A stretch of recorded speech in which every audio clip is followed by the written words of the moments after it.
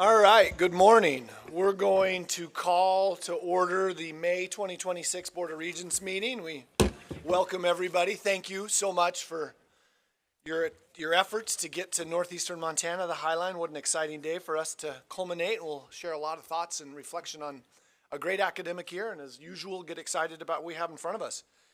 We'll start this morning by doing roll call. Jasmine. Yes, Chair Buchanan. Here. Regent Bow. Here. Regent Southworth. Regent Folkford. He is joining us via live stream. Regent Hoyer. Here. Regent Spoon.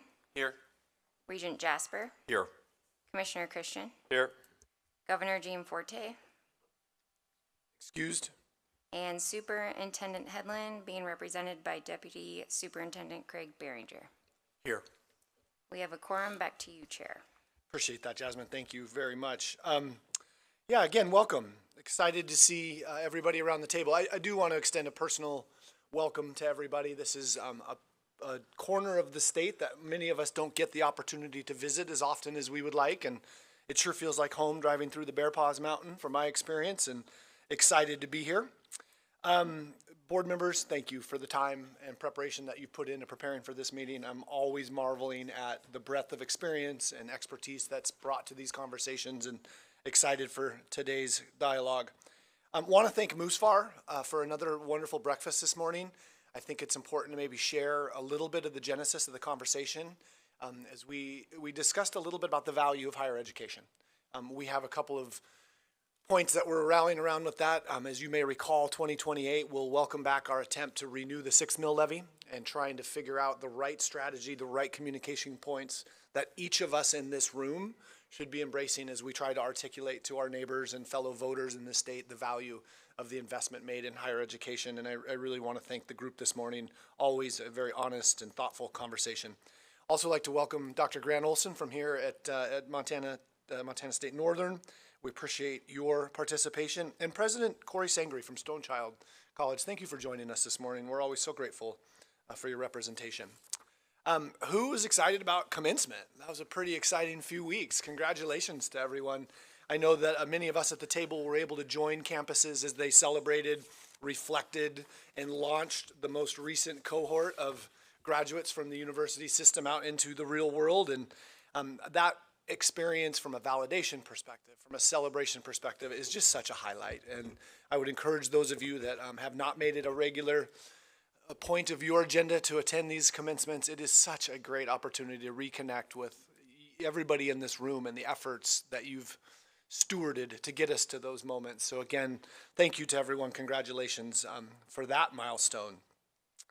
Chancellor Kegel will be so excited to hear some of your comments here in a moment. And just reflecting on last night, the breadth of community engagement at the reception for you and Sherry, the leadership that you've provided this community for so many years is just so evident. And again, in this morning's conversation, we look for that type of stewardship to not only penetrate and ingrain within our communities the perception of value that we do, but the way you've done it as a human and as a human-centric leader, investing in the human capital the way you and Sherry have. It's just been such a pleasure to experience and observe your leadership. We're so grateful that you've had us here.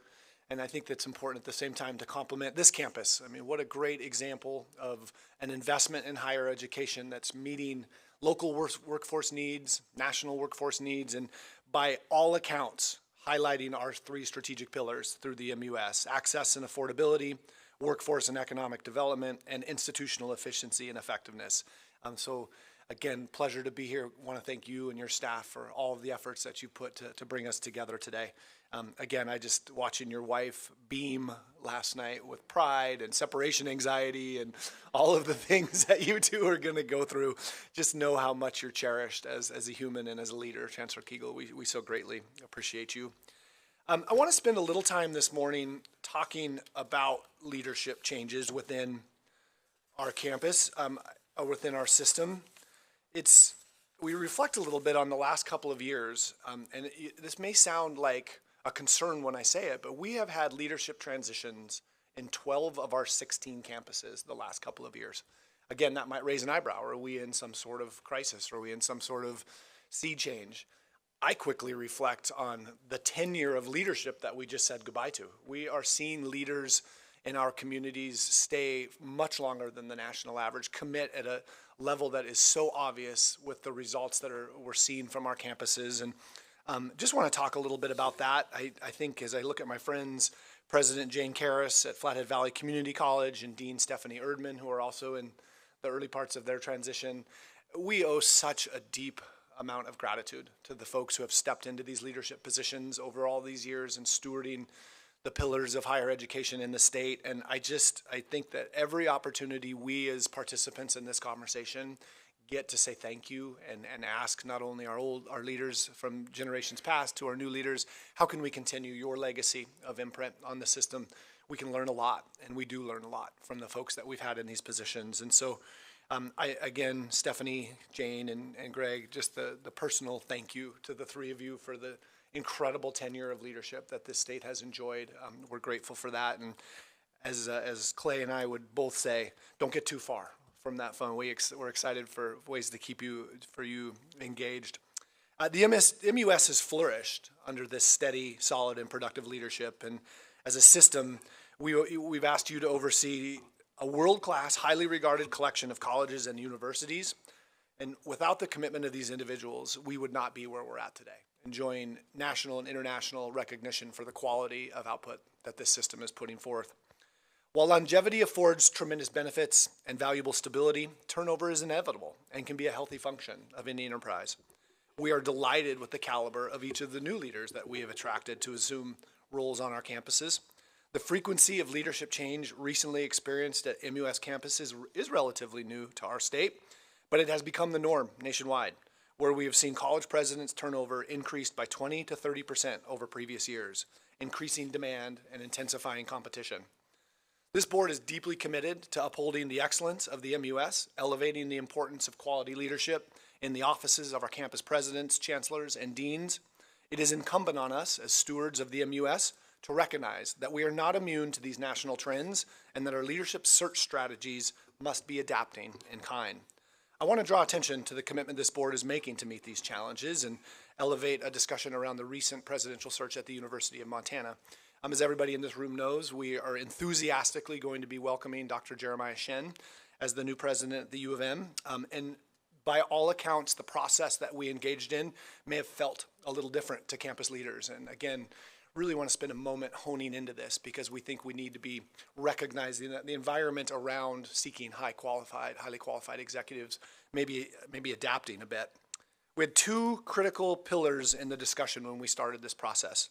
First of all, the University of Montana is enjoying an incredible run of success. We have powerful momentum in all regards as far as the university goes, and with that I want to thank every member of the U of M faculty, staff, and administration that has kept that momentum in this transition. It has been apparent that we are mission focused and our student centered priorities are obvious. In order to continue to attract high quality candidates, we decided to modify the process a bit, hoping to attract a broad slate of candidates with strong executive backgrounds. This new approach yielded exactly what we had hoped for with regard to the applicant pool. Of the 73 applicants for this position, 16 of those applicants had presidential experience. And for those of us who have sat through these searches, it is hard to get a sitting successful executive to throw their hat in for a new position. So yielded exactly what we were hoping.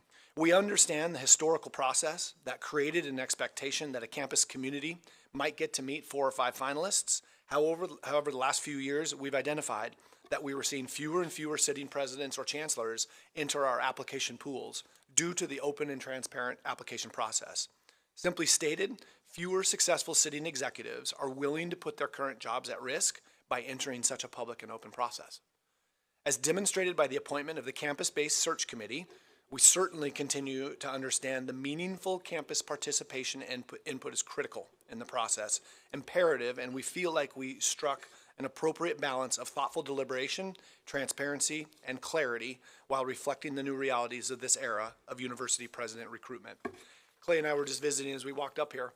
On our campuses, shared governance is clearly a priority. And I think as we look at the structure we put in place, the folks that sat on that search committee were elected by their peers on University of Montana campus to represent them. And we feel very, very, very confident that the voice of the campus was heard. We think that this is going to be a process we're going to need to be ready to do again.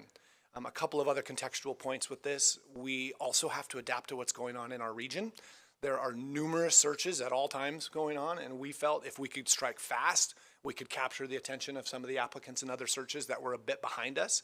So again, I want to thank this board for the willingness to maybe take a bit of a different direction as we go through these searches, and thank the campus for embracing the process. And as we step into hopefully not 12 of 16 campuses over the next few years, but inevitably we'll see transition, I think we need to challenge ourselves to continue to adapt that process so that we do ensure that our applicant pools are filled with the highest quality executives as we look to fulfill these important leadership positions.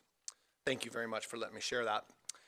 Reviewing the agenda quickly here, we'll move to Chancellor Kegel's final board welcome here in a moment. We're sure excited to connect with him again today. We'll move to the Commissioner's report. A couple of Regents Awards of Excellence we'll share today, highlighting the outstanding work of campus leaders and professionals. Craig, thank you for joining us today. We'll be excited to get the superintendent's report. We'll have 3 committee meetings, of course: Budget, Administration, Audit Committee, Faculty. We have some facility items, fee and staff items, and MUS facility spending reports. We get to have lunch with our student representatives again, and this is a fun time as we see a lot of transition in our student leaders, and excited to meet some of the new representatives we'll be working with in the new cycle. I would give everybody a heads up. We may get to the ARSA committee meeting prior to lunch, so if you are interested or have a role in that, don't get too far away from the room prior to lunch. Again, finish with the 2-year community college committee, where we'll discuss policy revisions, transfer update, Class 8 licensure, and workforce Pell. It is absolutely my honor to welcome Chancellor Kegel to the podium. Please help welcome this distinguished group to Havre. Thanks so much, Chancellor Kegel. Thank you.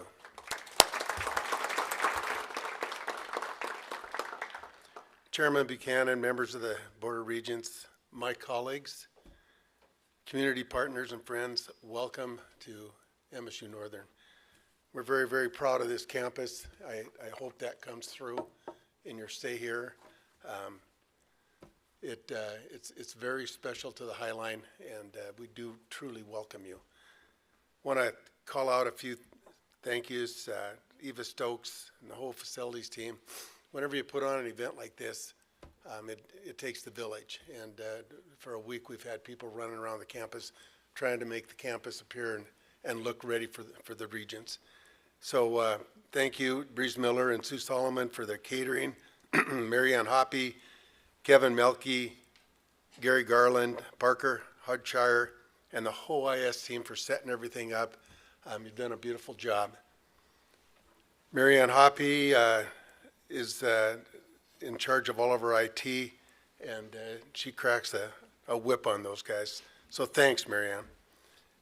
Tammy Bowles, Belinda Potter, Jody Keffler, Jim Potter, Melanie Skojan, and of course my wife, Sherry. They all participate in flowers and decorations, and like I said, you couldn't do it without the village. So thank you to everybody. There's a few things that you might want to know. The bathrooms are in the basement. You got an elevator if you need to go up and down on it. It's over in the corner over there. We've got IT people running around here if there's any IT problems with shirts on.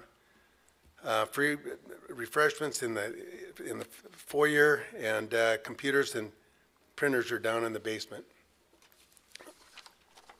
I just want to start with some really sincere thank yous. Serving this institution for the last 12 years as chancellor, without a question, is the greatest honor in my life.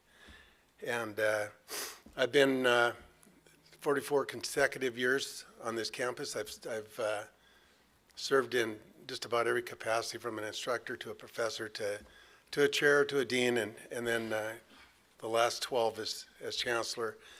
And you know what I can tell you about it, the university itself will grow on you. We had a retiree mention that, you know, when you try to figure out what Northern is, it's more than the buildings. It's more than the classrooms. When you leave here with a degree, you leave here with a Northern something. And it is kind of, it's interesting that the experience that going through the process, what it means to a graduate, and it's very, very special. So Northern is, you know, and I'm going to kind of talk a little bit about more than. And that's what I've learned through the years, is it's a more than. I want to especially call out our regents and Commissioner Christian for the support that you've given this institution, especially the support that you've given me. Through all of those years, Clay last night mentioned 20 years ago, our first meeting, and 20 years seems like it flew by, but for over 20 years, we've been able to be more than a working team, but a friendship, and I thank you. It's been great. Tyler, wherever you're at in this room, the friendship that you and I have formed and the help that you've given this little institution when we needed help, thank you. And all of the regents, the dedication that you guys do to make higher ed a better thing. There is a value in a degree, and we talked a little bit this morning about the value of a degree, and whether it's a degree from here or a degree from Montana State or the University of Montana, wherever it's from, there's value in that degree. So thank you for your support to the university system. It is an uphill battle. I've been involved in those battles through the years, trying to battle for support from the legislature and communities, but that's what we do, and that's the job that we've accepted. I want to thank President Cruzado. She's not here with us anymore, but I had the opportunity to work with her for the majority of my time as chancellor, and I want to thank President Tessman for stepping in the way that you have. People have asked me, how are we going to be? Are we going to be okay? And I said, you got the right guy. You're going to be okay. And Brock, you're going to be good for Northern. You're going to be good for the Montana State too.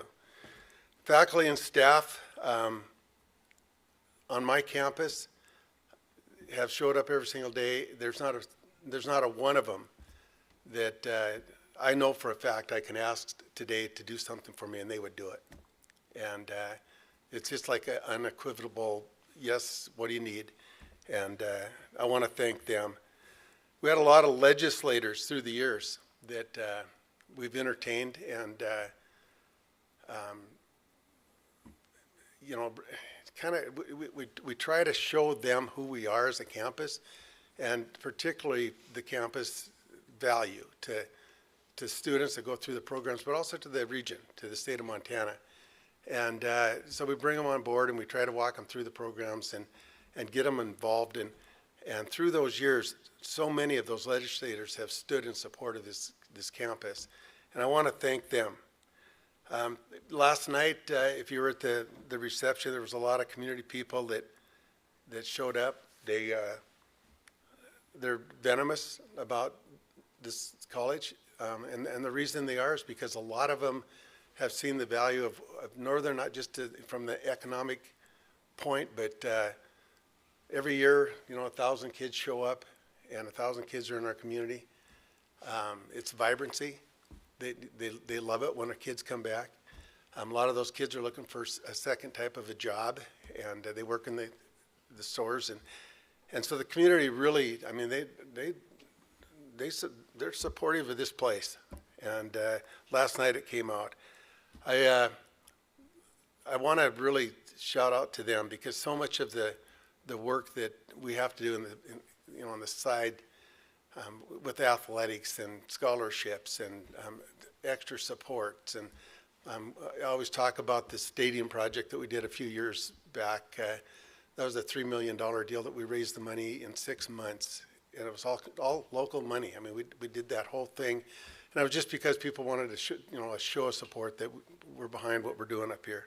Thank you. It's humbling, really, to have that kind of support. We've, as a little institution, it's been an interesting shift in demographics on the Highline. And I wanted to just kind of explain that just a little bit. We got some new regents that might not be totally familiar. When I was born and raised up here, born and raised in Fort Benton, I'm sorry. That's not supposed to happen. I thought I turned it off. When I grew up, there was a lot of kids on the Highline.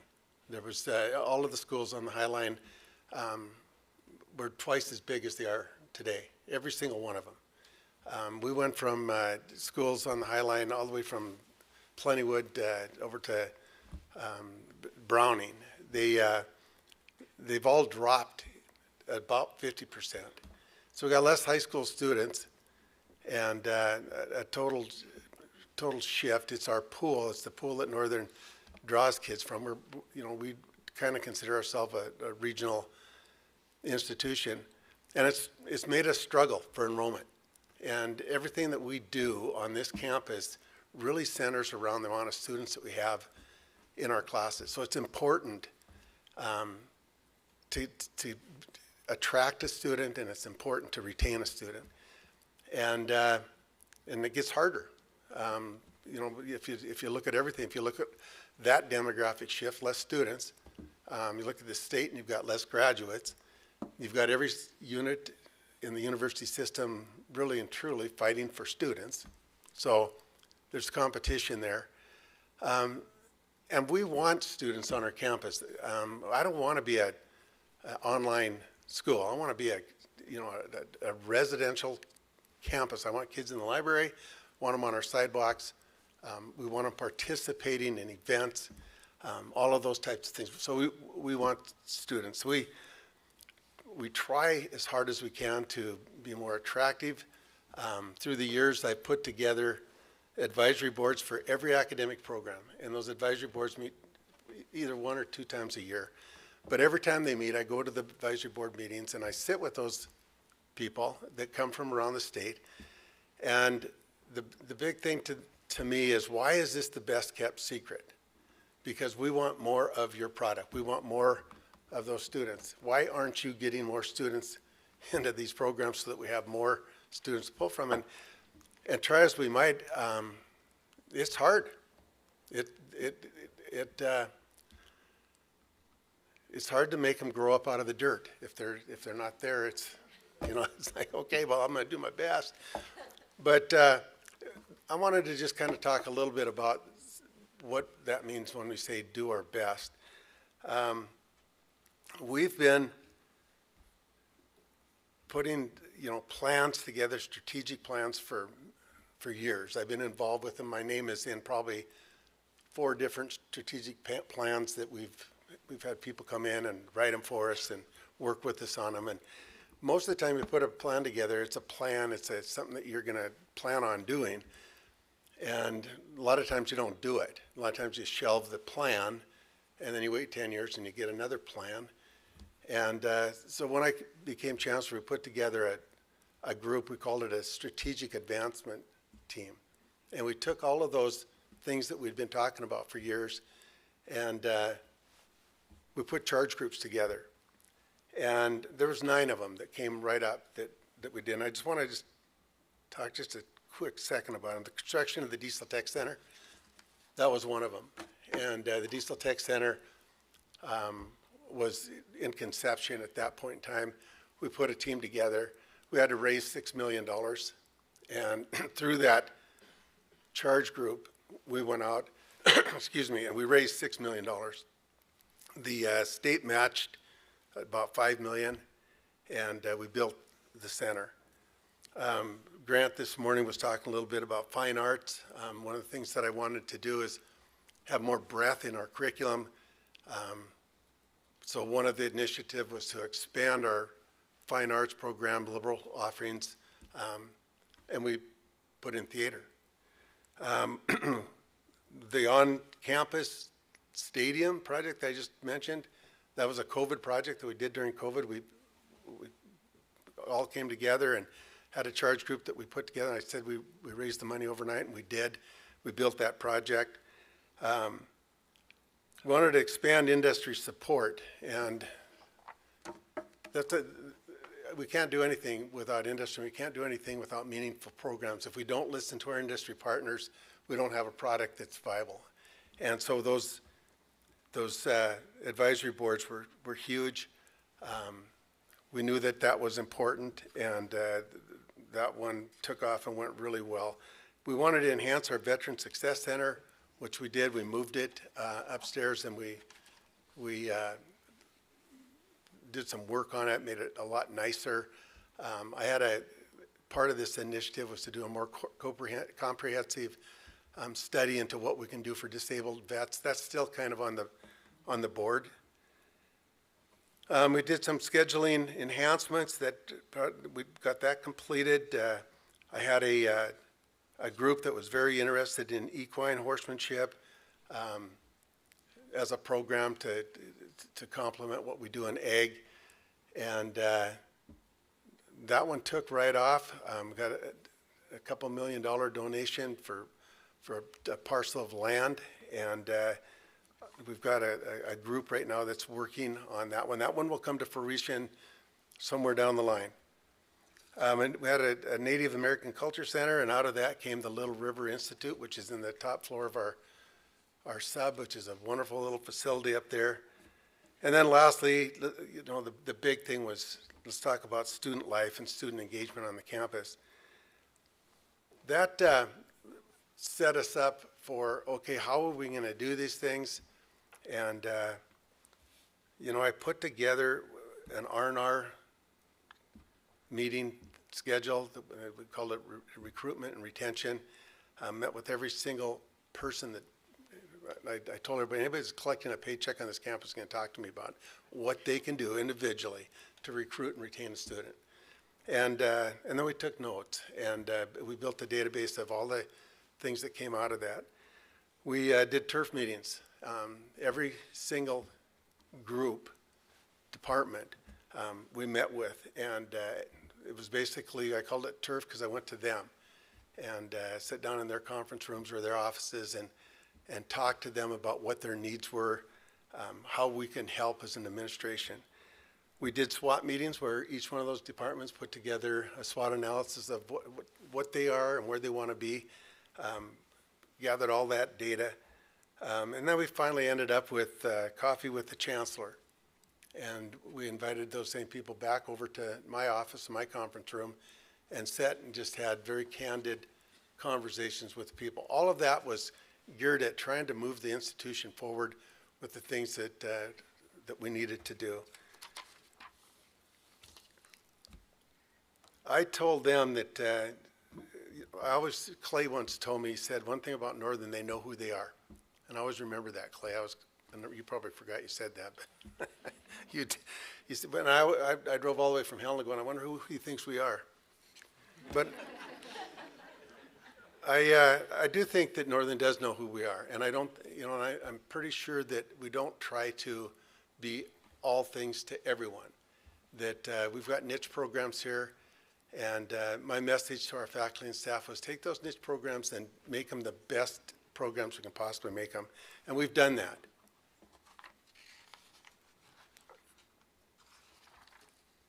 Second, am I running this, Jim?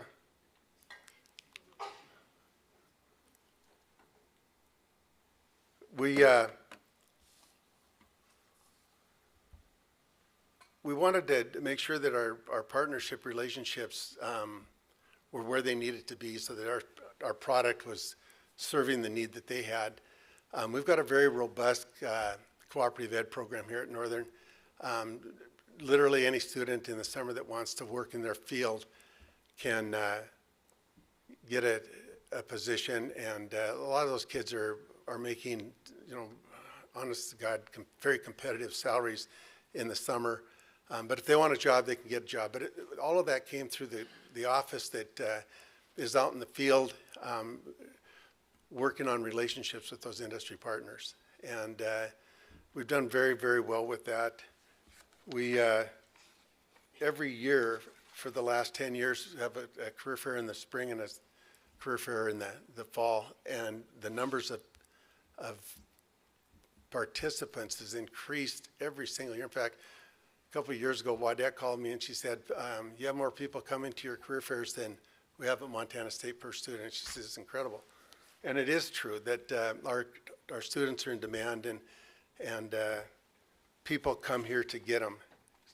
Grant this morning was talking a little bit about soft skills, what we've done with general education and the importance that those students, their ability to talk and speak. And I always use that analogy that if you work on a guy's combine, it's $1 million combine, and you work on it and it's a $40,000 bill. They want a $40,000 service report. You can't just tell them to write the check for 40 grand. And then the last thing, we looked at what do we need, and through all of those discussions that we had, it really did came back to the student experience is really important. We do not want to have a campus that's a suitcase type campus. We don't want a campus that all the students are online, and we don't want a campus that has students that come for a week and then take off for the weekend. And so we knew that we had to improve our campus life. We knew we had to address some of the facilities, and we built the tech center, we built the advanced fuel center, we built the diesel tech center, the stadium. What we're trying to do with all of that is give a prospective student what they would expect in a comprehensive four-year university. So if you come and you make a visit, they come with mom and dad and they walk around and they're looking at what we have to offer. And I tell everybody, I had two boys that went to college, and they'll just tell me, Dad, college is fun. When you go to college, you want to have some fun, and you want to have activities and things to do. And so we knew that, and we addressed that with a lot of things on campus. We looked at our sub, and I said, it's okay, but it's not where we need to be. And we ran an initiative through the legislature for a new, we call it the Aurora Complex. It's a health and rec center, and we got it funded. And the whole intent of that whole project is to give the students a place to go and a place to be, and a place, collision areas where it's going to help us keep students. It's definitely going to help us recruit students. And it's in the final design right now, and it will be built in the next 2 years. And I guarantee you, if I can guarantee, it will be a game changer for this campus, because it's going to give us something that we've desperately needed. And so I'm very much looking forward to getting that thing built. When I said that MSU Northern is more than, I can walk around the campus and talk to people that have been here for years and tell them something that we're recently involved with, and they'll say, gosh, I didn't know that. I get people telling me all the time, I didn't know that you did that at Northern. And honestly, as hard as we try to get the word out of all the things that we are involved with, it's hard, but we are more than. And we've got a couple of our professors up here. I had Jim put together a little film. It's real quick that I want to show you. One of them talks about innovation. One of them talks about research. They're things that we're involved with right now. These two things just happened this last semester on our campus. And it'll be something that you guys will probably say, wow, it's interesting. But it just kind of goes with it. This campus is a little bit more than what you might think it is. So Jim, can you make that play? At MSU Northern, innovation starts with an idea. Students decide the first day what their project's going to be. They kind of vote on what they want to do. Professor Aaron Riggin heads up Northern's metals manufacturing and design drafting programs, where students don't just study the process, they build it. No instructions, no blueprint, I have two classes that work concurrently in order to make something. And that thing this year just happened to be a wristwatch. The students decided they wanted to make a wristwatch.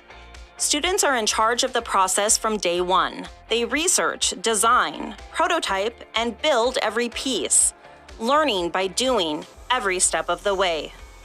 So they had to look up any information to figure out what size the wristwatch needed to be. They had to decide what size they wanted it to be. They had to decide what materials they were thinking they wanted to make it out of. We had to educate ourselves on how to make a wristwatch. They have the skills up to that point to do everything they need to do to make the projects. It's just they don't really realize it until they kind of get into it. They test ideas, make changes, and solve problems in real time. Everybody has each other's number in this class, and we're constantly texting. When somebody gets something done, they'll take a picture of it, send it to the rest of the class, and they'll say, good, thumbs up, or can we change this or change that? These students are working toward a real deadline. It's pretty amazing that students can start with an idea and actually have, something that's finally made in 15 weeks. We got to be making things while we're designing things and designing things while we're making things in order to reach that final deadline. And at the end of the semester, Every student will take one home and they'll have something that they can keep for the rest of their lives. at Northern, innovation isn't just taught, it's built.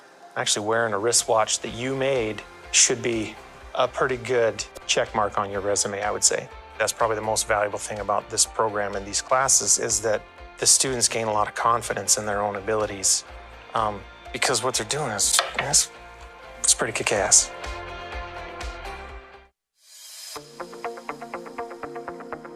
At Montana State University Northern, research is happening in a way that directly connects students, faculty, and the community.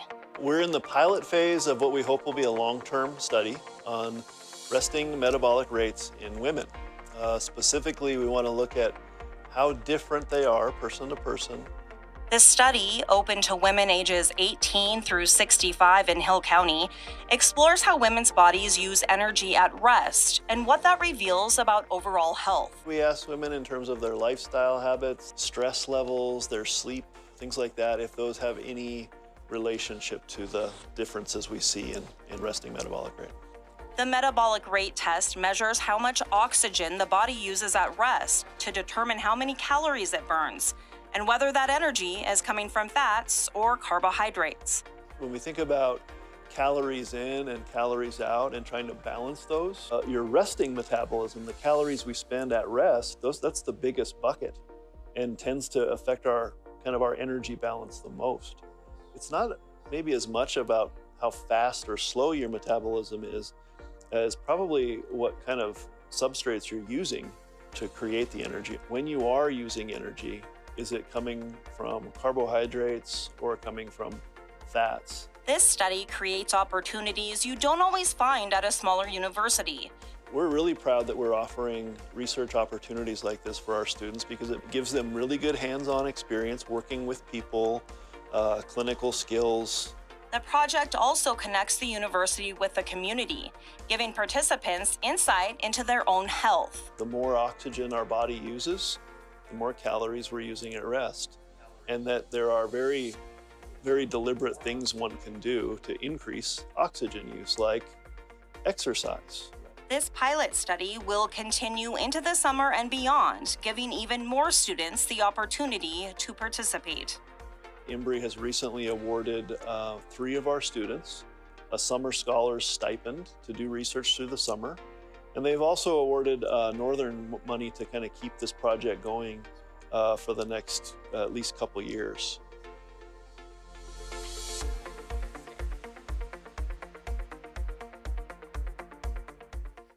Thank you, Chair Buchanan.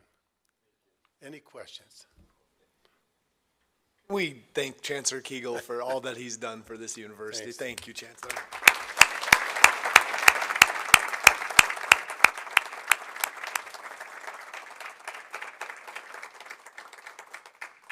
Great presentation. Thanks for the welcome. We'll move to the approval of the March 12th and April 14th meeting minutes. I believe every member of the board has seen those. Are there any corrections from members of Board? Seeing none, minutes are approved as distributed. Commissioner Christian, turn it over to you for your report on our system. Thank you, Mr. Chair. Good morning, everyone.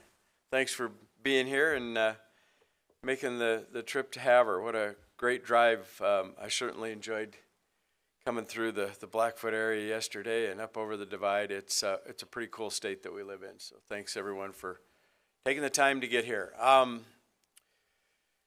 Chancellor Kegel, thank you and your staff for hosting this meeting. It's always fun. Actually, was my first board meeting ever 20 years ago, right here. Tyler Trevor's too. So we've talked about this. We've made this journey a few times together, so it's good. Pleasure to be back at Northern, particularly here to recognize 44-year career on this campus. I know we've talked a bit about Chancellor Kegel. You mentioned eloquently last night and again today, it takes a team, and you appreciate that team and what it's taken to be here. But it's also taken you, and I think it's the right thing that we spend just a little bit of time talking about what you've meant to Northern and Havre. We did some of that last night. I think the tremendous turnout that we saw is just a testament to the relationships that you've built across the High Line and the respect that you've earned here over your career. From student to chancellor is a pretty big journey on one campus. I bet there's not a lot of people across American higher education that can say that, and I just think it shows how deeply this institution is woven into you and you into its history and certainly its progress.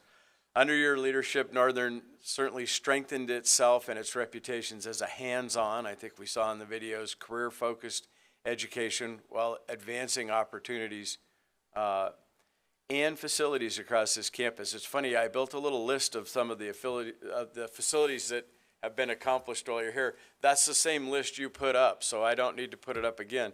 But I would say this, I think at the heart of all those and at the heart of what you often do on this campus is students. And it was always about how do you improve the High Line, how do you improve opportunities for students that want to be on the High Line, work on the High Line, and I think that shows itself well in where you've invested energy in the time that you've been here. More importantly, though, I think generations of students benefit from the examples you set through your work ethic. We hear a lot about hiring Montana kids, specifically Northern kids, and I think that comes from the example you set, the loyalty that you have to this institution and them, and the commitment to the university and this community. I could go on a while as well, but I will leave it where I left it last night. It's been a pleasure working together. Been a pleasure sharing this friendship and this journey, and I actually do wish you well in retirement. You've earned it, and it'll be fun. We've talked a few times. I know that you like to do a little fishing and a little riding, and the Bob's a pretty special place to both of us, and so I wish you some good retirement days in there, my friend. Thank you. Mr. Chair, I too want to extend my congratulations to students who earned their degrees during spring commencement ceremonies across the MUS. Pretty special time, lots of changed lives, lots of changed families. My role at during this presidential transition gave me certainly a new opportunity to participate in commencement ceremonies over the last couple weekends that I really hadn't experienced before, and I can say it was, just a powerful reminder of the impact that we have on campuses across the MUS, and that impact to students, families, and communities across Montana. There's nothing quite like seeing those graduates come across the stage and shake hands and realize the goals that they've worked years on to achieve. I think it was interesting that President Tessman, incoming President Shin, myself had never really had a experienced commencement at that scale for any of us. Certainly had been part of them from a distance, but man, to see a few thousand students come across stage, some of them in tears, some of them elated. I remember interacting briefly with a first generation student who was emotional about it and said something about beating the odds as a first-generation student and making it to this day. And she says, "Hell yeah, I did," and gave the diploma a good wave to the crowd. And I just think you can't really measure that. We were talking with faculty this morning about how you measure some of what we do. You can't measure that in a number, but you can certainly measure it when you see it, and you certainly value it when you see it. And I appreciate the work that's happened all across the MUS to help these students get there. It also is a good reminder for us that they don't do that alone. And I think I started both, all four of the ceremonies with asking students to remember who helped them get there. Families certainly on one end, and loved ones and support networks, but also what makes our institutions the center of excellence that they are, and that's the faculty and the staff and the administrators at their institutions, but all across the MUS, who really have dedicated their lives, their careers to being mentors, to creating new programs, oftentimes while working on their own endeavors, whether that's art or science or research or you name it. There's a lot going on, but they make time and they dedicate their lives to helping those students' successes be possible. And I think it's just fantastic to be able to witness. Changing gears a little, I was honored yesterday by a number of Blackfeet elders to participate in a pipe ceremony. And I would simply say deeply meaningful experience. Maybe much more than I thought going into it. But I was just moved by how connected we are and how connected we can be. All of the elders extended blessings and prayers to the Montana University system, and specifically to all students across the university system, with some emphasis on Native students, but really just value the relationship that we have. I thought what one of the elders said kind of stuck with me, and he spoke about, much more elegantly than I can, by the way, but spoke about how the path to strengthening and preserving their people and culture now is through education. And that's a dramatic change from maybe where it was 100 years ago, but really recognize and a reminder for me the power behind education and its ability to transform all lives, but in particular, transform tribal communities. And they want to be part of this MUS experience, and we want them to be part of it. And that is working with tribal college partners, of course, but all through Montana. 8% of our population overall, but now for the first time has surpassed that number across the MUS with Native enrolled students, and just an integral part of our communities, our well-being, and our institutions. It was fun, and I can't help but reflect back on the commencement comments. You see Native students come across the stage with a certain amount of pride in what they've accomplished. Many of them first generation, really worked hard to be there. It's absolutely palpable, and I just enjoyed both of those experiences immensely. Today's report, we're going to begin with kind of the haunting reminder. It creates a little bit of a twitch for me. But the 70th legislative session is now only 7 months away. Hard to imagine, but it's true. We are actively preparing to be ready for that. Already lots of conversations underway on the executive budget, our submissions across the MUS on what our present law adjustments are, and then also we're preparing some strategic initiatives, as we often have done. And we talked a little bit about it this morning. We will have the opportunity, I will call it, to support the 6 mil levy, a levy that has a 10-year sunset in it, that comes back around every 10 years, and that comes around in 2028. And so we will need to be actively engaged in that. Deputy Commissioner Hollenbaugh is going to walk us through some of these initiatives, and then talk a little bit about the continued importance on 6 mil. I will say it's been a pretty clear message from the governor's office, and I'm respectful of that they're not interested in lots of new I think referred to as acorns to plant. But we have things that are certainly on our priority list, and we'll talk about those as we go forward, and we'll see what we can get embedded into the governor's budget and beyond. I guess one last thought on 6 mil. Galen will talk about this here as information for all of you. There is some boundaries about your staff, all of us at Ouchie and beyond, working on what will be a ballot initiative. And so we have to be careful with that, and I'm very respectful of that boundary. When we talked about this 10 years ago, there was also a conversation at a board meeting, and there was an objection raised to that ultimately went through a process. And eventually, at the highest levels, was found it's more than appropriate for Regents to be having this discussion. It is key funding for the MUS, and part of what your roles are as fiduciaries for the MUS is to think about and worry about that funding. So we will need to think through a little bit how we approach 6 mil, and we've done that in the past with some independent consultants that work for you all as a board and the state and higher ed to try to bring this to fruition while being respectful of the boundaries that are around some of us. Allie, is that too terrible, far off balance? Okay, all right.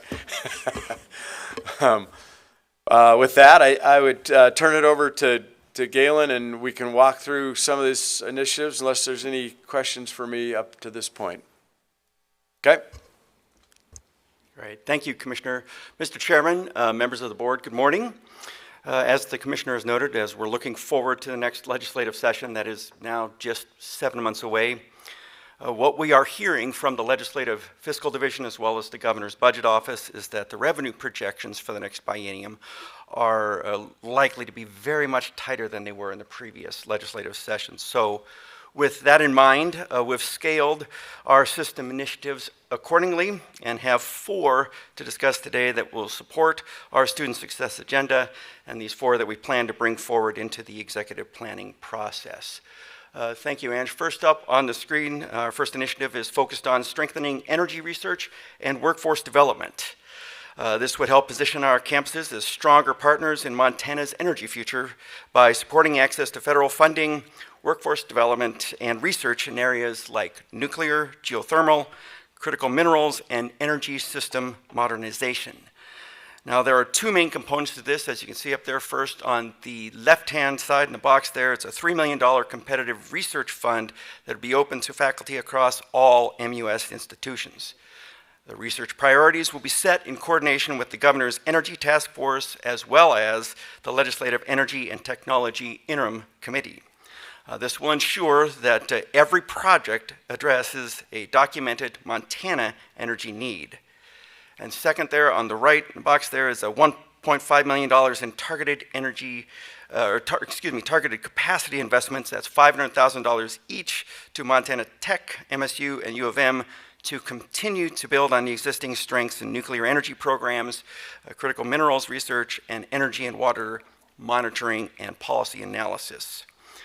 We believe this initiative will help with the increasing federal investments in nuclear, geothermal, and critical minerals development, that using a state-seeded funding pool can leverage that much larger pool of federal dollars while also ensuring that our research and workforce development is aligned with Montana's energy priorities. And moving on next to our second initiative there. Our second initiative is evaluating and fortifying campus safety. This $3 million effort is focused on making sure that every campus has the right systems, plans, and training in place to help keep our students, employees, and visitors safe. It's about keeping campus safety consistent and updated across the university system. This is a coordinated system-wide approach to strengthening safety by first evaluating campuses to ensure that the threat assessment frameworks and emergency operations plans are aligned, scalable, and effective. Then, by using that system evaluation data, we would address any needed safety and security measures for our campus facilities and also help us to update our hazard mitigation in our campus labs and research settings. The result of this initiative would be a stronger, more prepared system. By continuing to improve our campus safety culture, our campuses will be equipped with the systems needed to prevent, respond to, and recover from a wide range of emergencies. Next up, third, we have Apply Montana enhancements and dual enrollment. This $1.3 million initiatives would expand access to our centralized application and college readiness tools by incorporating our dual enrollment students. Now, as you are all aware, dual enrollment in Montana has grown dramatically over the years, increasing 300% over the past decade, and now reaching 1 in 3 high school juniors and seniors. Now, last year alone, it helped Montana families save an estimated $11 million in tuition, and over 16,000 students have used Apply Montana to apply for free to college with our college applications. But as participation in dual enrollment has grown, the systems necessary to support it have just not kept pace. Many schools and colleges are still relying on paper applications and spreadsheets, which makes enrollment harder than it should be. This is why we believe that expanding Apply Montana matters. By modernizing dual enrollment support and integrating stronger communications and improving our data reporting, we can make access easier for students, more efficient for schools, and be better aligned with our goal of expanding early access to higher education. And fourth, last but certainly not least from our discussion this morning, we have the statewide 6 mil levy. Now, to step back a little bit here from our discussion this morning and to address a little history here and the mechanics of the levy, this is a long-standing levy that goes before the voters every 10 years and helps to fund Montana's public universities and colleges. It plays an important role in keeping higher education affordable and accessible for Montana's families. And renewal will be a very important issue for us in 2028. The 6 mil levy is a statewide property tax that has helped fund public higher education and has been approved by Montanans every 10 years for the past 70 years. It is authorized under state law as a 6 mil tax on taxable real and personal property, and that revenue goes into a state special revenue fund that is dedicated to the Montana university system. It is important to note that this is not a new tax. Voters first approved this university levy in 1920 to address serious funding needs on Montana's campuses. The legislature then modified it to its current form in 1948, and it specifically pays for instruction, student services, and the day-to-day operations that keep our campuses running. It does not fund athletics or major construction projects. Instead, as the commissioner noted, it serves as a core part of our system's overall funding mix, helping to preserve access and affordability for Montana's families, and it currently represents $36 million a year to our current biennial budget. The current law sunsets on December 31st, 2028, and to continue that levy beyond the date, the next legislature would need to pass legislation to place the renewal measure on the November 2028 general election ballot. So the next steps in this process are pretty straightforward. All the executive agencies will begin to submit these budgets and these initiatives to the governor's budget office through the month of June. Then the OBPP will continue to monitor budget projections and work with the agencies throughout the summer to create that final executive budget, which will be released in November. But we will also then, on the 6 mil levy, continue to be coordinating with the governor's office to get beyond the mechanics of the 6 mil levy that we're talking about, as I explained earlier. But we really do need to let people know that for the past 70 years, the university system has been standing with Montanans and their families to ensure that they have access to the knowledge and skills that they need so they can be our next business and civic leaders that will help to keep Montana's future strong and secure. Commissioner, Mr. Chairman, members of the board, those are our initiatives, and I'd be happy to answer any questions.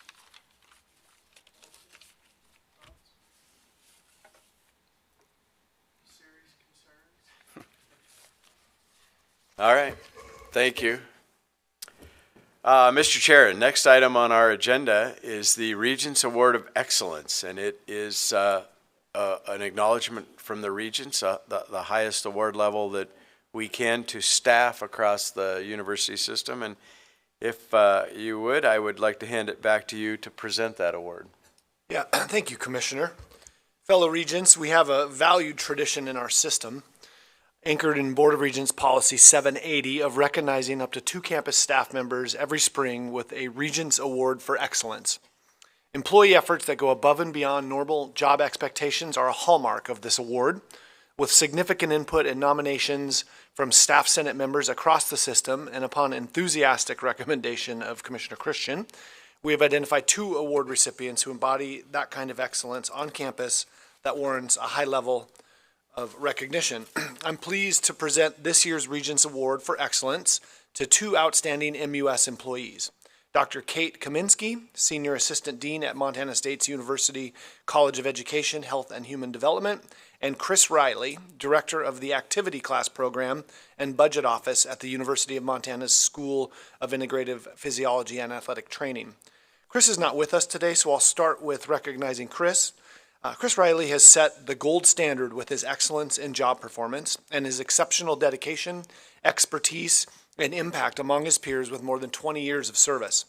He manages complex financial operations, supports faculty, staff, and students, and plays a critical role in budgeting, contract administration, and program development. His leadership has helped the institution double research funding. He consistently goes above and beyond, taking on additional responsibilities without additional compensation.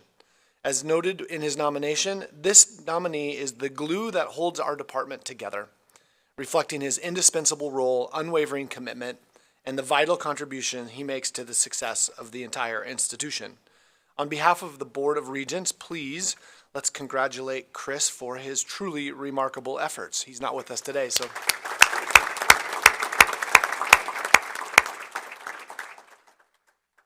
Dr. Kate Kaminsky, I believe, is with us. I'd invite Kate to come up to the podium and join us. Thanks, Kate. Good morning. We're excited you're with us. Kate has made a significant impact on MSU through service, leadership, and a strong commitment to shared governance. As a new member of shared government, she quickly became a trusted and effective advocate for staff, contributing to discussions and initiatives that elevate staff voices across MSU and the broader system. Kate demonstrates exceptional initiative by leading a comprehensive analysis of raw staff survey data, dedicating weeks to ensuring accuracy and clarity. She developed a clear, accessible summary and presented findings to our board in our last meeting, staff senate, and other campus groups. This work increased transparency and helped translate staff feedback into actionable insights and leadership. Beyond governance work, Kate is deeply committed to supporting students, consistently help them navigate challenges, and connect with resources needed. Her approach reflects a strong understanding of interconnected nature of staff, students, and institutional well-being. Through collaboration, initiative, and genuine commitment to service, Kate exemplifies university system citizenship and has made meaningful contributions beyond the expectations of her role. I would ask all of my fellow board members to join back here behind you for a photo with Kate, and as we're preparing ourselves, please share our congratulations for Kate's contribution to our system.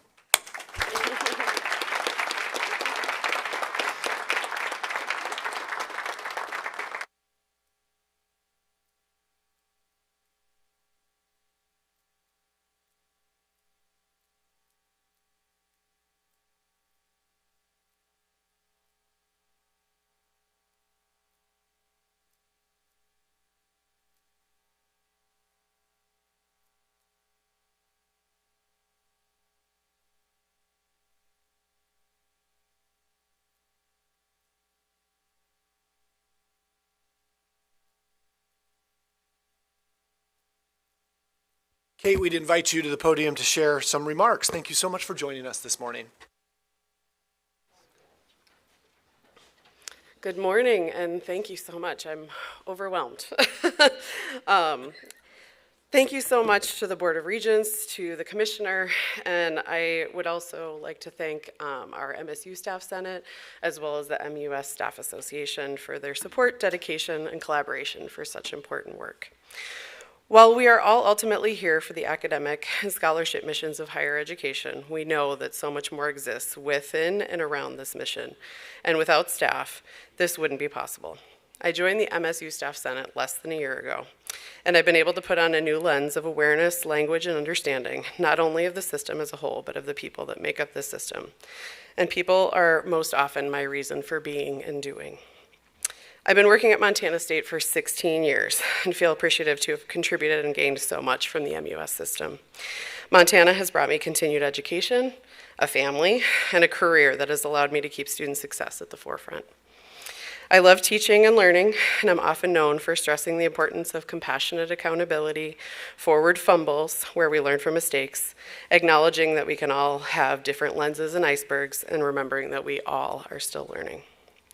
This award truly belongs to all the staff who contribute every day to make our institution strong, to support our students, faculty, and staff. Staff are the ones who get payroll done and make sure we're paid, manage grant funds, advise students, and file graduation paperwork. They sit with students who are struggling deeply. The institutions that we all serve in Montana benefit daily from the hard work of our staff in these roles and so many more. I see this award as a recognition of work done as well as a path forward. Working to support students can't happen in silos, but in collaboration. And we have to understand the people who support the people in the best way possible. That includes faculty, staff, and administration. In a time where the landscape in higher education is complicated, I hope we can all have a story to tell that makes us proud of the work that we do for Montana. I know that I do. Thank you so much.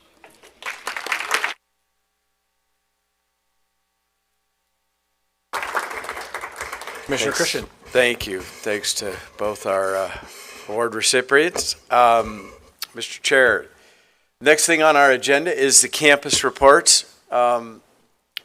Maybe Regent Spoon being new, I get to be informative here. These campus reports are fantastic. We actually used to go through them at board meetings back in the day. I don't know when that day was, but then we decided you guys probably could read. So we've skipped a little bit. I sometimes think the coolest stuff that we could talk about is in these reports from each campus. So I encourage everyone to go to them, take a look at them. You look at Northern's, this one, we go from Jeff Amet to world-class metabolic research to Boy Scouts getting merit badges on campus. It just shows the variety of things that these campuses do, and those reports are there for everyone. I encourage you to spend a little time with them. They're just a blue link on our agenda, but they're some of the neatest goings-ons across campus you can find. So encourage everyone to spend a little time there. A few introductions and acknowledgments to make, I guess starting with myself. Want to welcome Esty Aiken to her new, potentially new role. We'll see how the vote goes later today. But fingers crossed, be our new chancellor at Western, obviously part of the system for a while now, and served as interim provost there and understands the campus. We welcome you to this new spot and look forward to working with you.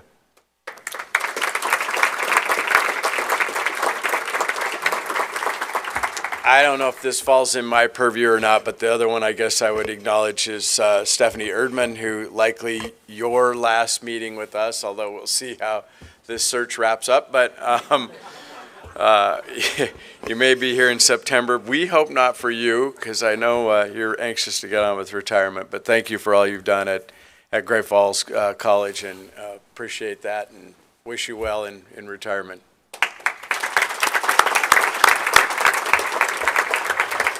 I will hand it off to President Tessman. Well, thank you, Mr. Chair, members of the board, and Mr. Commissioner. Of course, add my thanks and congratulations to Chancellor Keegle, Dean Erdman, President Karras, and so excited for your next chapters. A number of introductions this morning from Montana State University. And actually, it's not on my list, but I want to make sure I have a chance to ask Ben Wilson and Josie Blazer to stand up and be recognized, our new ASMSU president and vice president. Ben and Josie, thanks for taking on this leadership role. Our provost, Bob Makwa, is moving on after 10 years serving as a provost at MSU. He's done a terrific job. And I know we'll have an opportunity to properly celebrate Bob moving forward. But I'm really thrilled to introduce our interim provost, Dr. Beth Burrows. Beth, can you stand up? Beth has been the department head for our Department of Mathematics for over 10 years and has done a tremendous job there leading a complex faculty, and also has been a pioneer in math pathways and developmental math across the MUS, which we know is a really important recipe for student success. We have also a lot of excitement around our new interim dean for the Norm S. Bjornson College of Engineering, Dr. Christine Foreman. And Dr. Foreman has been the associate dean in the College of Engineering for also well over 10 years with a huge focus on student success. And that's an important component, of course, in any college. But in the College of Engineering, she's done wonders in diversifying the students in the student body and improving their chances of graduation on time. Really excited for her to start her tenure in early June. And then we're excited, we have a bit of a redesign. Our dean of the graduate school is sort of, Debbie Haynes has done a fantastic job in that role, but we've redesigned that into a vice provost position, a vice provost for graduate education. And Dr. Matthew Laverne has accepted our offer and will be joining us in July to serve in that role. And he's coming to us after a number of years serving as the associate dean of the graduate college at Oklahoma State University, with Research One land grant university, perfect fit for Montana State. And I'm really excited to see what Dr. Laverne does as the leader of our graduate education. Thank you, Mr. Commissioner. Thank you, President Tessman. Chancellor Kegel, I believe you have an announcement. I do, thank you. Taryn Mullen, would you please stand?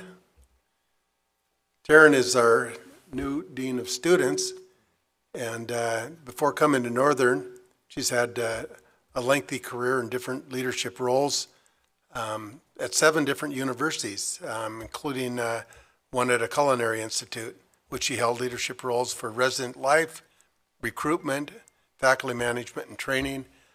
We're very excited to have Taryn on board working in the capacity she's in now. Welcome, Taryn.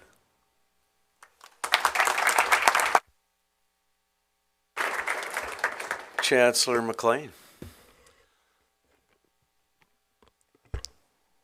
Thank you, Chair Buchanan, members of the board, and Commissioner Christian. I am excited to announce our Vice Chancellor Katie Haler as our permanent Vice Chancellor for Research and Dean of the Graduate School. Vice Chancellor Haler has been serving as the interim in that role for the last year. She joined Montana Tech in 2010 and as a chemistry faculty member. She's risen through department head and interim dean, and now as Vice Chancellor for Research, she's been working very hard on our critical materials efforts, our energy efforts, and we plan to expand our environmental efforts and biomedical research efforts here shortly. So please, if you would, Vice Chancellor Haler, please stand and be recognized.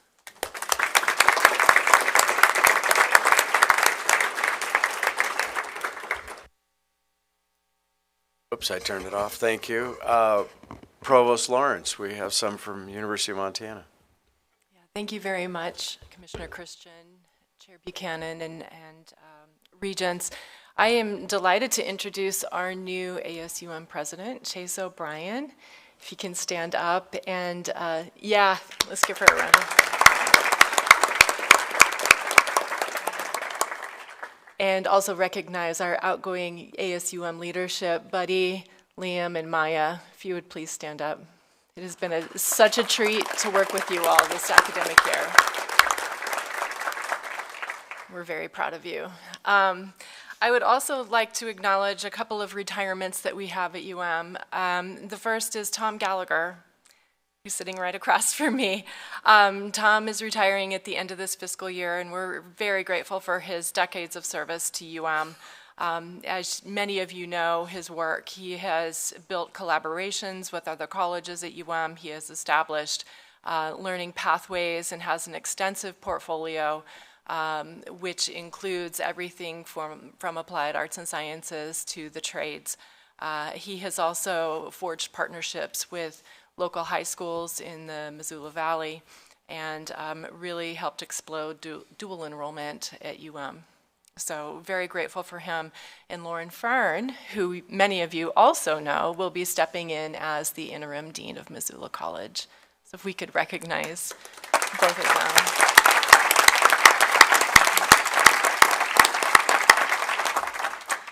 Also retiring just beyond the end of this fiscal year is Scott Wittenberg, who has served as the Vice President for Research at UM since 2013. Scott helped set UM on the path to R1 when he joined 13 years ago, and he has worked extensively to reflect and build out a very strong economic development arm of the research, or the Office of Research and Sponsored Programs. He has also helped to establish numerous activities on campus. So very grateful to Scott Wittenberg, who's not here, who I would hope to see in his sweatpants as his signature sartorial expression. And we love to tease him about it. Dr. Paul Lucas will be stepping in as the interim VPR on campus. He's been on campus. He's served as the associate VPR this past year and has extensive experience, and has also received an APLU fellowship for new VPRs. So very grateful for Scott and for Paul.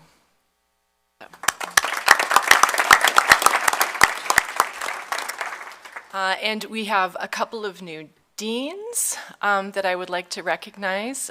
First is Dr. Jennifer Snow, who will be joining the University of Montana's Phyllis J. Washington College of Education. As a dean, she is coming from Boise State, much like our incoming president, so we might be poaching. Jennifer Snow has extensive work in partnering with K-12 school districts in Idaho, and she also has a very full research portfolio on teaching and learning and how that might inform, how it does inform educator preparation programs. So we are delighted to welcome her starting in the new fiscal year. And then this is a happy reminder that Libby Metcalf it started as Dean of the Franke College of Forestry and Conservation.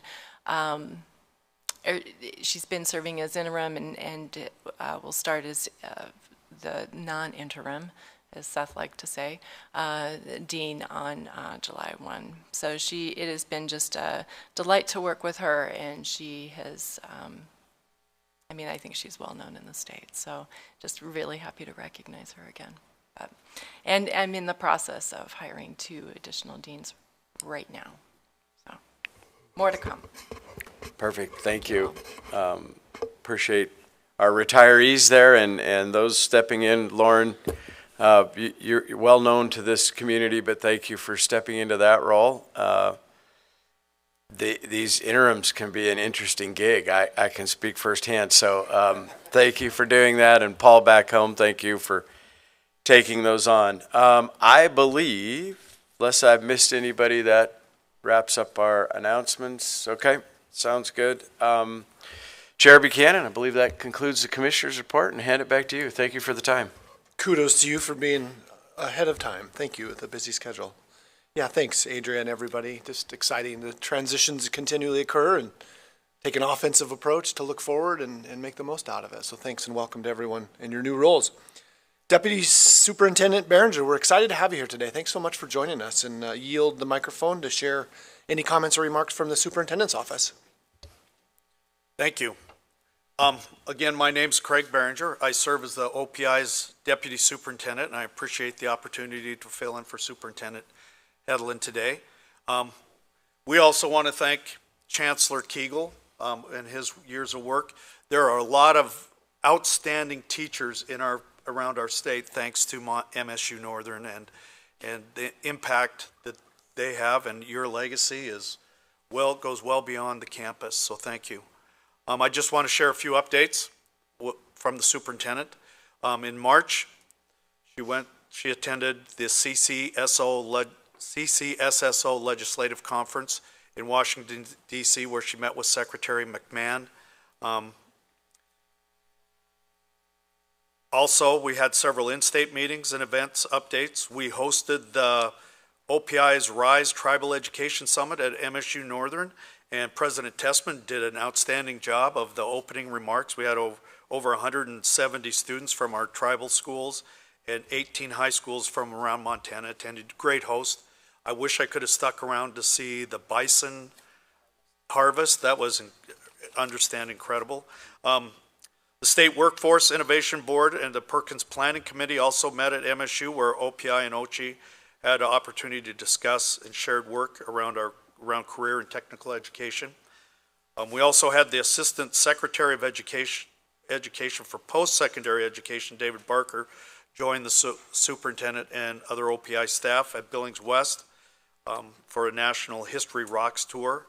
They visited high schools on the importance of civics education and engagement. Students played civic games, and student speakers spoke on the importance of learning about the nation's history during our 250th anniversary coming up.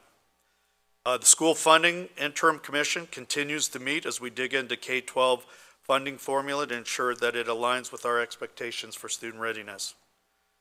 We've also recently been a part of 2 trips to New Mexico, including OCHI staff, and visited related to the teacher residency program and community school-based services in the Albuquerque area. The residency program and education involvement and the rural health transformation program have been very successful and showcase strong partnerships between our agencies. Over the course of the year, Superintendent Hedlund and others have been out to the regional superintendent mass meetings around the state. We attended 70 out of the 72 meetings. So we had representatives of every meeting there. We're grateful for the opportunity to join these meetings and provide timely and important updates about the field, but it's also a valuable time for us to take input from our school leaders across the state. Looking ahead, we have our Summer Institute at MSU. We'll be hundreds of teachers, hopefully close to 1,000 teachers will be invading MSU campus in early June. We have keynotes from Dr. Neifer at the Digital Academy, Jose Munoz, the president of the Education Commission of the States, Superintendent Hedlund will also be there, as well as Dr. Dan Lee, Aaron Ellis, Dr. Tharp, and we appreciate OCHI's continued involvement in our Summer Institute. Briefly, a Class 8 update. Later this week, we will be in Great Falls meeting with your colleagues at the Board of Public Education. Superintendent Hedlund has been speaking with regents for a while about the shared interest in eliminating the Class 8 dual credit license and making dual credit opportunities available to more students. We're excited to announce that the board has agreed to take this up at our meeting Thursday and Friday in Great Falls, and we hope to see unanimous support to eliminate it on Friday. Superintendent Hedlund is also recommending the board to not penalize school districts for using the unlicensed college faculty for dual credit while rulemaking to eliminate that license is occurring. So we'll go through that process, and we will hope to have that done by the end of the summer. So we'll be ready to go by the school year. This will also speed up the implementation of the Future Ready program passed by the legislature. And we want to thank the regents and the OCHI staff, as well as the Board of Public Education, for working with OPI to make this happen. And we hope that all of your students and educators have a great summer as the academic year wraps up. So thank you. Thank you so much, Deputy Superintendent. We appreciate your participation, and you're certainly welcome to spend the day with us, but we know with that list of updates, you're a busy man. So if you do need to leave, thanks so much for joining us. We certainly appreciate it. Regent Southworth, Chair of the Budget Committee. I'll hand this over to you, sir. Thanks for all you've done to get us prepared for this part of the agenda. Yeah, and this is going to be maybe a new record in speed for budget. So I do think that ARSA is going to get a chance to complete before lunch. Before we launch into this, I don't have a bunch of commentary on it. There's just maybe a few things as we go through the bullets that I'll interject just from past discussions. Just want to thank everybody at Northern and Chancellor Kegel. Kudos on a brilliant career, great man, and last night was that was pretty special for us to be able to join. So Thank you. And then with that, Deputy Commissioner. Thank you, Mr. Chair. With that challenge, we'll get moving.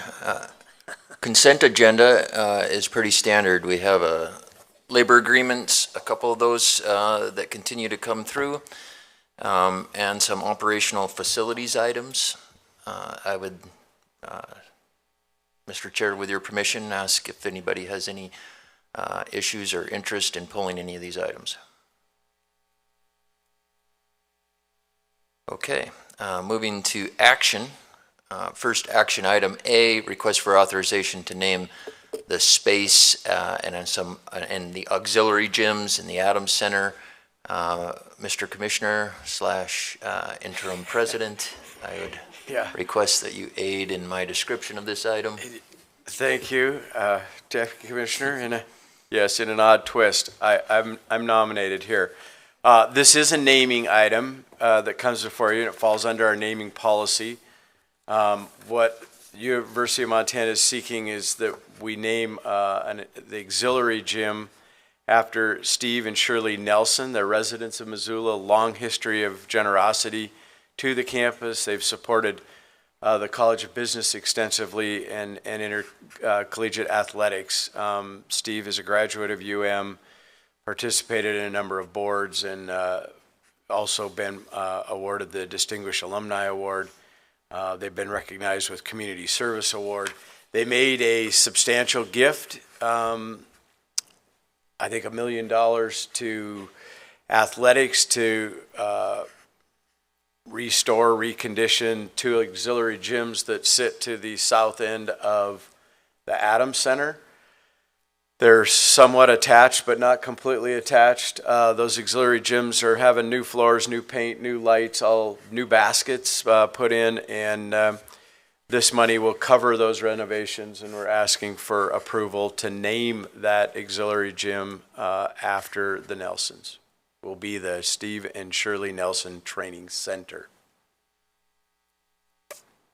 Any questions for me? Okay. That's all I know about that. Excellent job. Action item B, request for authority to increase spending in McGill Hall. Director Stevenson.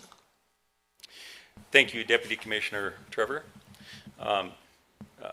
Mr. Chair, members of the committee, this item is a request to increase the spending for McGill Hall's Workforce Physiology and Exercise Metabolism Edition at the University of Montana. I'm so proud of myself for getting that acronym out.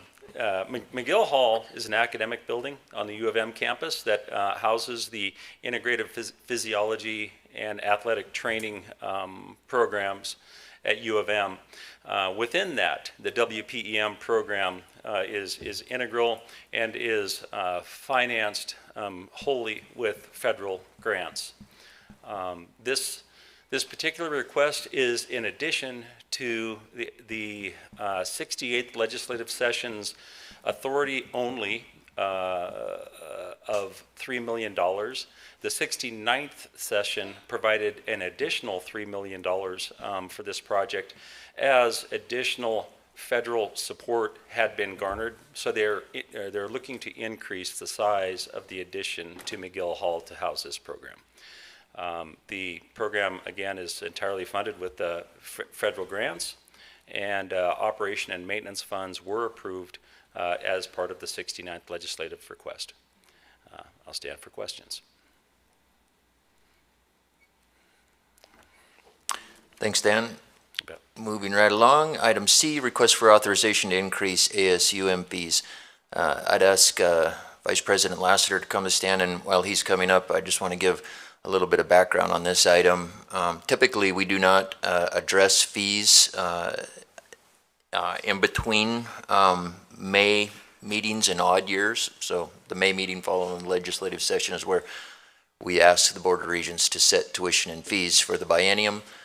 In our policy, though, we do provide an exemption for associated students throughout the university system to come forward with fee requests, and this is one of those exemptions. So, Vice President Lassiter, take her away. Great. Thank you, Deputy Commissioner Trevor. Regent Southworth and the Regents, it's really my honor to be here with you today alongside our ASUM leaders.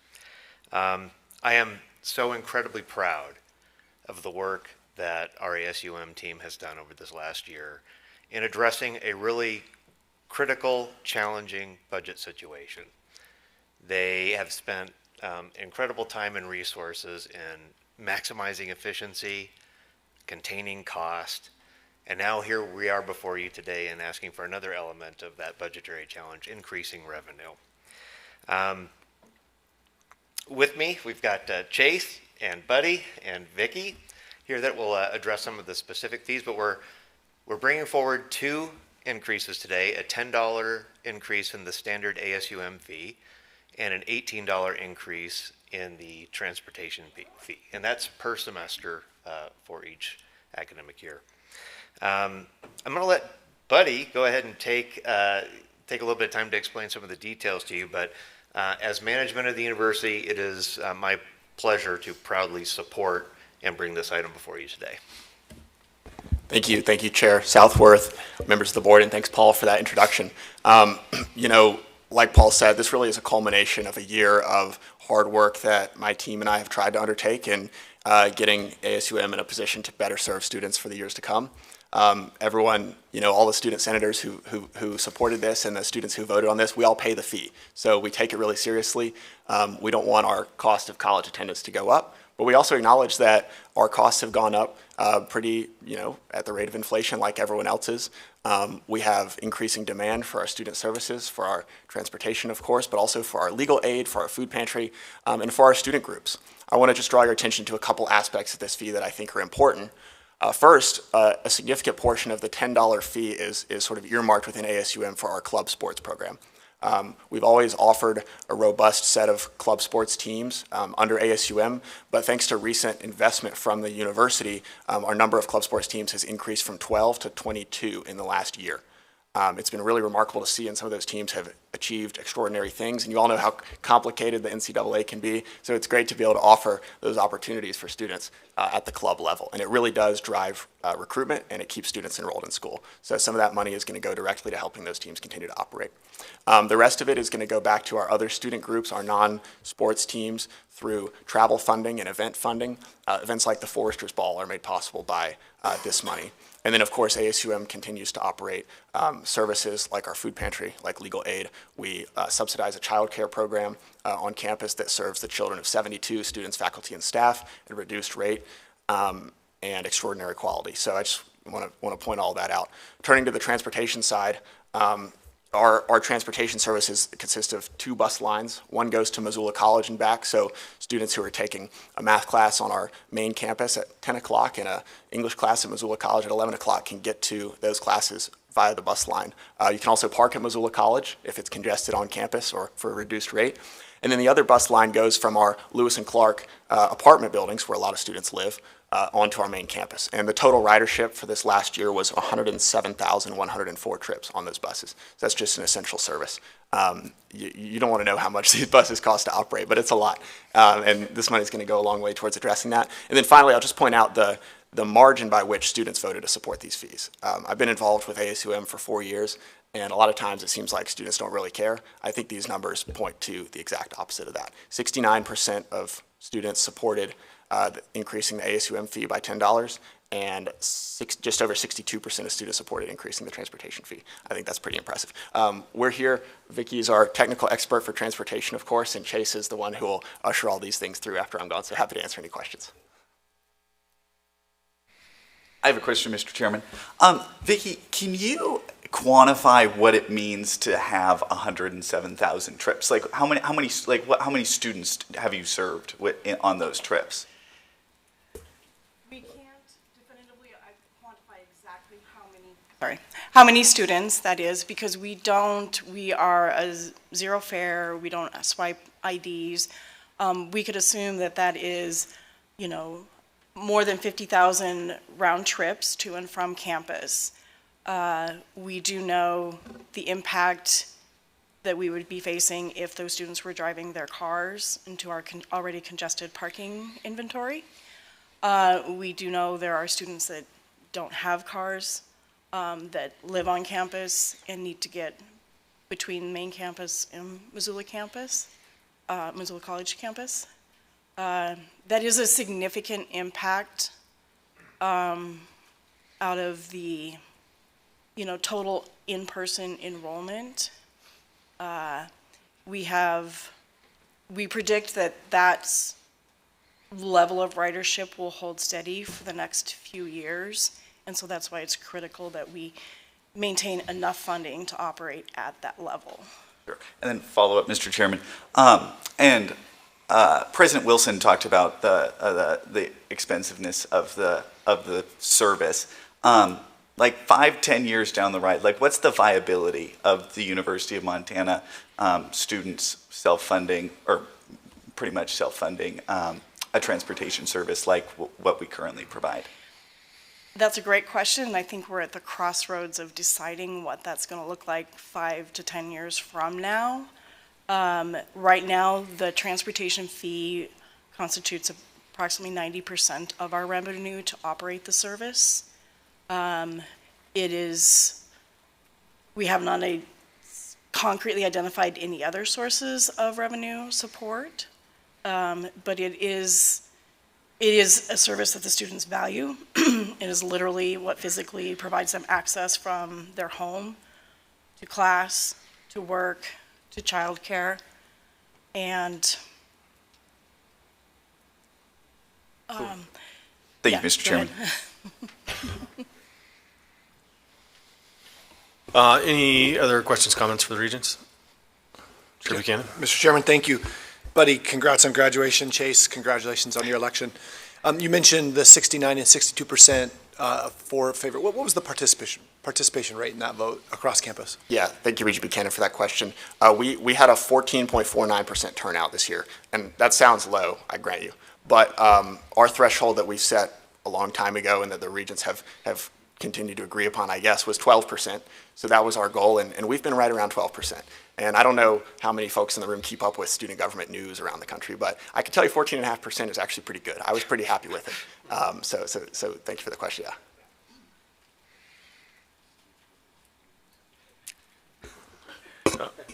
yeah. No, great. Thank you, everybody.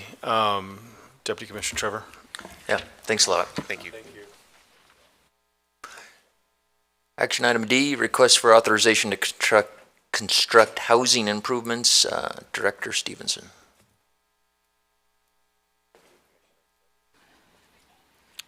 Is this on? Yeah, there we go. This request is the first phase of implementation at Montana State University to construct housing improvements for this round. The Regents may remember that in January of 26, MSU received authorization to plan and design housing improvements, including the construction of new housing, as well as studying and coming up with plans to improve the existing housing inventory. So this phase of work is to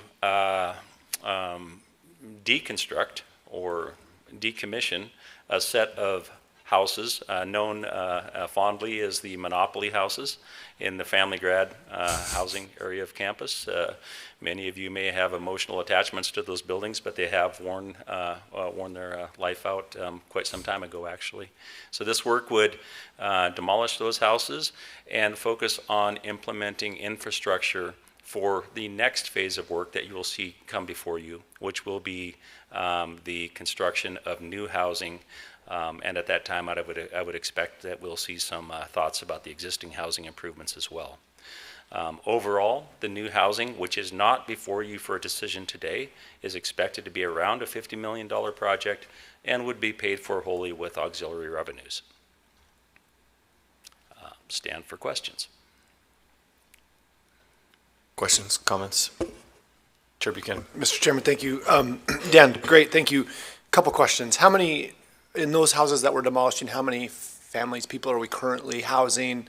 And then what's the transition plan? And ultimately, is the new construction also going to continue to focus on family and married student housing, or will it be broader in focus? Mr. Chair, Chair Buchanan, I could take a shot at that, but I think I'll ask Vice President Least if he would like to comment on that first, and then we'll go from there. Sorry, Terry, for putting you on the surprise.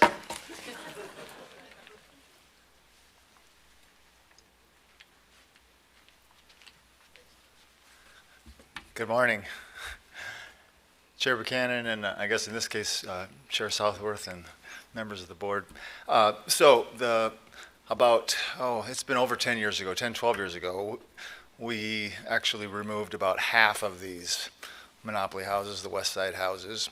And over the last number of years, as people have, their leases have come up, they've graduated, et cetera, we've not filled those back up. So there were some, I don't have the exact number, it's a relatively small number of students and families that live there. We've given them multiple options of where to go. And if the rent in those locations were higher, we've agreed to keep their current rent rate for at least 1 year. So yeah, we're taking care of those students. It's less than 50, I believe. So it's a relatively small number. The target student for housing continue to be families and married couples, or is it will be broader? Yeah, grad students, probably not so much families, because this will allow us, when that facility opens, to free up other apartment buildings that might be more appropriate for families. Yeah. Appreciate it. Thank you. You're welcome. Thank you.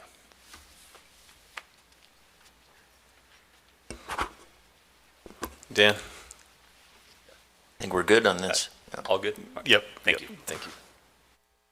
All right, that leaves us with items E and F. I'd ask our Director of Budgets and Accounting Operations, Director Margaret Wallace, to address these two. Thank you.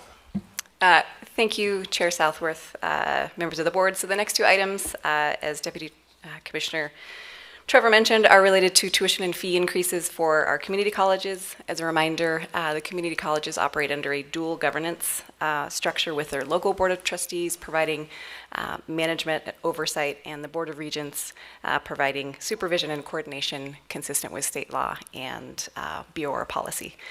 So unlike the MUS tuition setting process, community colleges may bring forward increases to this body on an annual basis rather than in every other year after the session.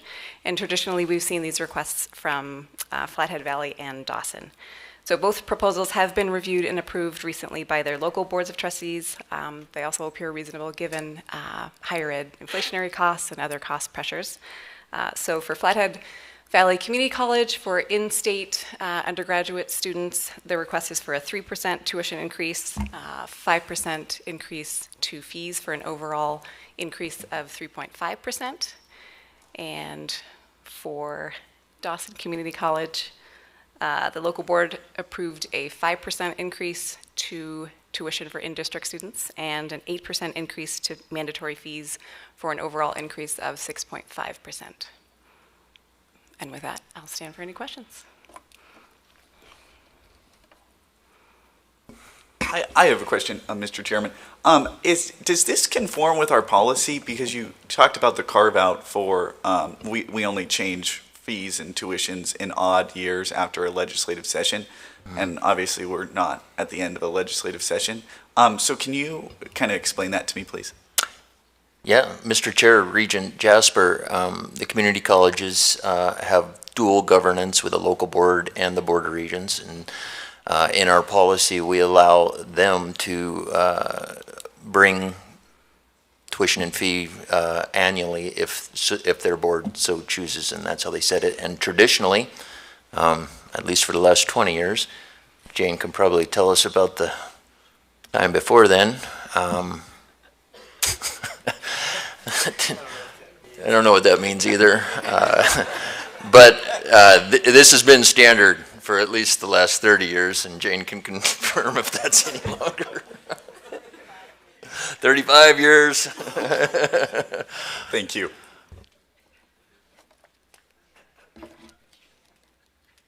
All right.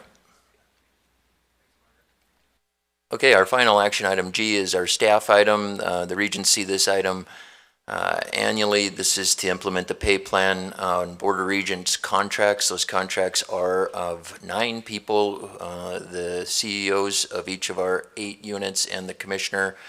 This would be the pay plan increase at 2.5% to base salaries, as well as new hires, which would be Dr. Aiken and Dr. Shin, the new presidents at University of Montana Western and University of Montana. Mr. Chair.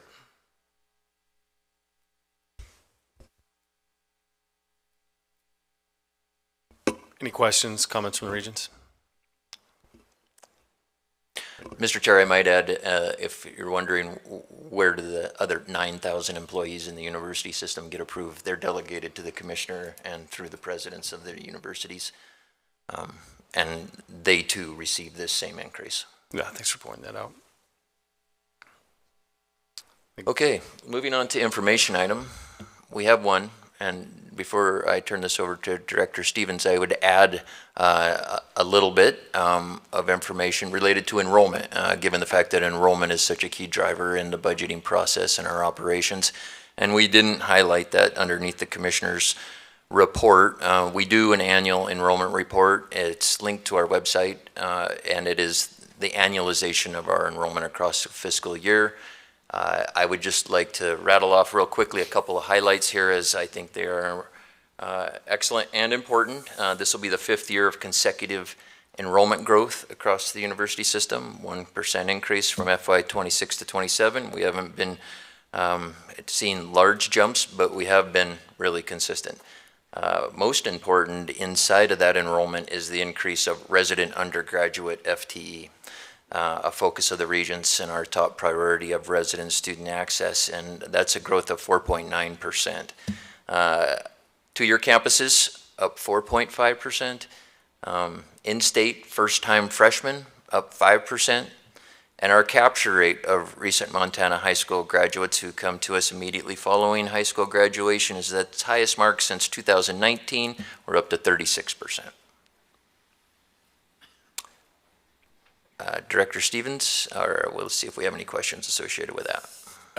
Deputy Commissioner Trevor, highest since 2019. What do we have anything we would attribute that to? Like where we've been successful on turning that around? Mr. Chair, Regent Bow, I would say yes, absolutely we do. It's Apply Montana. It's a united, centralized effort. It's the focus of the Regents to identify the importance of the topic of ensuring that we have resident students accessing and continuing to understand the opportunities that the university system presents to them. We speak with one voice. We have a partnership with K-12 that is, I think, unique and growing as we speak, and the ability to share data and get information directly to students about financial aid opportunities that sit there before them, and the key career training and everything from 2-year to a PhD in one spot on a portal.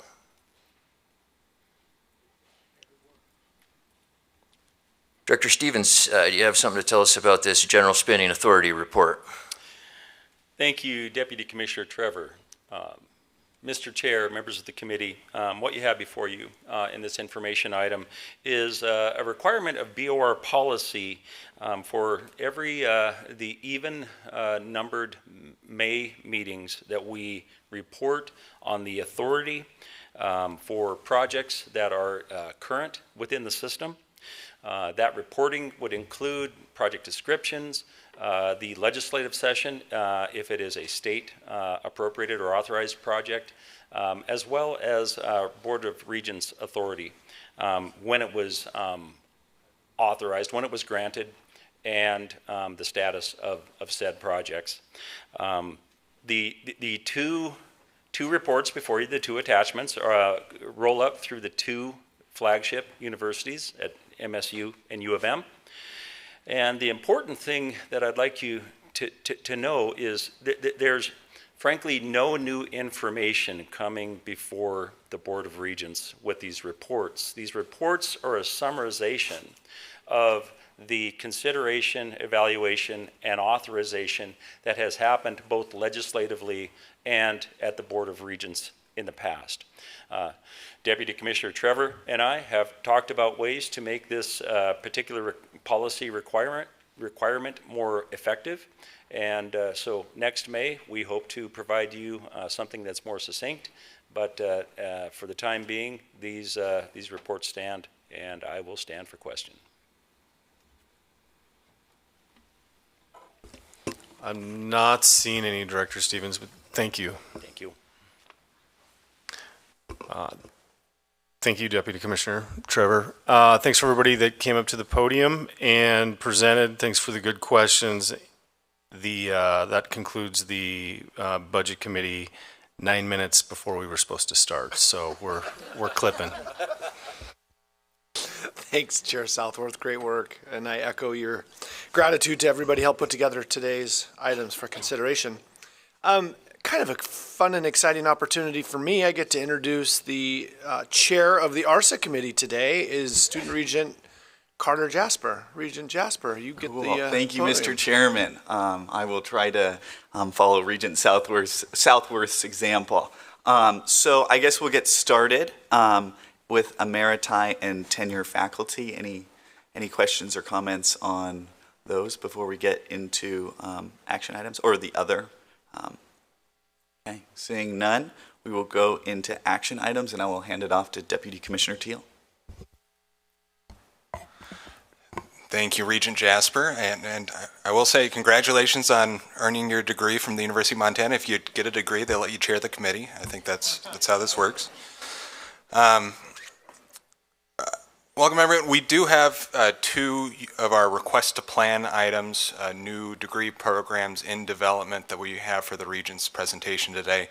The first of those two items comes from Montana State University Northern, and I'll invite Jennifer Brown up to the podium.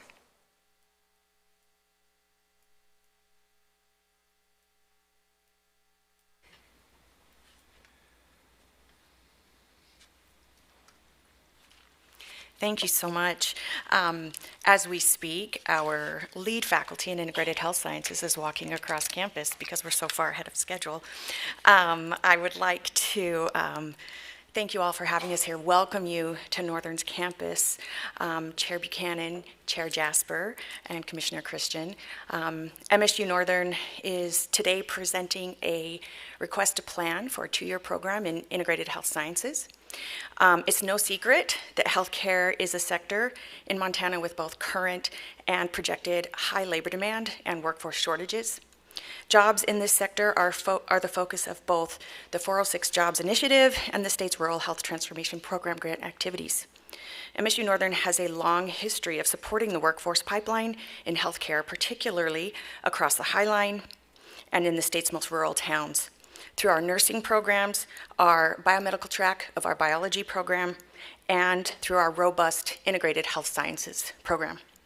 Today we are presenting a request to plan in the area of integrated health sciences in order to develop a 2-year program that will address some of these workforce needs and also provide current and dual enrollment students as well as incumbent workers with a pathway to employment opportunities with a high ROI. Well, I'll move forward with the request to plan, and as Dr. Spangler arrives, we can turn it to him for questions. So the program that we are proposing here, it's a 2-year program in integrated health sciences. We are looking at providing students with opportunities to complete their general education requirements in a way that specifically focuses on healthcare competencies. Our faculty member, our lead faculty member in integrated health sciences works very, very closely with hospitals and clinics in the area and has had numerous conversations with them in terms of what are those skills that you want our students to have as they enter into the workforce. And in particular, we're looking at entry-level type of positions. We do know that there are nursing shortages, we know there are doctor shortages, but we also know there are shortages at these more fundamental levels in terms of medical assisting and nursing assisting and technical workers. So through those conversations, our faculty have been putting together ideas for how we can address those needs and have put together kind of a grouping of courses that would help our students be successful in the workforce with those employers.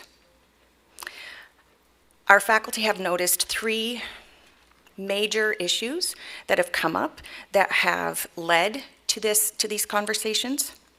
One is that although we have a robust integrated health sciences program at the 4-year level, we have found that there are many students that are looking for a shorter pathway, that are looking not to move on to maybe occupational therapy school or PT school, but are looking for more of those entry-level type positions. Yes? Dr. Spangler to the right. Dr. Spangler's here. I'll wrap up what I was saying, then I'll turn it over to him.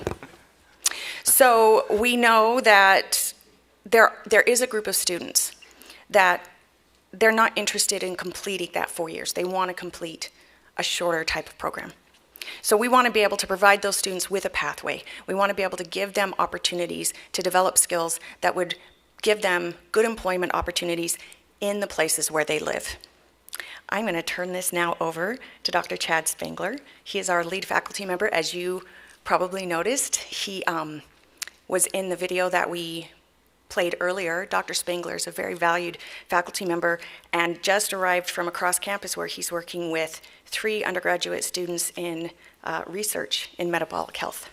Dr. Spangler?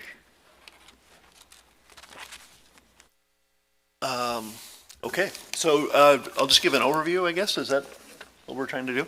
As I was walking in, I heard Dr. Brown reference the kind of the 3 issues that we're trying to solve with this associate's degree.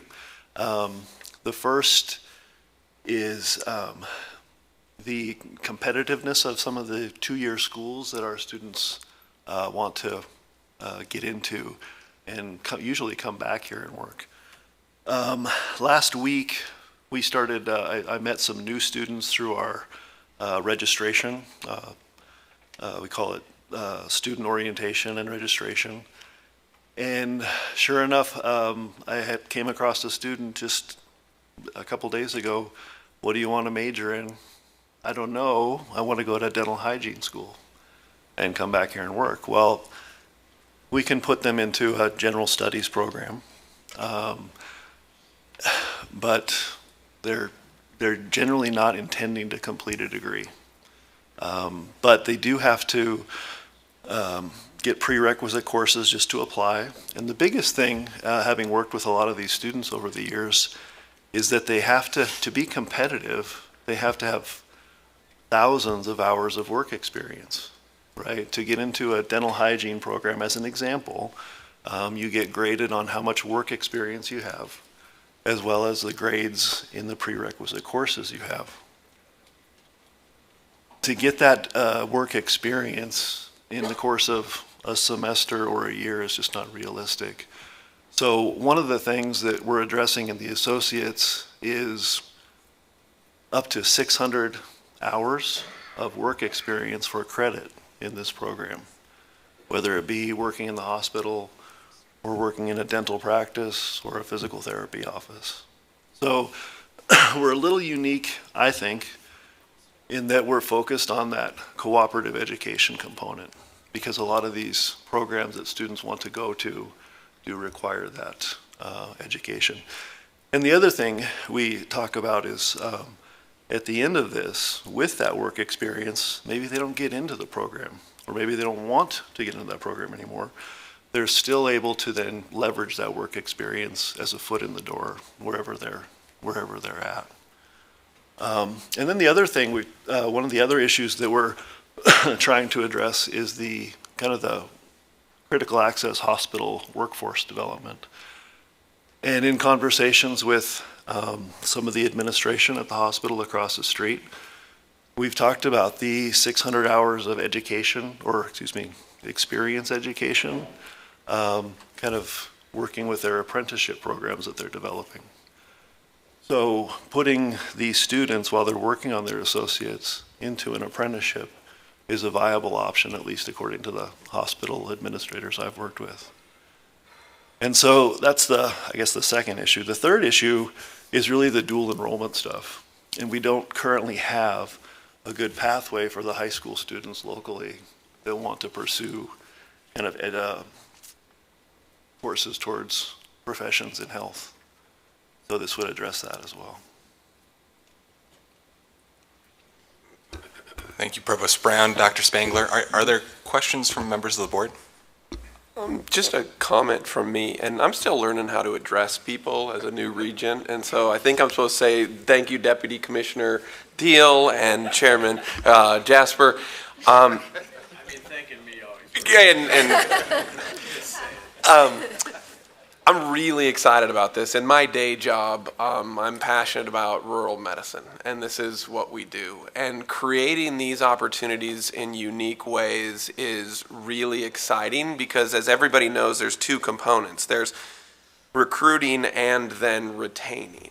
And if we build them, we're legs and yards ahead in both of those. And so a purposeful pathway to what I believe are sort of the most fulfilling jobs one could do in the healthcare sector. I just want to compliment and commend this unique program that I think could translate into multiple institutions at MUS with the success of this. So anything I can do or we can be a part of this is really exciting, and thank you for the unique program that you're building. Thanks, I appreciate that.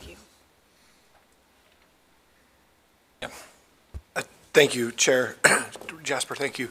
I too am excited about this, and I'd like just a little bit more color on the engagement with the employers. Are we front-loading some expectations and things with them as these students get these jobs? Are we connecting them, or are they any of these applicable lanes apply towards the work-based credits?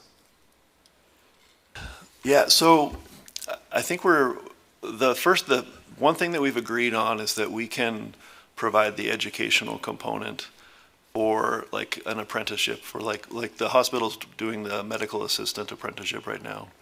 And we've agreed that we can provide students to do the work while we give them the educational component. So we've talked about that, and I feel like we're in a good place there as far as our understanding, and then we'll work out the details, of course.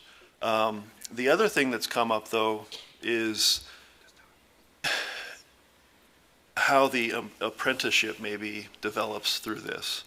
And the last time I talked with Katie Kimberling over there, we talked about maybe there's kind of this job, and then they work in this job, and then they work in this job. And so like over 4 semesters, they're working in maybe medical coding, right? And then maybe in the lab, and then maybe they start working as following an MA, and then, right? So it's kind of, they're thinking in terms of like, not just do they have skill A, skill B, and skill C to become a medical assistant, but can we also expose them to different entry-level positions in healthcare as part of this as well? So we've kind of talked about that as a exploration as well. Mm-hmm. Are there any further questions? I'm just happy to let Dr. Spangler continue talking because he's one of our most innovative faculty members, and we're thrilled to be able to bring this forward and to follow where he leads in this realm. On Dr. Spangler, my apologies that we are just so far ahead of schedule. That's like, my voice was shaky, not because I'm nervous, but because I ran over here so fast. With that, Provost Brown, Dr. Spangler, thank you. Thank you. With that, our second request to plan proposals from the University of Montana, I believe Dr. John DeBoer is here to speak to it.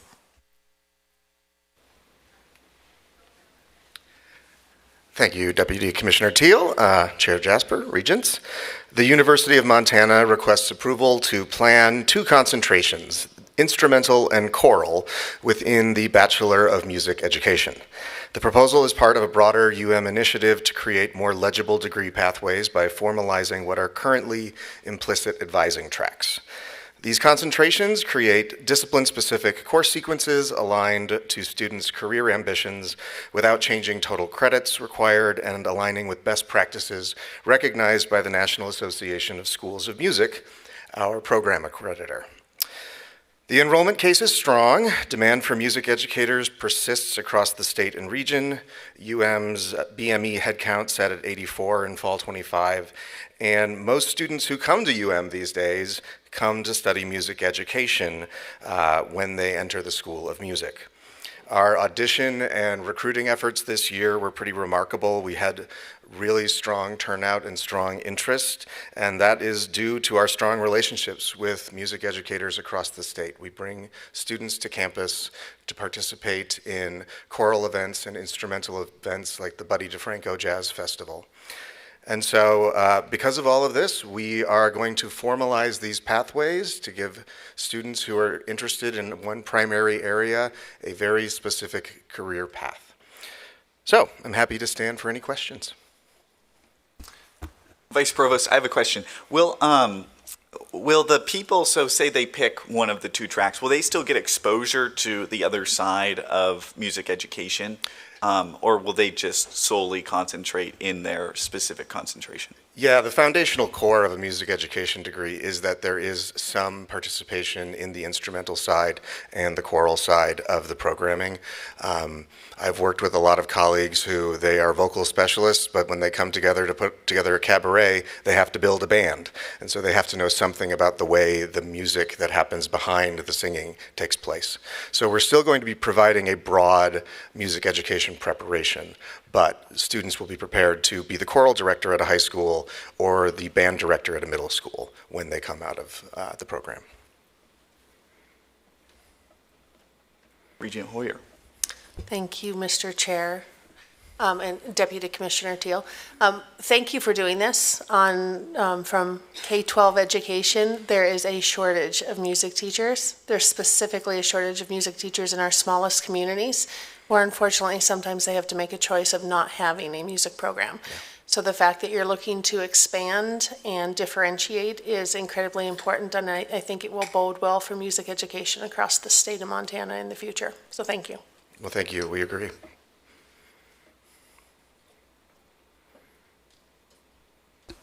Thank you. With that, if there are no other questions from Regents, I think Dr. DeBoer is remaining up here for this next item. And this is a really exciting item. Behind it is an exciting gift to the University of Montana.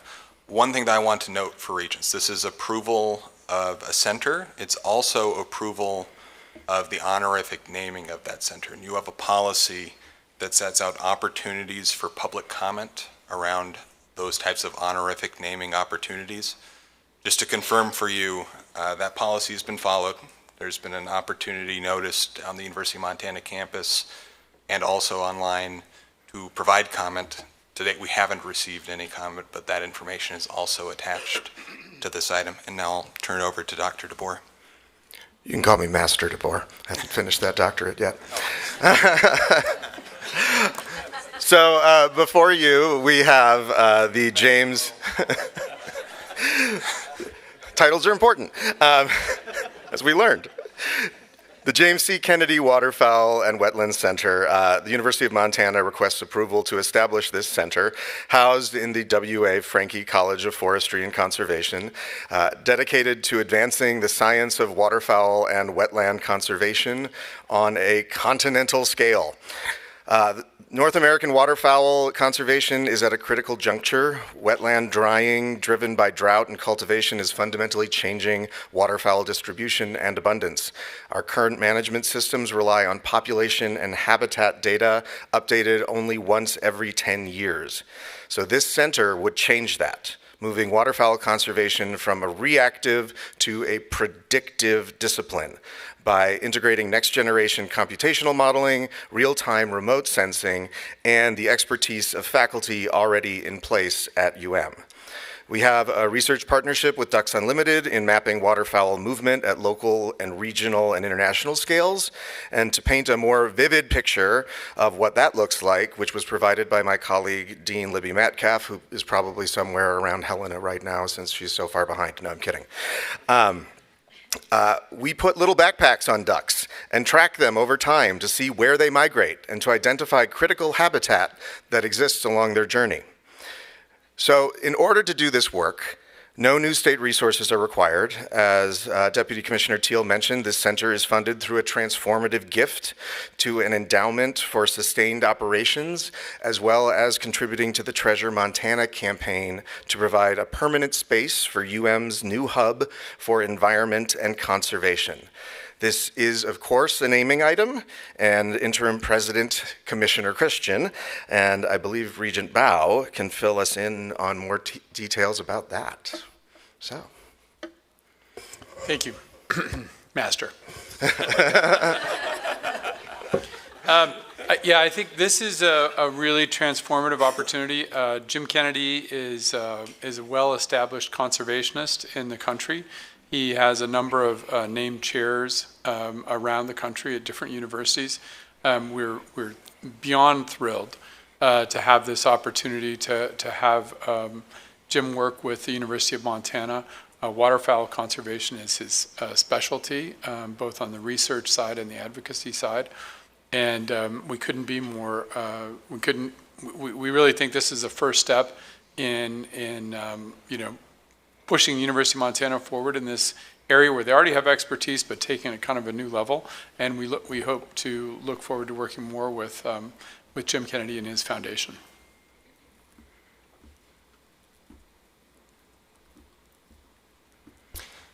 With that, are there questions from members of the board? Yeah, just very exciting. We actually, Regent Bao and I got to meet with Mr. Kennedy, and his enthusiasm for waterfowl across the West is impressive, but I think the opportunities to grow this in Montana are incredibly fortunate for us at this time, and really excited about what this brings to the table for us. Thank you very much. Thank you, John.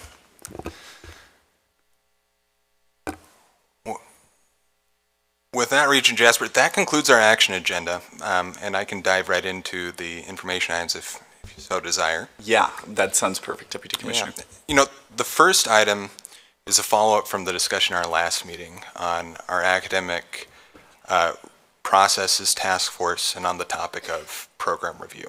When we talk about program review, that raises a lot of concerns, valid concerns of, are programs going away? Are they going to be inspected in ways that aren't productive? And I just want to assure everyone that's not the intent. This policy, this process came from feedback from the regents and feedback that I think is accurate, that we don't have and haven't had great tools to inspect our academic inventory as a system and to understand how that's changing over time. That means, you know, are our programs growing or shrinking, and what fields are they growing or shrinking? As we see proposals come forward, how do we understand how similar proposals across or similar existing programs across the state have changed? What lessons can we learn from each other, or how can we better collaborate so that if we're meeting a state need, we're doing it in the highest quality, most efficient way possible to serve Montana students. And within that, we wanted to create visibility for the regents and the other policymakers on that inventory. We wanted to provide new resources to deans, department heads, program directors, provosts on academic planning. Is this an area that we should be going into? Is this an area that's growing elsewhere? How can we benchmark the strength of our programs and understand where investments or change is helpful? And then also thinking about a process that's more regular than our existing process. Our existing process for program review is a 7-year cycle on which all programs undergo review. And thinking that when programs have some evidence that they're in duress, they're having declining headcount or declining graduates, that maybe a more regular conversation is warranted and a process to have that conversation. So it's not just those measures that we can measure well at the state or system level, but it's those measures and then a conversation, and a conversation that adds the other important context that's required to make decisions about academic programs. And so, with many thanks to a pretty multidisciplinary team from across the system, several of whom are in this room, we've come up with a framework for this inspection of inventory, this new process.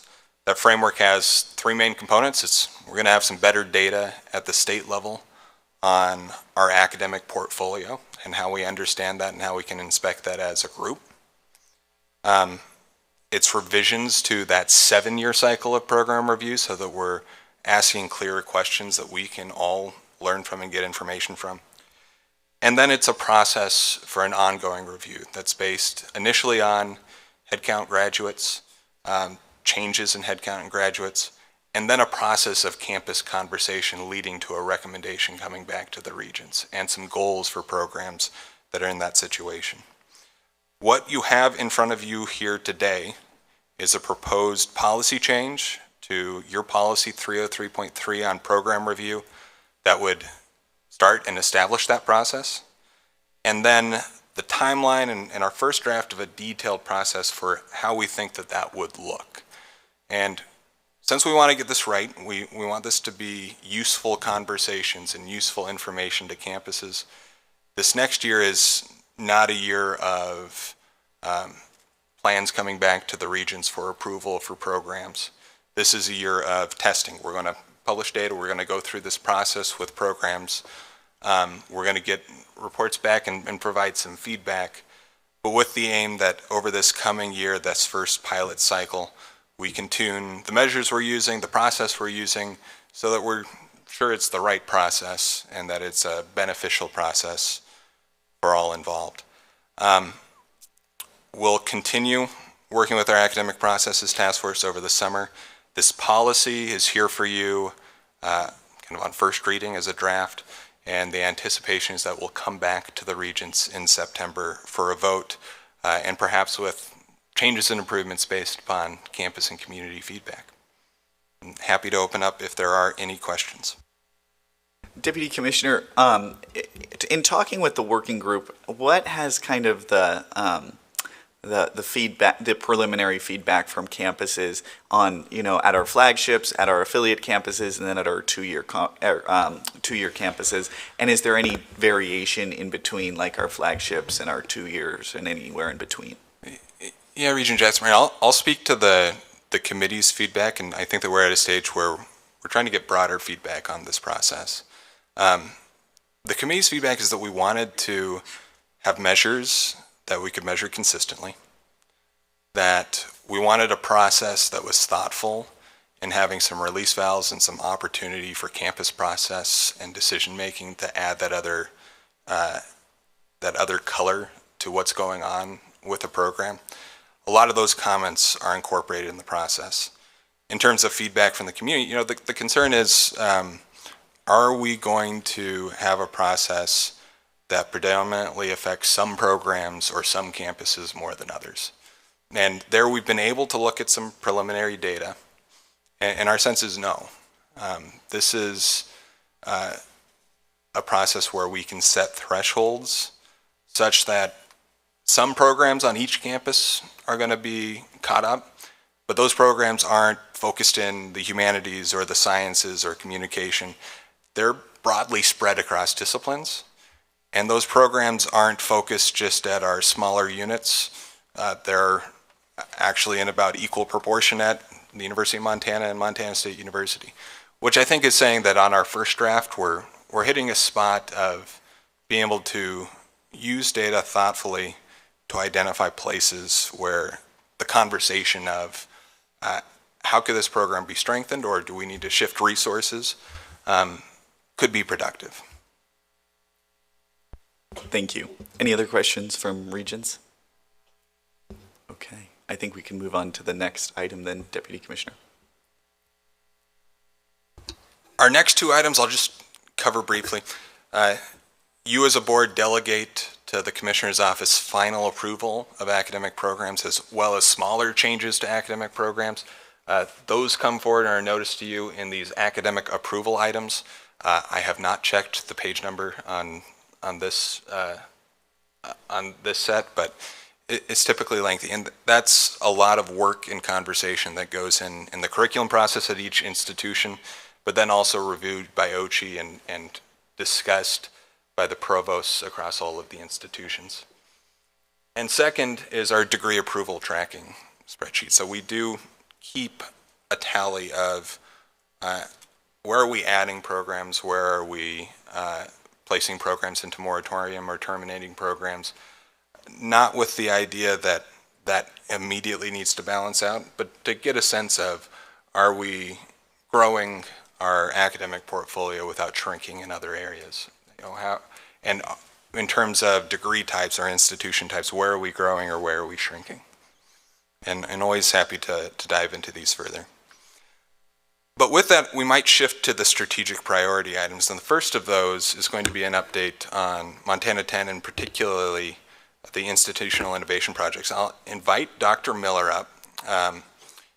For those of you who are new to the board, Montana 10 was one of our legislative priorities last session, and a really key component was adding new cohorts. That's been a lot of work for a lot of institutions, including some institutions who haven't operated this program before. But then also, what are some investments that we can make this biennium that do two things? One is make those cohorts more affordable to run in the long term. And second, invest in some infrastructure that means some of the services that we provide to Montana 10 cohorts can be expanded. You know, that there's a route so that the broader student body can benefit. And Dr. Miller has done an excellent job of being our OCHE lead and resource on both of those tasks. Christine?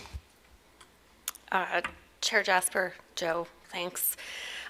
Okay, so this is a little bit of an odd time to give an update on this because just our outcome cycle, but I wanted a chance to talk with you all today, partially because it's been about a year now since we received this investment, and I really wanted the chance to thank the board and celebrate the work that the campuses are doing with this legislative investment.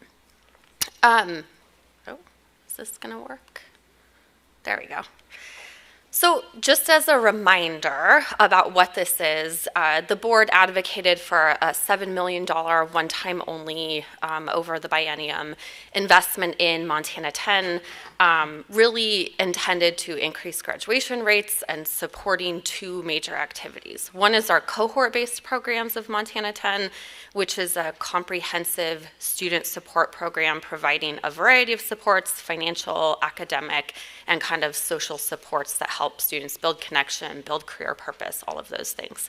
The second activity is a new thing that our university system is doing. Like Joe said, it's meant to invest in process, in technology, in infrastructure to make it more possible and build institutional capacity to deliver those kinds of supports that are in the cohort-based program, but to do so at scale. You'll see a little bit what I'm talking about here when I give some examples. Before getting into what these programs are doing and the outcomes they're seeing, I just wanted to ground us and remind us of why this is important. Completion matters. Degree completion matters. We cannot just get students in the door and not get them to the finish line. This is after this morning's conversation with faculty, I am just reminded again of how this is just a single measure of why completion matters. There are many others. We should talk about those. We can.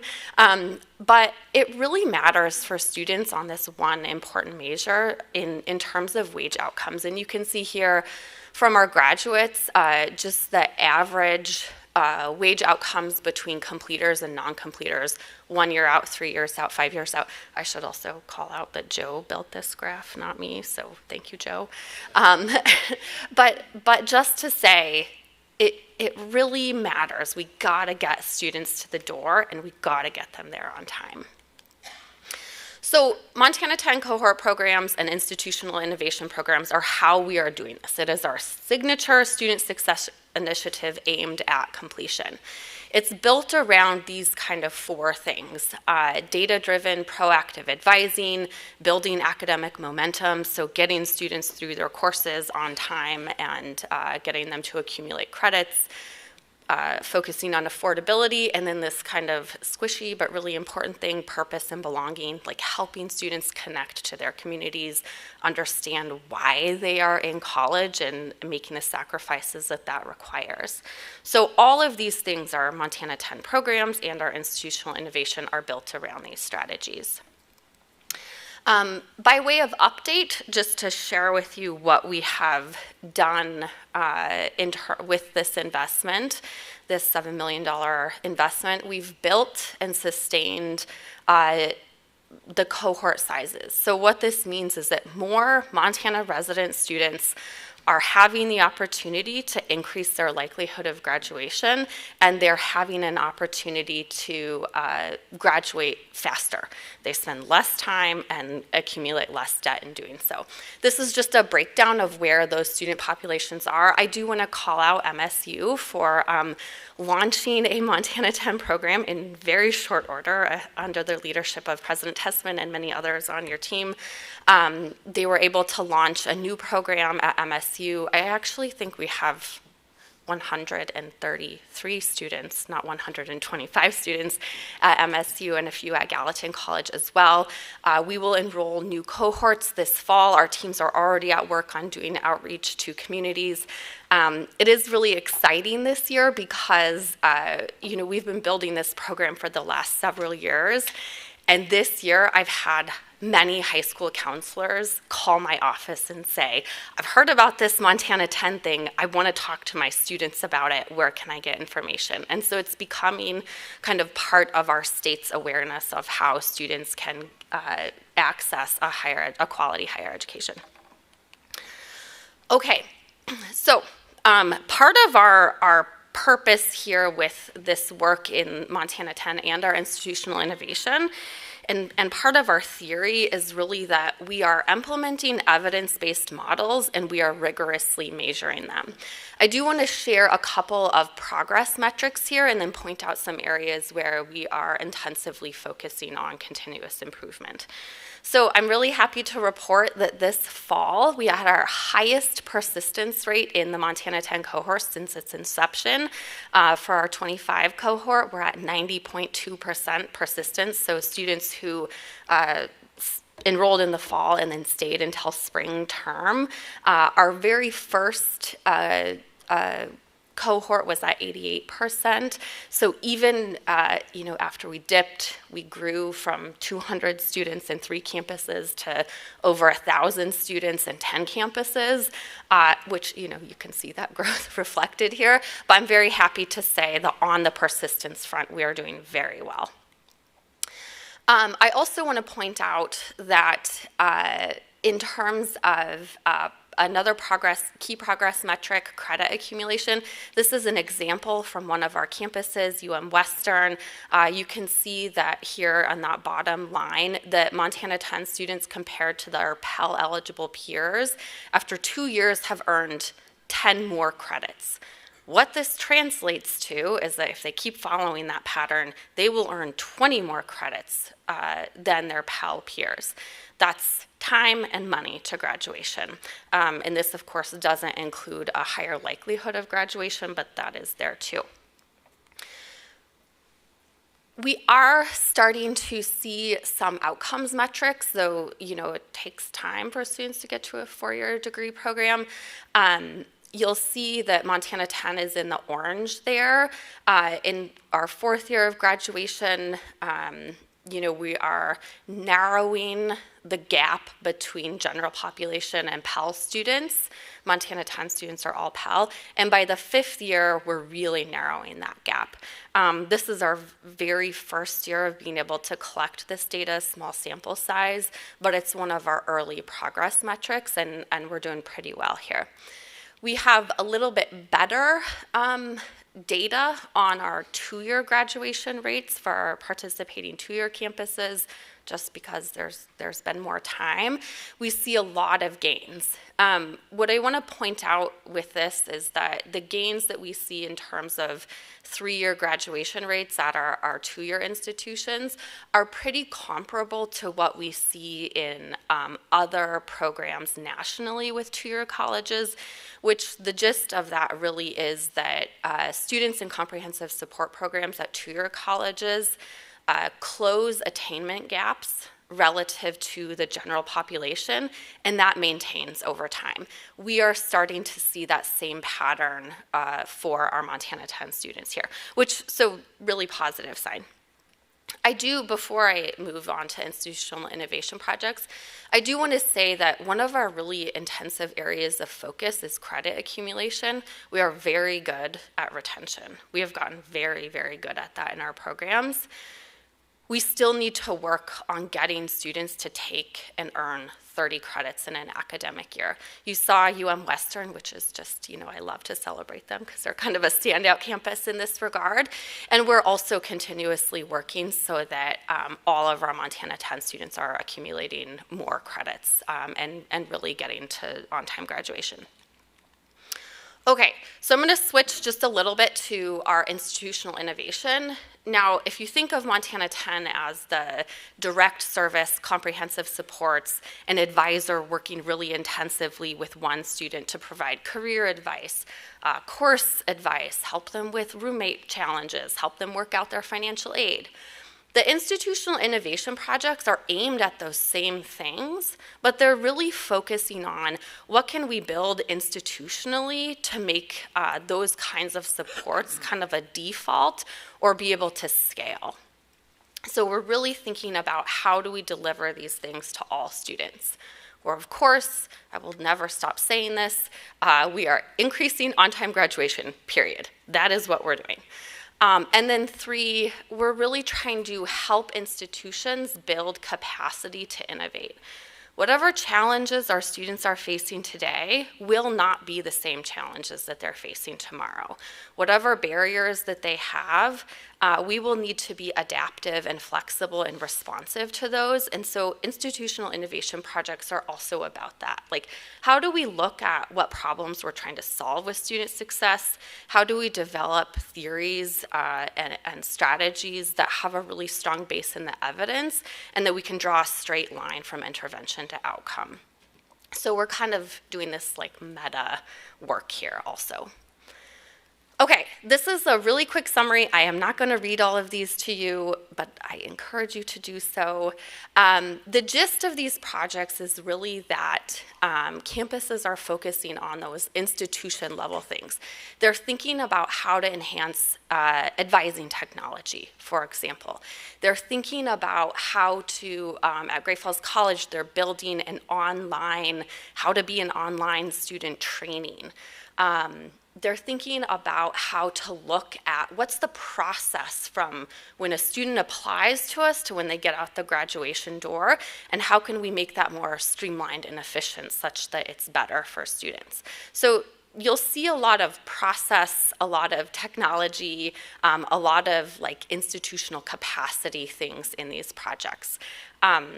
We're having a lot of fun here. I could really talk about these a lot, but I do, you can also just see a little matrix here of like which campus is doing which thing, and I think what you'll see is that campuses are bringing kind of a suite of projects together to make big impact.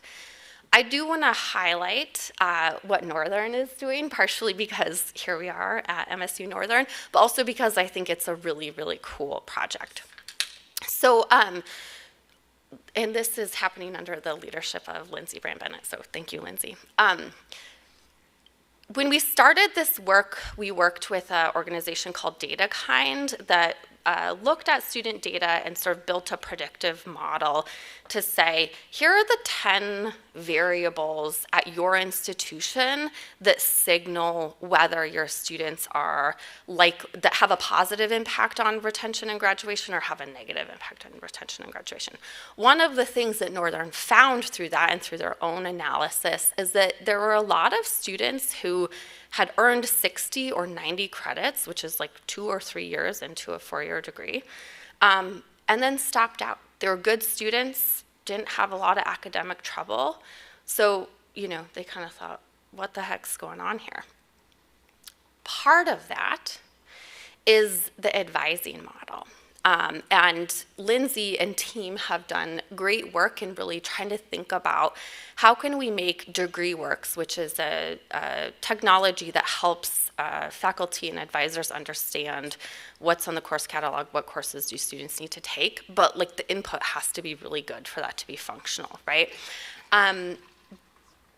So they're working on that technology investment. They're strengthening their advising model. They're building a faculty-led advising champions project where they have faculty who are really good advisors and have best practices and are sharing that across their institution with other faculty. So it's kind of a peer-to-peer model. They're also doing a review process to understand what that student experience is. And that's all really aimed at getting this will help all students, right? But it's all really aimed at getting these students who have hit these benchmarks, are doing great academically, and then they leave. It's all aimed at getting them to do, 60 more credits or 30 more credits to really get to that finish line. So I'm really excited to see how this works out. We have a lot of projects that are similar in flavor, though tailored to the unique challenges or context of their institutions. So thank you, Lindsay. Okay, so just to wrap up really quickly, the key takeaways here are that we have served more Montana resident students. We're increasing their likelihood to graduate, and we're increasing their likelihood to do so on time. MSU has launched a program. I think every year since we started this in 2020, we've had a new campus come on, and it's a lot of work to build these programs and launch them and serve students and get them in, and all of the kind of back room things that have to happen to make that a seamless experience for students. So I really thank you for making that happen. We continue to see positive outcomes in Montana 10. We do need to continue working on that full-time or 30 credits a year. And finally, our institutional innovation projects have launched. They're all aimed at this on-time graduation. We will start to see and measure some of those early indicators as early as spring 2027, at which time I'll be happy to share those with the board. So happy to stand for any questions or reflections. Regent Buchanan. Regent Bow, sorry. So a lot to unpack here. Can I just refresh, a couple of our understanding points, which is, this is a dramatic expansion of a program we already know works, right? And it works in a way that's kind of unique for the country, right, if we do it properly. I think another important reminder is, we have a temporary lease. We have an agreement with the governor's office that we're going to provide an ROI, and you and I might have a slightly different definition of that than the governor's office does. So that we need to show very specific results. I think that the chart on the incomes was super helpful. But just so that everybody has the same overall picture, anything you disagree with in what I've recapped there? No. Great. No disagreement, just to say, I do think it would be valuable for this board to sort of help us think through how do we measure ROI. Wage outcomes, graduation, certainly lower cost per degree if we're looking at big picture, but yeah. No, I think we can be helpful on that. So when we think through, I didn't really get a total number of students being impacted this year and projected for next year. But we'll need that. Yeah. We'll need to look at the incomes earned by graduates, and how that what the tax impact of that is, even though we know it may not be as dramatic as we would hope. But and that, again, of course, the spread across all the campuses will be important, and campus leadership being willing to stand up and talk to their legislators about how about whether it's working or not, right, and whether they want it to continue or not, because we are very, very dependent on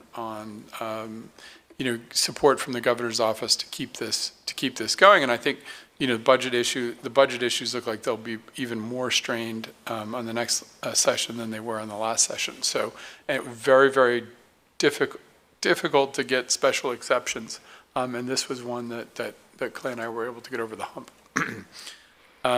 Just a little bit more thinking around how we position, some of the bigger data and engagement from campus leadership with legislators and finance committees. Yeah, Regent Bow, and as we go into the fall, I think that's when, for the legislative appropriation, we're going to hit some of our key benchmarks of data for these cohorts, and we'll be able to come with some of that framing for your feedback and as we're entering into conversation with legislators. One thing I will highlight, and I think is a strength that we should continue working on, is that this is a unique step nationally to do a program like this in the structure and at the scale that we are doing it and in the places that we are doing it. And that has gotten some valid attention from Google supporting the data kind work, from SHIO, from WICHE, from others.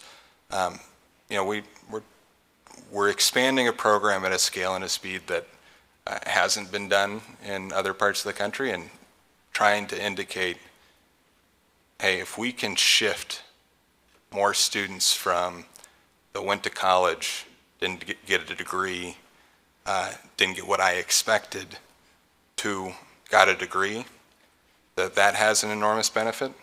But you're right, how do we communicate that enormous benefit in terms that make sense to legislators and appropriators and others in our community to sustain the program long term?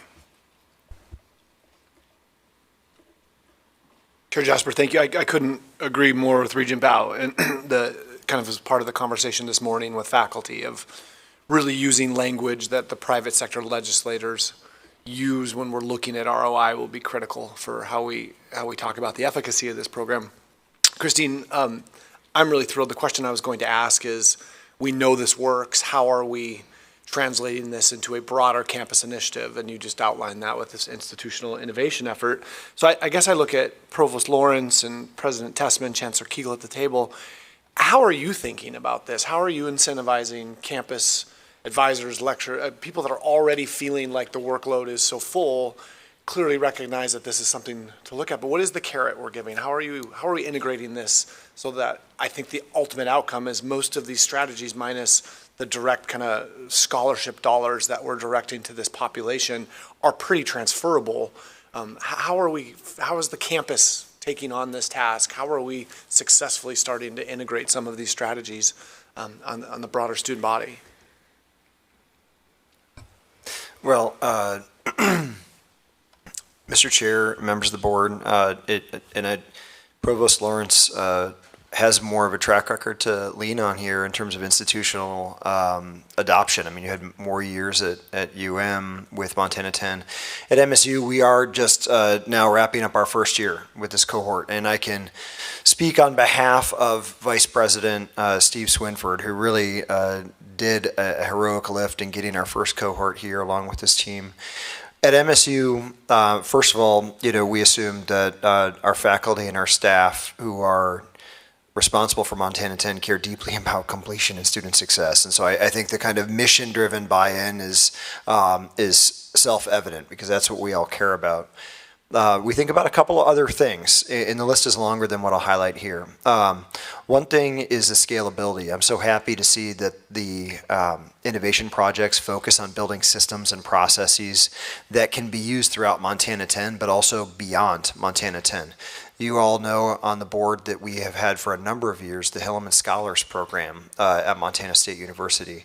And the focus with Hillman Scholars is on the scholars themselves, but also learning from the strategies and supports that have been successful with that group so that we can translate them to the rest of campus. And it's also true for Montana 10. In terms of professional development and training, the things that need to happen in order for Montana 10 to be successful, again, those are institutional investments. We don't see this as a pet project or a side project. This is an opportunity for us to adopt best practices and figure out how we can spread them through the university. Last point, in Regent Bow, this may hit on the ROI topic.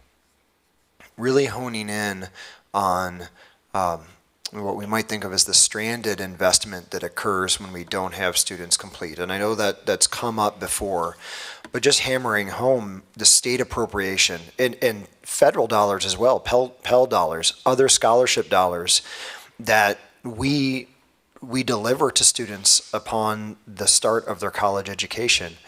And those dollars, I won't say that they're wasted, but they're not put to the same use if the students don't complete. And so you have hundreds and actually, thousands of students every year who are not completing their degree. And the state's already invested a lot of money in those students. The federal government has invested a lot of money in those students. One thing that Montana 10 does is dramatically reduce the stranded dollars.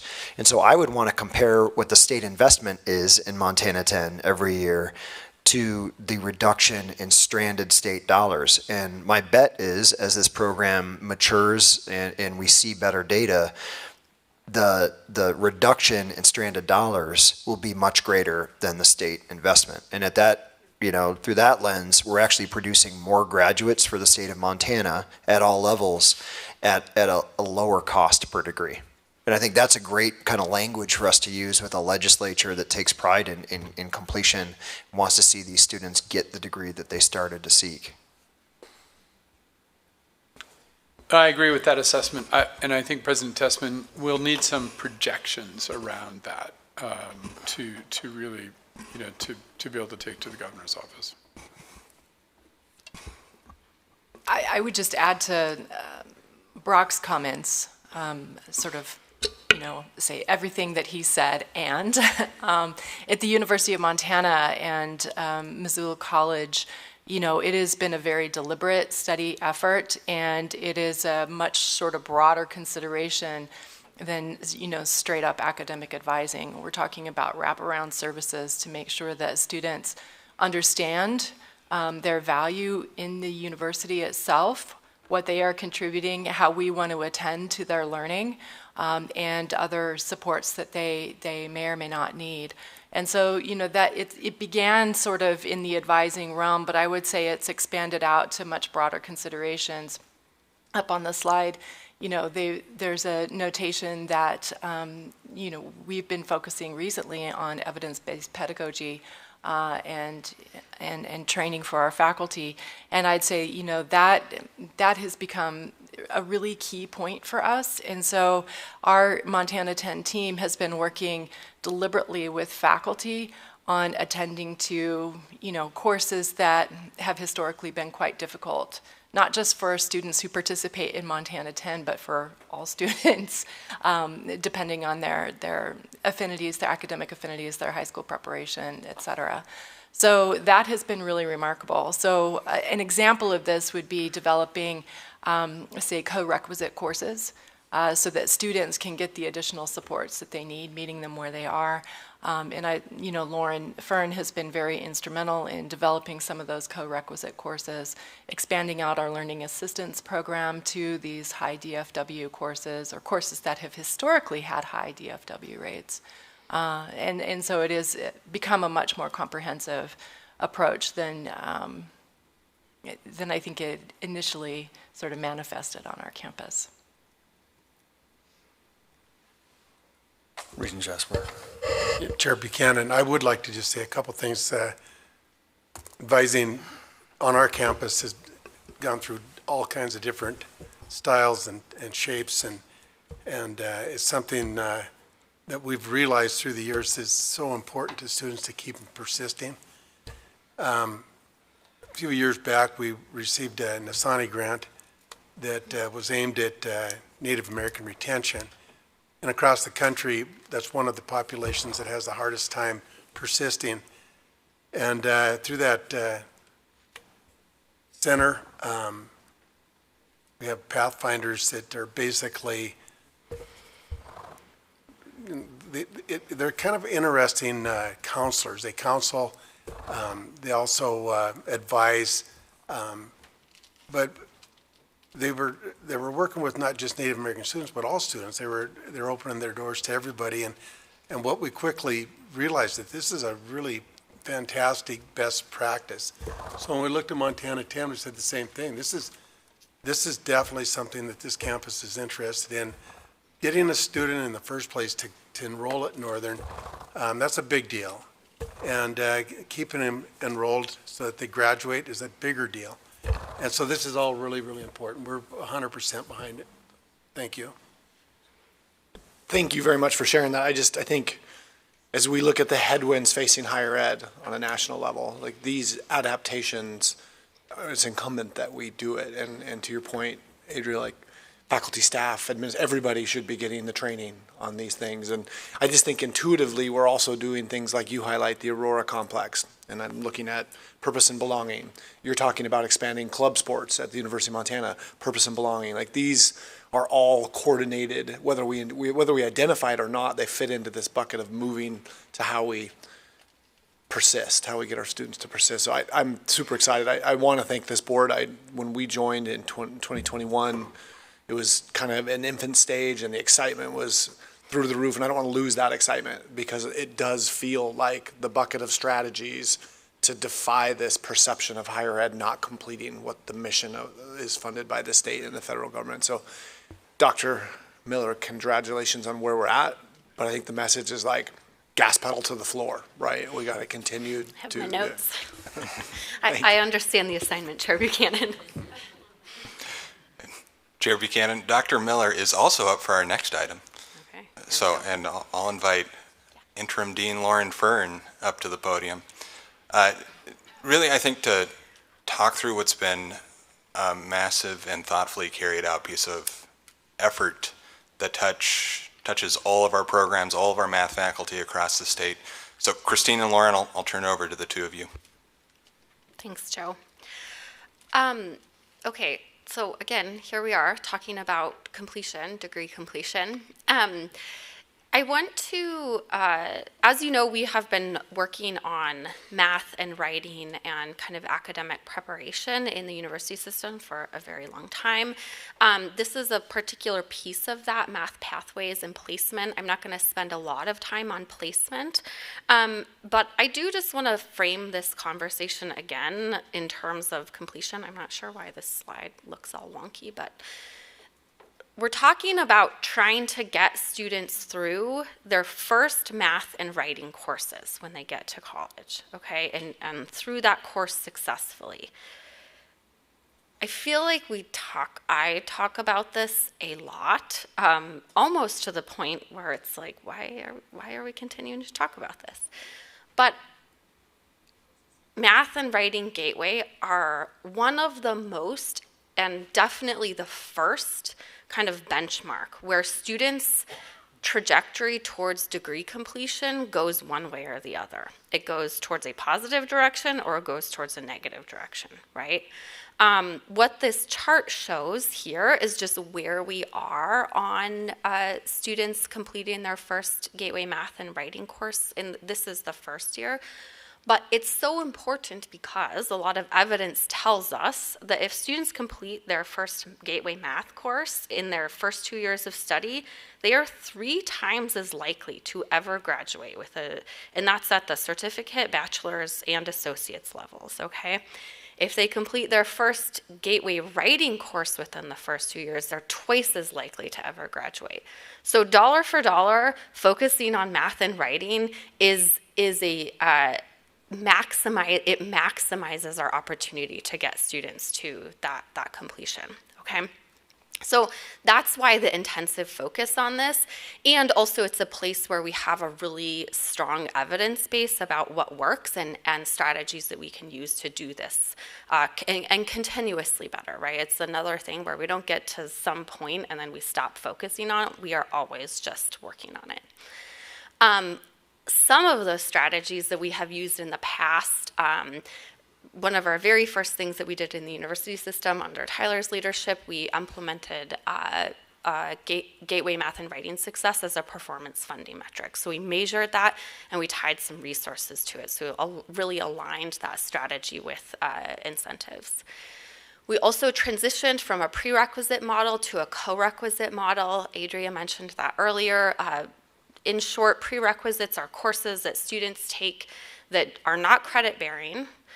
Students have to pay for them, and it's really unlikely, only 1 in 10 students in the MUS who take a prerequisite below 100 level course ever graduate.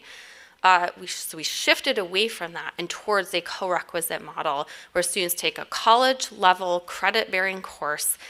They get credit for it and they get extra support throughout the course to be able to pass. It's a much better model. It's worked better here. It's worked better nationally. There's a lot of evidence behind this. We've also implemented a new placement policy and review process that's looking at how do we identify the level of support that students need and connect them to that support right out of the gate when we get here. We're barely finishing our second year of that review, and we're already seeing some really positive changes on campuses who have undergone that process. And it's really more of a, it is a review, but it's really a collaborative process between math faculty, advising, experts from across the system who are really assessing and understanding how individual institutions can celebrate the things that have worked and then also continually get better in areas where they are identifying struggles. And then finally, one of the other major things that our system has done is math pathways. So math pathways is identifying the right math course relative to a student's discipline. It used to be that students came to college and they took college algebra. A lot of students failed college algebra, and it also was not the course that was most relevant to their degree path. The first math pathways led by outgoing Provost Bob Makwa, I think in 2014-15, realigned that. So that group looked at all of the kind of meta majors, so groupings of disciplines across the university system, and identified the right math course for that discipline. So it wasn't such that English majors were taking college algebra, it was that English majors were taking quantitative reasoning. So that was Math Pathways 1.0.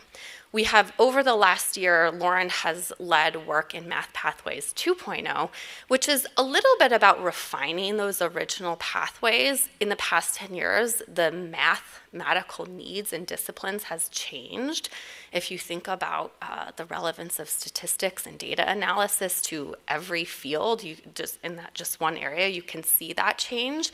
So we've done a little refining, but really importantly, this revision of Math Pathways is trying to take seriously and anticipate some of the challenges that we experience in this area when students move across institutions or move from outside the system to inside the system, within the system, and particularly from dual enrollment to matriculating in the MUS. As students move, if we have different placement approaches, if one campus requires a different math than the transfer campus does in, say, a business major, that creates a conflict. We don't want students to have to retake a course when they start at one institution and transfer to the other. As we see dual enrollment grow in our state, we also don't want to promise high school students that if they take a math course at the high school level that they will earn a college credit and then get to college and realize that that was not the right course for whatever discipline, math course for whatever discipline they want to pursue. So in this Math Pathways 2.0, we're really refining and aligning both to make sure our math courses are relevant and to address students students moving across K-12 to higher ed, within higher ed, and also, of course, as they just take courses in many different places. So with that, I'm going to turn it over to Lauren to just talk a little bit about the process, where we landed with the recommendations, and then we'll close with some next steps.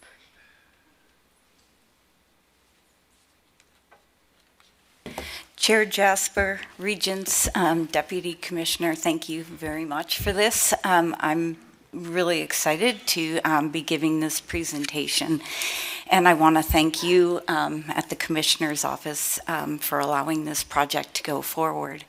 So as Christine mentioned, our developmental steering committee that has been working across the system for many years, we've worked on the co-requisite courses, we've worked on the placement, and one of the things that came very clear to all of us was that we are not aligned as a system in terms of our math requirements that are offered. And as Christine mentioned, for dual enrollment students, for our course sharing platform, for so many reasons, it was really important for us to align this.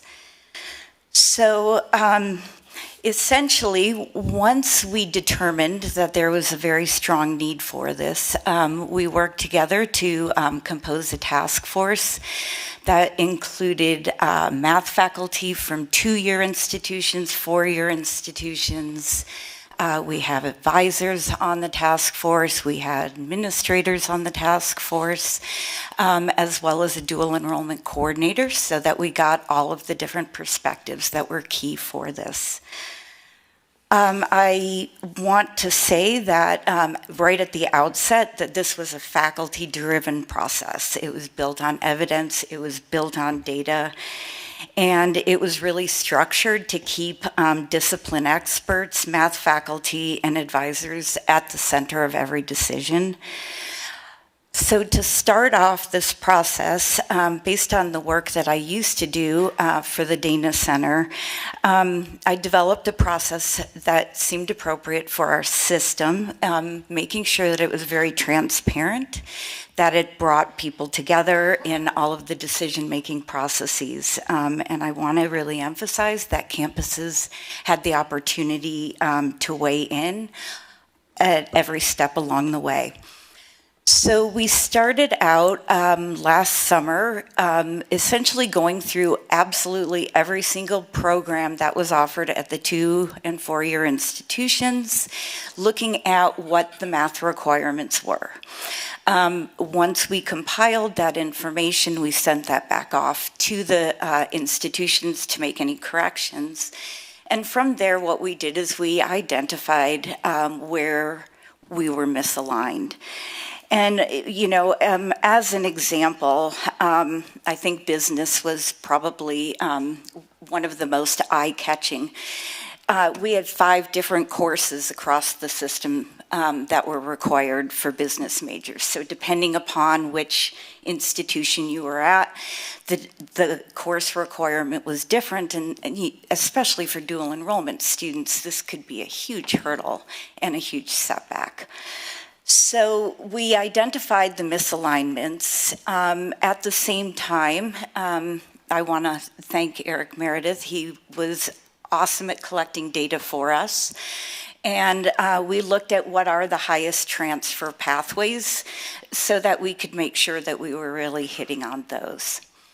So once we identified the misalignments, what we did as a task force is built an enormous survey of all of the math skills and competencies, and then some, that students might need in their courses. In those disciplines where we were misaligned, we gave the survey to faculty around the system. We reached out to the CAOs to identify the important people that we needed to send the survey along to, and we had as the slide shows, we had 53 discipline faculty surveyed in those areas. So there was really good engagement.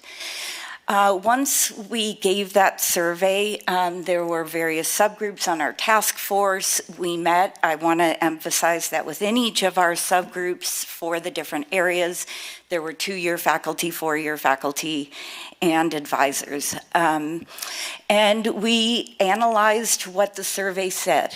And in some of these areas, it was very straightforward, and in other areas, it was a little more challenging to determine. From that, our subgroups composed ideas that we then brought to the discipline faculty. So for example, we met with, using the business faculty again, we met with the business faculty who completed the survey and then some around the system, and we talked about the results and we got their feedback. From there, we made some suggestions and then brought them back to those discipline faculty. You know, math faculty are experts at designing rigorous math courses, but these are service courses that we are offering to these disciplines in order for their students to be successful in their major and in their career moving forward. So while we are experts at designing courses, we really need to communicate with the faculty with whom we are offering these courses for. So they were absolutely key along the way. And then throughout, we kept the CAOs engaged and informed. They asked for campus feedback. We took the campus feedback. We integrated it to the best of our abilities along the way. Before I go into the pathways briefly, I just want to really emphasize that this work was not without challenge. We were balancing competing needs. We have students with different academic preparations, different academic goals. We have very different campus contexts and disciplines with genuinely different mathematical demands. And where we landed really reflected a lot of sustained negotiation. It was not a tidy consensus. That was there from the start. Change is hard. So moving on, what I want to share with you are where we found our misalignments and essentially what we've done. We did not want to change anything for the sake of change. That was not the goal. So the specific 6 areas that we focused on where we found the greatest misalignments, the first one was in social sciences, in particular psychology, sociology, anthropology. They were, what you see here on the slide is what the current state was. And then based upon the survey that we gave, what the recommended pathway is. Nursing was another one that was pretty misaligned, and that's a very high transfer pathway. And what we have come to is that the Math 140, that's college math for healthcare, is really the preferred pathway. We do accept college algebra, of course, but recognizing that college algebra is really designed to prepare students for the calculus track. The allied health, there are very varying levels of mathematics that are needed depending upon if you're in a more intensive field like rad tech versus surge tech, which doesn't have as much math involved. So we came up with the 2 courses that were pretty much the system norm. The business courses I mentioned had 5 different courses. This is the most fascinating of them in my mind. What we came to is that not any of these courses that we're offering necessarily met the needs of the business students. So this is a really beautiful way that we're coming together as a system, and we are designing a new course for our students in the business pathway. This can also be used, of course, for economics pathway. It's going to be titled Modeling with Functions and Data.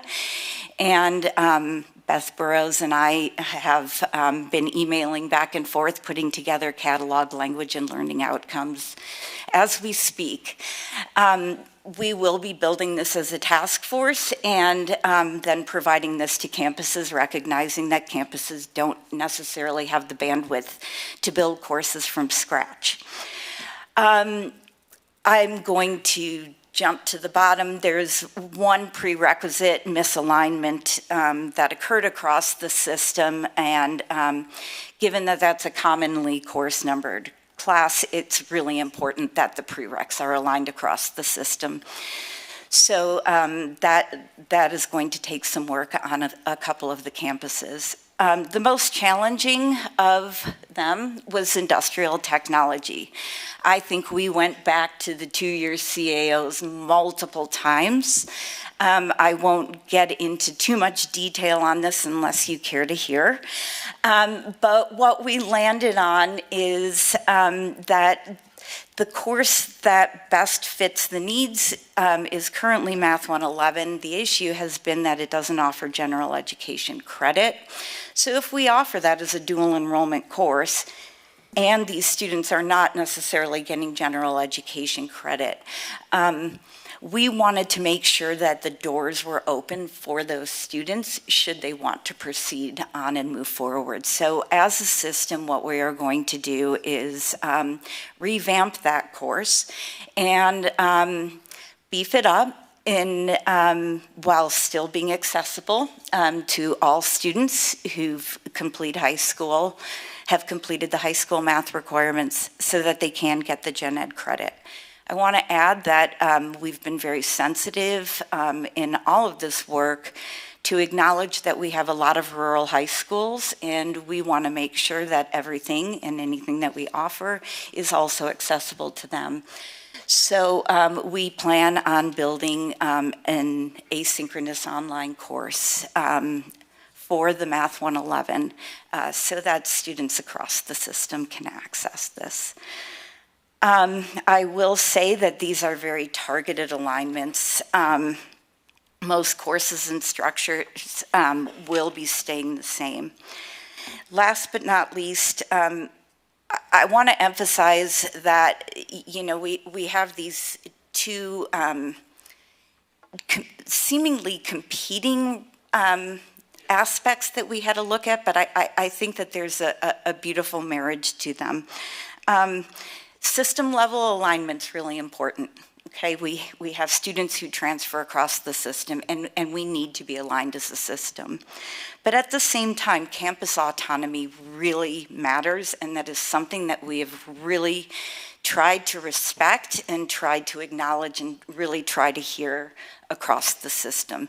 So it was a balance of making both of those work, and I feel pretty good about where we landed. Last but not least, I would be remiss if I didn't publicly acknowledge several of the task force members who are here in the room. Certainly Christine and Ange, and also Beth Burrows, SD Aiken, and Casey Donovan from MSU Northern. And I'm so thankful for the work that we did together. I think it was a wonderful way to get the system to really start working together. I can say that as a result of this, Katie Ivester at Gallatin College and I are working together to build a course together. So a lot of beautiful partnerships really resulted. Lastly, I have to thank Brad Goen. He is not here. He was my program manager, and he really helped me kind of take in all of the different facets that I would have to look at and kept me on track. So, thank you. Maybe I'll just, excuse me, maybe I'll just share a couple of next steps if you want to go to the next slide. Yeah, I'll get it. So, I just wanted to quickly share out some of the, like, this doesn't end here. We still have a lot of work to do. We have to, work with campuses to pilot a new course. We have to work on Math 111, the Math for Industrial Trades. We need to communicate to our campus partners at institution. If you think about just all of the layers where math is embedded, like advising and in curricular pathways and in prerequisite structures, like there's a lot there.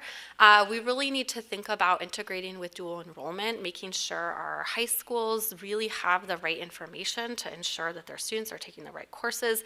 We talked to Angela McLean and I talked to our OPI partners last week about this. They're very excited and pleased, particularly that we found a solution to the Math for Trades, such that those students have a pathway at the high school level. That was one of the really important things from the superintendent.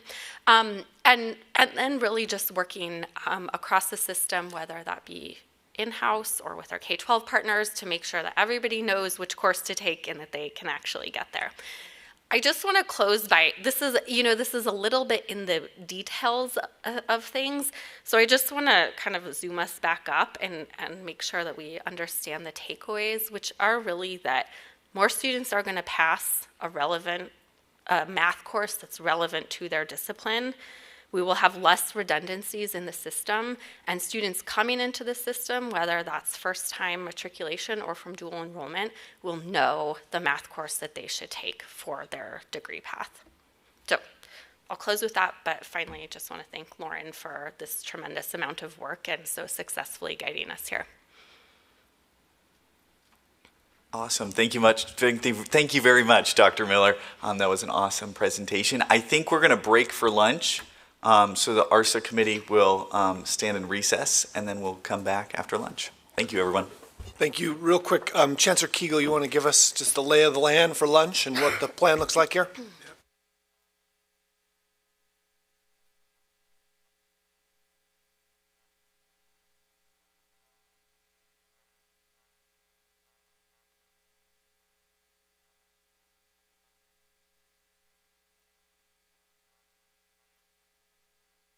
We're recessed till lunch. Thank you very much. Great presentation.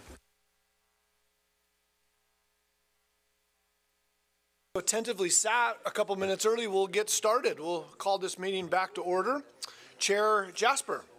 Awesome. Thank you, Mr. Chairman. And I will hand it directly off to Deputy Commissioner Teal to get our e-learning report and panel going. Thank you, Regent Jasper. We have, as a system, a Distance Education Advisory Council, and this is a group that's made up of folks that we maybe don't talk to as much as we ought to, given how central they are to how all of campus works in one way or another. So think about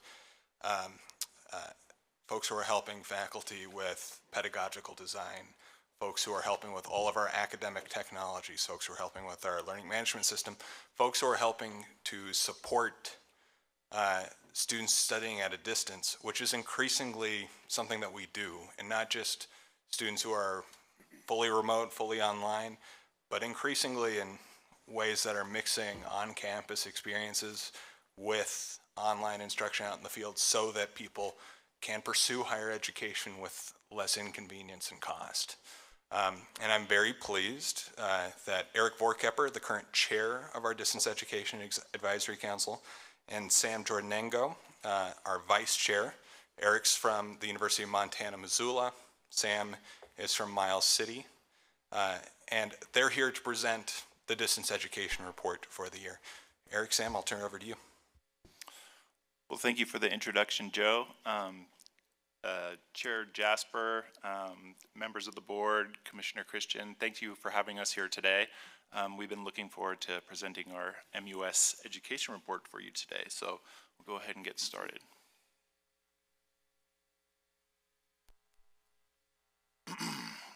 Okay, well, we'll just start off by providing a bit of context for the report and an overview of what we'll be covering today.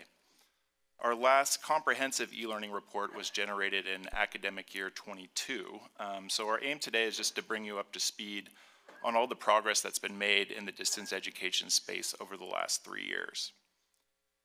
And in our report, we'll be highlighting how online education is growing in Montana, We'll be reviewing some out-of-state online enrollment trends, illustrating how distance education serves a wider range of learners, providing some updates on recent OT investments around distance education, and mapping out some future initiatives the Distance Education Advisory Committee is planning on working on over the next year.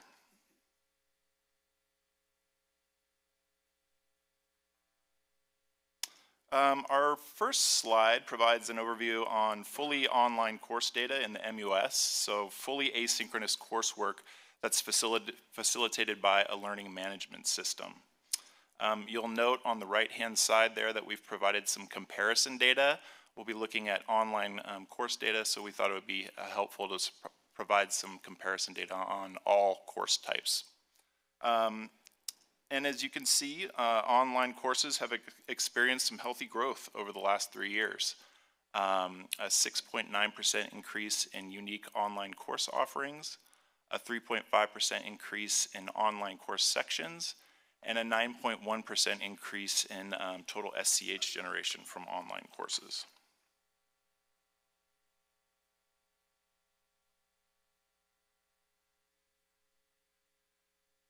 And with regard to student credit hours, we've provided a disaggregated snapshot of SCH generation by campus to highlight some of the campuses that are prioritizing distance education in the state and leading these efforts across the MUS. You can see that some of our 2-year leaders are Great Falls City College and Missoula Bitterroot College. And some of the 4-year leaders are the University of Montana in Missoula, Montana State Bozeman, and MSU Billings.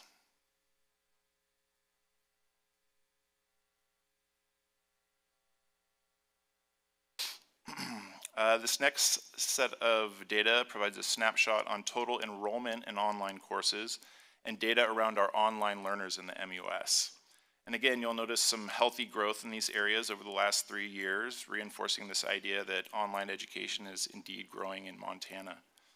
We've seen a 9.2% increase in total enrollments over the last 3 years, a 10.2% increase in unique learners enrolled exclusively in online courses, and a 7.4% increase of unique learners served taking online courses. So that's usually 1 or more courses in a semester.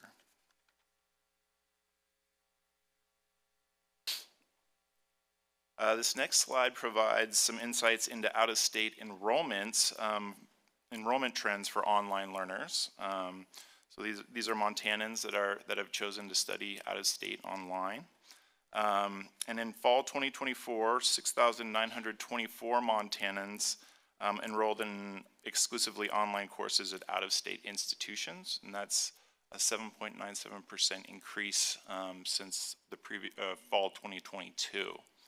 And I think something that's interesting to note is that nearly 75% of these students chose to enroll in private institutions that specialize in online education, such as Western Governors University, Southern New Hampshire University.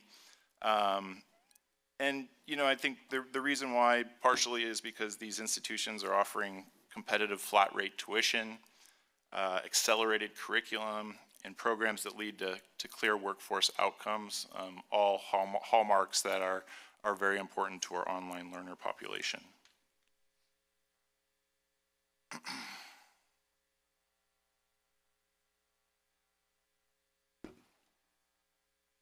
This slide looks at selected demographics by modality for the academic year 24-25.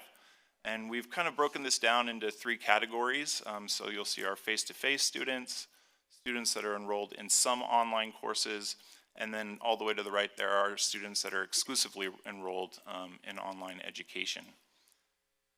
Our hope is that this data helps illustrate how online education expands the reach of the MUS by providing access to higher education for a wider range of learners who might otherwise not have been able to pursue campus-based post-secondary opportunities. We know that many of our online learners are juggling work, family obligations, maybe geographically place-bound, or have other challenges that other traditional students might not face. Online learning is an effective mechanism for the MUS to meet the unique needs and life circumstances of these learners. And this data suggests that, online learners are more likely to be non-traditional students, work while attending, pursue graduate programs, and attend part-time.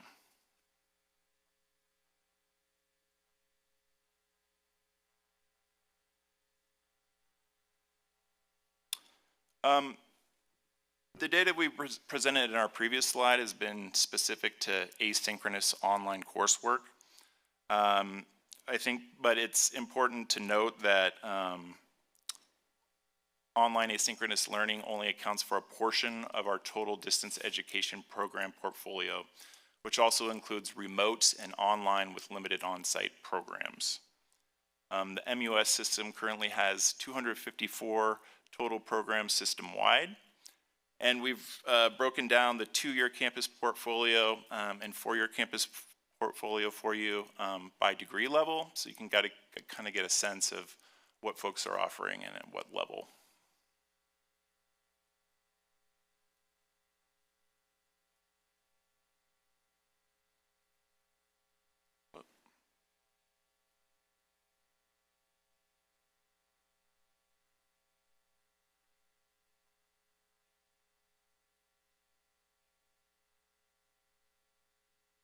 One more.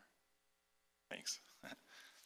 And just to provide you with a bit more context, distance education encompasses 3 program types.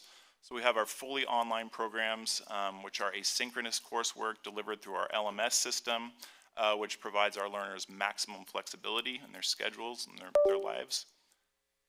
An example of that is the Associate of Arts General Studies at Miles City Community College. Second category is our online with limited on-site programs. This couples asynchronous coursework with in-person experiential learning, such as clinical placements or internships. An example of this is our Master of Education in Curriculum and Instruction at Montana State University. And then the third category is remote programs, which is provided more or less through synchronous coursework delivered via video conferencing. Which may include some online offerings, and I think these programs can add a humanistic element and cohort experience for students as well. And an example of that is the Bachelor of Social Work at the University of Montana.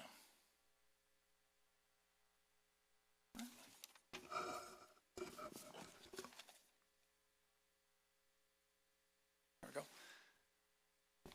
So OCHI gave us a big investment in looking at a learning platform that'll be across all of our campuses.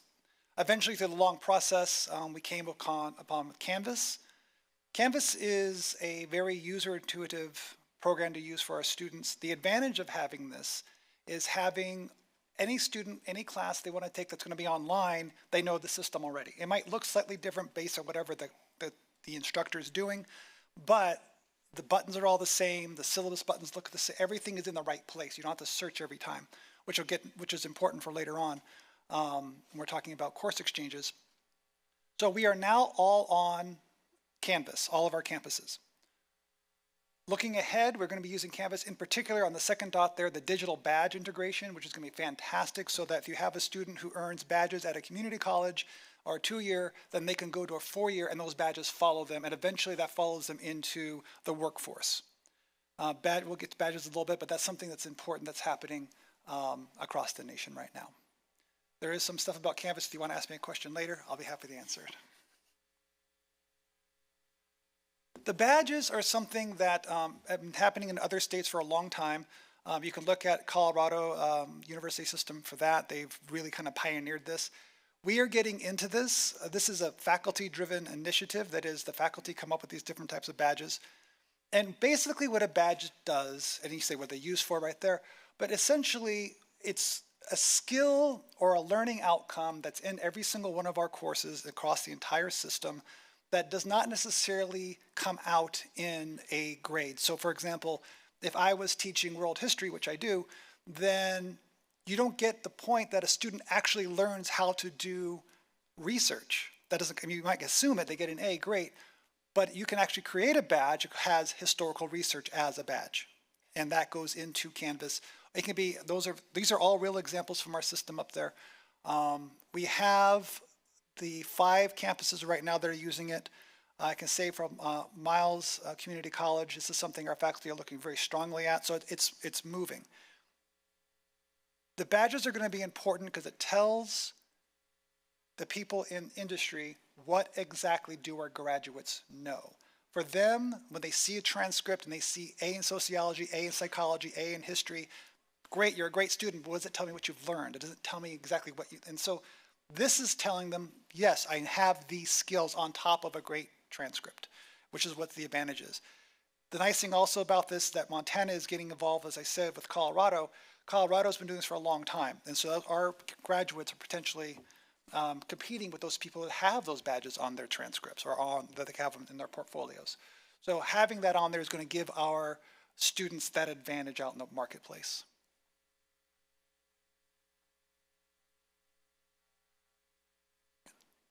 There we go. So we have a fantastic course exchange here in the MUS system. The advantages for our students for this system is that we can have a student who needs to graduate in the spring. They're on a course schedule. They need that last particular course to graduate, but it's not offered at their home institution. It's just not, because they have to wait until the next spring or the following, whatever. But they can go on to the clearinghouse to do the course exchange and go, oh, this school does have what I need to graduate. All my other classes are here at my home campus, but there's one class I can take. They register for it like it's a regular class in their campus.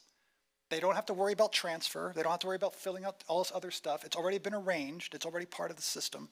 And so they can then take the classes, graduate quicker, or they can figure out whatever is better for their schedule. What the data that we've seen is that most of our students are taking these things sparingly. They're taking when they need to have that class. It's not to replace a class on campus, but it just fits their schedule better. They're 100% online, which of course helps, but it's something that is just growing in our system. It's something that's going to keep growing because it's really a good advantage to our students to help them through. And it also pulls together, and this might be my humble opinion, but it pulls together the idea that we are a true system, that our students can take these courses here and there and get through our programs faster.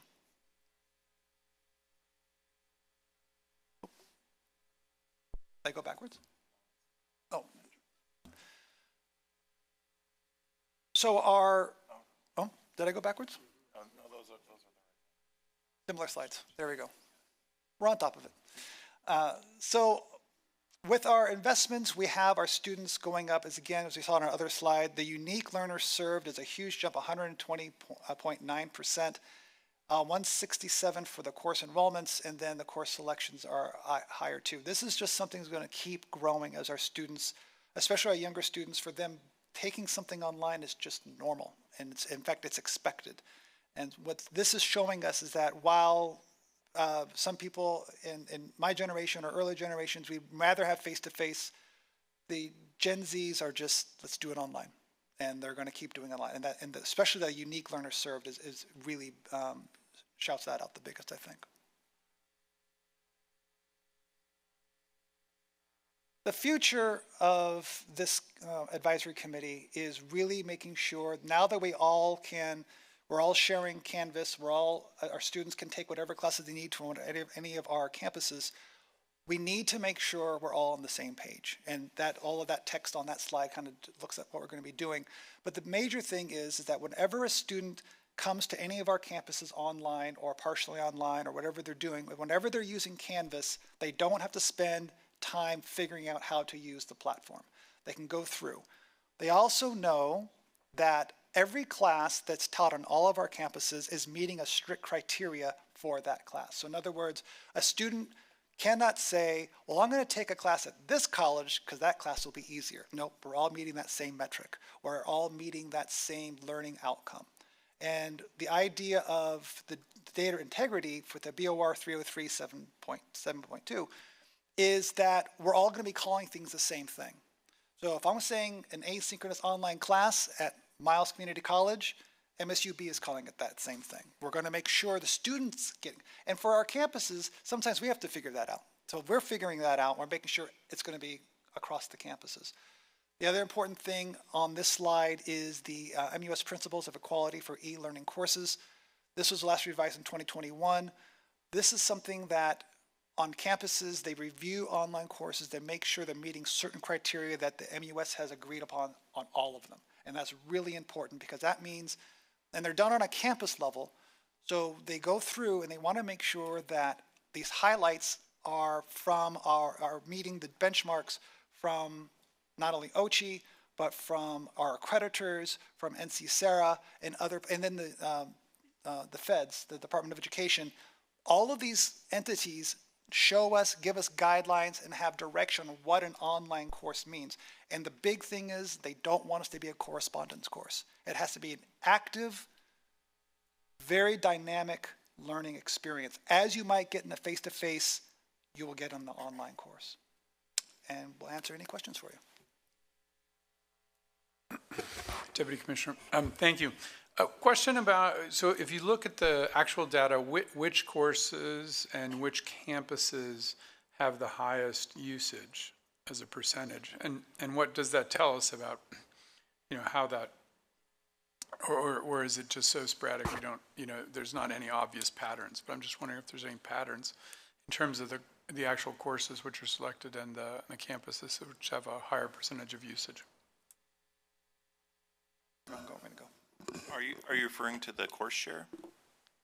Yeah, is it math 114 or is it, because it either shows some weaknesses on some campuses that aren't offering something that's frequently requested, or it's showing how well it's working. I'm just trying to see some patterns in the actual usage.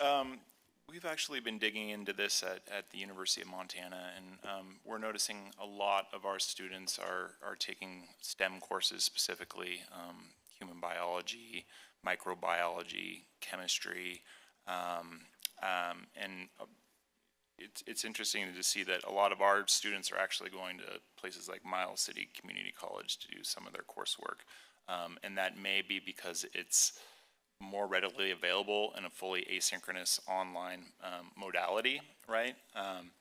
And I think when you start looking at the types of students that are using these, a lot of them are in the healthcare programs, and they're probably working, so they really do need that flexibility of the online, fully online asynchronous courses. Regent Bow, the one thing, related, and we have, I think, useful course data in terms of the exchange and course data in terms of online enrollments overall.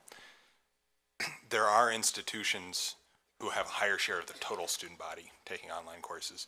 And historically and currently, that's been MSU Billings, that's been Miles City, that's been Great Falls College. So think about institutions whose regional population, they're serving a big region, and a big region of folks that are maybe more place-bound, so a higher share of their overall curriculum is offered online.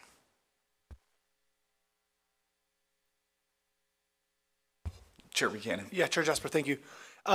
So where's this going? I guess I think about it as other states or best practices. Do we see a future where a student in the MUS is taking an asynchronous course through WGU because I'm sure they're eager to get into that space, but are we seeing intersystem collaboration, or is it always going to be contained? MUS is it's closed source MUS stuff. Am I asking that question right? I think I am. Yeah. So we do have an agreement with NC SARA, which basically is an interstate agreement that if there's certain classes that we offer in Montana that other states automatically recognize.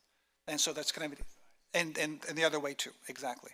And I'm actually on that advisory board for them too. So they are looking at revamping that, making sure that the standards are up. And their whole thing is, are your classes meeting the standards for the nation, essentially? And we have a lot of our students who are taking advantage of classes that we just don't offer in the state, at least is what the data that I'm looking at. So if there's nowhere in the state that is offering it, and I'm going to throw it, I know I'm going to be wrong on this, but let's say it's a veterinary school. I know we have that, but let's say they want this particular type of vet class that they want to take, and we just don't offer it. But this state over here in North Dakota does. Then we can go over there, and they don't have to worry about the transfer or anything. We've already recognized all of that. So it is out there. from the data on my campus, it's only like 8 students that do that out of the, hundreds that are taking online courses in Montana. So it's not at least for us, it's not a big number, but it is a number. It's out there. And we do get a lot coming in because we have that same thing. There are some, especially in our ag classes, there are things we offer that other states just aren't offering. So. Thank you. Yeah, question, do we know the correspondence course comment at the end sort of struck my interest. Do we know what competitors do? WGU, Grand Canyon, those in terms of synchronous, asynchronous, or correspondence, and how do we compare to those or not?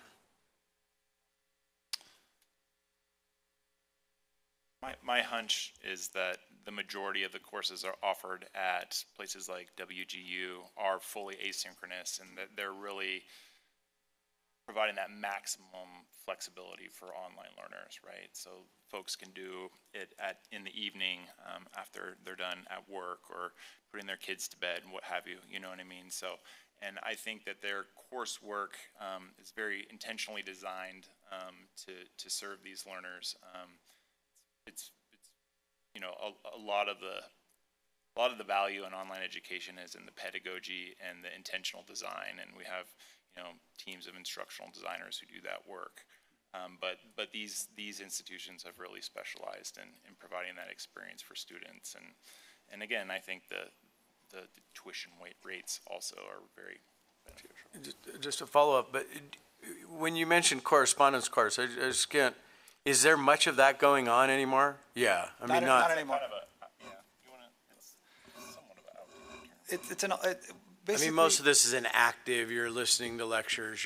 Well, there are still schools out there that will basically the teacher will put a bunch of assignments out there, and you do all these assignments, you turn them all in, and then you're done. And that's correspondence course. It's just doing online.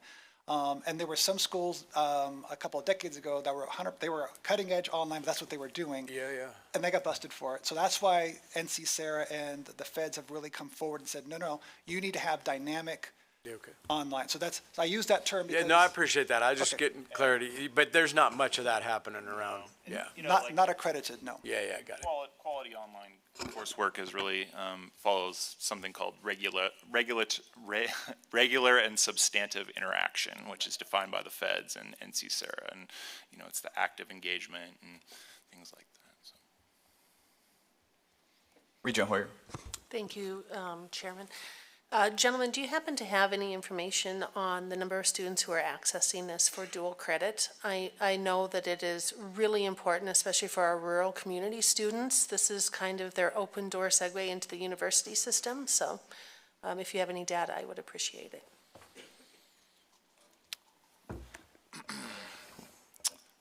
I don't have a whole lot of data on dual enrollment.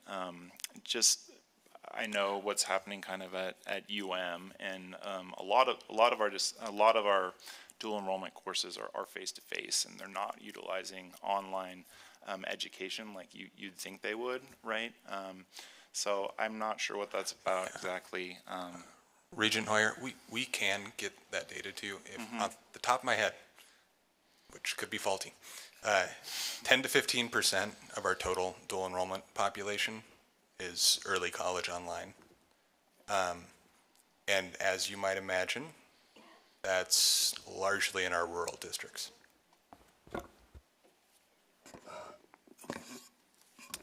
Any other questions for the panel? Okay, thank you guys. And thank you both. All right, now I'm very excited about this next agenda item. It's the student leadership panel, and I have to say a big thank you to Deputy Commissioner Teal and Chairman Buchanan for helping me with the legwork on this. So I'd like to invite all our student panelists to come up to the front. And I'll allow them to introduce themselves. But what the idea where this came from was I think the Board of Regents has a lot of ability to interface with students more. The commissioner was talking about those campus reports, and they are incredible, and they show all like the greatness of our individual campuses, but you lose the human touch to it. And so my hope is that, you know, starting today and carrying on into the future, we'll do more of these student panels. So it gives the regents, it puts a face to the name and a face to the success of how incredible our students are across the system in a variety of different, in their community, in research, in student life. It's so hopefully, so I'm very excited to introduce, and I'll let all four of you introduce yourselves. Maybe we'll start by the podium and then work our way down. Thank you, Regent Jasper and members of the board. I am Jonathan Walmsley. I'm the new president here in the Associated Students here on Northern.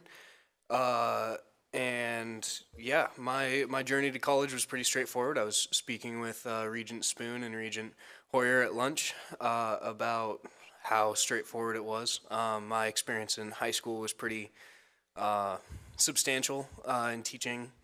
And it just instilled in me a desire and passion for education and learning, and that continued here at Northern as well.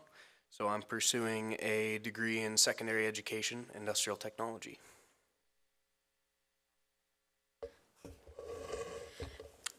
My name is Kaya. I am going into my last year here at Northern.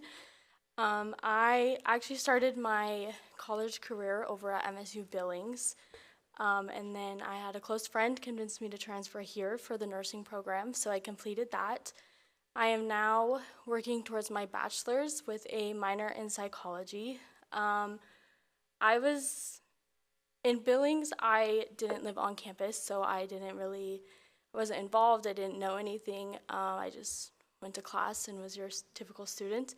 Then I transferred here. I lived on campus. I was sitting at a football game with some friends, and somebody convinced me to join Senate. I had no clue what it was, what I was doing, what I was getting myself into, and sure enough, I fell in love with it.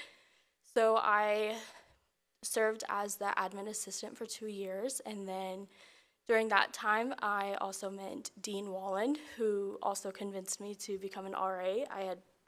Once again, I wasn't really sure what that was or what I was getting myself into, but again, I fell in love with it. So I'm still serving as a resident director on campus, but I did recently just step away from Senate to focus on what's next. Hi, my name is Danielle Cahill. I'm from MSU Bozeman. I came to MSU Bozeman because that's where my parents met, and I could afford it due to the in-state prices and the awesome scholarships offered by MUS is the reason why I could go to Bozeman. I'm studying microbiology with a minor in astrobiology, and these other two are associated with student bodies. I am not at all associated with student bodies. I focus entirely on STEM and research, and that's where I spend most of my time is outreach for space science and black hole research, and then I also do stuff from my lab. I work in Blake Wiedenhoff's lab.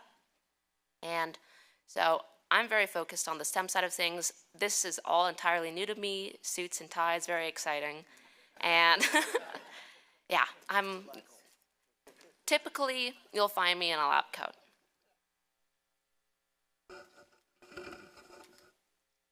Hello, my name is Michael Singles, and I am from Great Falls College, MSU.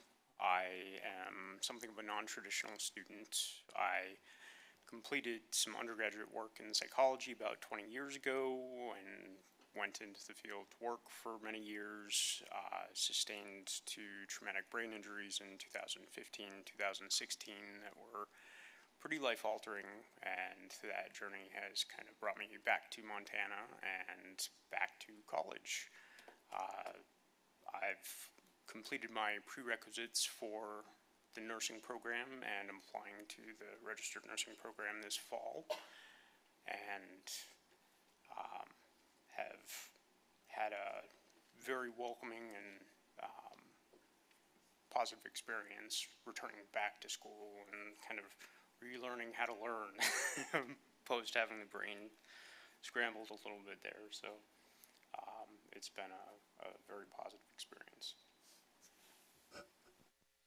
Michael, do you want to go a little more in depth on what you meant by, because you do a lot of work with like student tutoring and things like that. You want to go in depth on that and how, yeah, we'll start there, yeah. Absolutely. So when starting at Great Falls College, I was taking several of the arguably more challenging courses, the prerequisites for the nursing program with anatomy, physiology, chemistry, and such. And very quickly learned that one of the best ways to learn the information and really get a mastery of it was working with my fellow students. So I took the initiative to organize study groups and try to bring in some additional resources to share with students. And that got a little bit of noticement and attention and led to an opportunity to become a peer tutor for students. So I've had the pleasure of continuing to work with my classmates as I work through the courses, as well as being able to engage with larger student body going through the anatomy, physiology, chemistry courses, and try to offer support, cheer them along, celebrate their achievements, and support their learning experiences in any way that I am able to. Awesome. And then Danielle, can you go into more detail on, you mentioned going around the state. Can you tell the Regents what you do traveling around the state, and what originally got you into that, and then what you do? So I have the lovely job of, I work with the Montana Space Grant Consortium, and K through 12 schools can request presentations from SPOT Ambassador. SPOT stands for Space Public Outreach Team, where we will give these slideshow presentations along with physical demonstrations to these classes of students to help them understand what, the world is around them. Our most recent presentation is about black holes, but our upcoming one is going to be about the moon, especially because we're entering the decade of the moon, according to the NASA program with the Artemis 1 and 2 launches. So I get to do that for my free time. The thing that got me into that was I just liked space, and I didn't get that much of a science experience or education out in Scobie, Montana. It really wasn't a thing, so when we had traveling students come to the school and present, that was really important to me and made a big impact on how much I enjoyed my education. Very cool. And Kaya, can you go a little more in depth on your residence hall experience? Why you fell in love with it and wanted to continue to be a part of it? Yeah. So I also in high school I wasn't that student that was involved in all the clubs and all of that. So I didn't really understand how much fun it could be to just be a face on campus for students to go to when they need somebody. So my first year, I had my own floor. I was in charge of all the girls, which I'm sure we can all imagine was not easy. So just building my leadership as a future nurse and potentially going higher up into the healthcare field has really it's really hit me, and I just love it. Very cool. And then Jonathan, what got you into student leadership? What was the initial draw, and then what has kept you into getting to the positions you've been in? During high school, I kind of kept my head down. I was the youngest in my family, and all my brothers had gone to the same high school. So my entire experience was, you're so-and-so's brother, right? And usually it was not a good thing. So coming up here where I was the first one of my siblings to go to college, it was a completely new experience, and I could, start to stick my head up. I started out just being a peer tutor for math and drafting. I've always enjoyed both of those subjects, and it gave me some experience for education. And in that, I met a lot of students who had a hard time making their voices heard on campus. They felt like they couldn't bring things to the administration. They felt like they couldn't bring things to student government. And that really set in me a desire to be that voice. So my sophomore year, I definitely thought somebody else is more qualified for this, so I'm not going to apply. I'm not going to do it. I'm going to keep my head down and just go with the flow. And then nothing happened, and those same students were coming to me with the same problems. So I figured that it was time for me to do something, and I just applied, and then quickly melted into the amazing cultures that we have here on campus. I'm also in the residential education program, so I'm a RA, now an ARD. So working closely with Kaya and our other residential leaders has been beneficial. And then just moving into that position as president was definitely a step in the right direction, I think.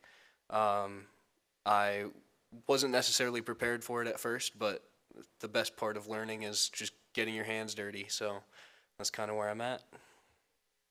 Awesome. Thank you very much. Now I'd like to open it up to if any of the regents or the deputy commissioner have any questions for our wonderful panel.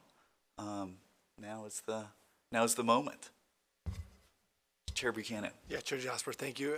Thank you for sharing your stories. Exciting. It sounds to me like transformational experiences may have sum up each of your experiences. I'd like to hear next chapters. How are we going to take this transformational experience you've had here, the skills that you've charted for yourselves? What does the next chapter look like for you as you think about leaving the university system? I guess I'll start. Mine is pretty straightforward. Education, we need teachers. I have a passion for it. I plan on going back to my hometown of Helena and hopefully teaching there at my old high school, Capitol High. And yeah, just taking that next step, keeping the leadership going, building the next administration as well, helping the next president here, helping the next executive council, next tutors, next residential education staff, just all of the future generations, helping give them a foundation. I am going to be honest, I don't know what my next step is. But I only have a year to figure it out, so I better get to thinking. I've lived in Montana my whole life, so I kind of want to get out and explore a little bit. But in the nursing field, sometimes that can be hard as a new graduate, so I'll probably stay here for a little bit, hopefully, and build that nursing resume up, and then just go from there. Maybe continue my education. I have no clue. Whatever comes my way. I plan on pursuing my PhD in microbiology or astrobiology. After taking a gap year from my bachelor's degree, I can't do that. I'd hope to do some research in extreme environments like Yellowstone or Antarctica, just to get some more extremophilic research under my belt. But I plan on learning for the rest of my life, and maybe learning becomes professorship, or just staying in education is really where I belong. I'm looking forward to going into the nursing program this fall and continuing my education, as well as supporting my fellow students' education, and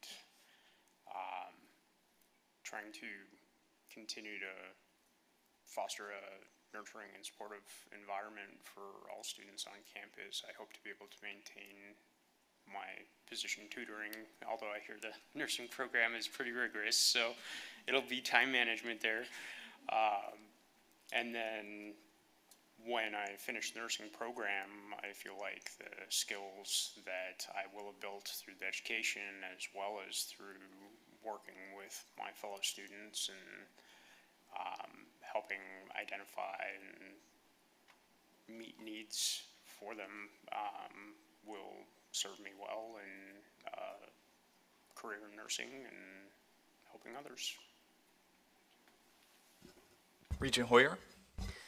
Thank you, Chairman Jasper. So what we've heard from so many of you is stories of resiliency. If you could give someone advice your age in your spot, what would you tell them? What stories can we take forward to tell people who come to us and say, what next? Step one is get involved. That should be the thing you do. Orientation, you should be going to it. You should be, meeting new people, doing new things. I think what really shocked me coming here to Northern was the club culture. There's a lot of student organizations, and each one made of people that you normally wouldn't really talk to. You don't share many of the same interests, but that one interest is now your whole world. Our biggest club on campus right now is the Dungeons and Dragons Club, which doesn't seem like it would be, that crazy. But then we have these farm kids that come and they're like, we want to try it, and they just have such a fun time. So I think that's definitely something, is just get out of your rooms, meet new people, try new things, talk about things. Like, you can share your opinions, your ideas, and learn from each other. That's the biggest thing. I'm going to piggyback off of Jonathan and just say, do it. Just bite the bullet, do it. If somebody invites you, just go. You never know. If you don't like it, at least you know now. But if you don't go, you're never going to know. So just do it. I go a different route. If you're at all interested in STEM, I highly recommend research, no matter what kind of research it is. Teaching labs don't do the job well enough. In a teaching lab, you can make a mistake and just say, oh, I got 100%, error on this lab report, and then move on. But if you're working in research, the data that you present and you work on is real, and you need to make sure that it's correct, and you're forming skills that help you with accuracy and making great friends. You get to learn people in the professional world, in the research world. So that's my advice, is if you're at all interested, find a professor, email them. You can cold email them. They'll answer sometimes. And get into research. Get your hands into the science or whatever degree or field that you love.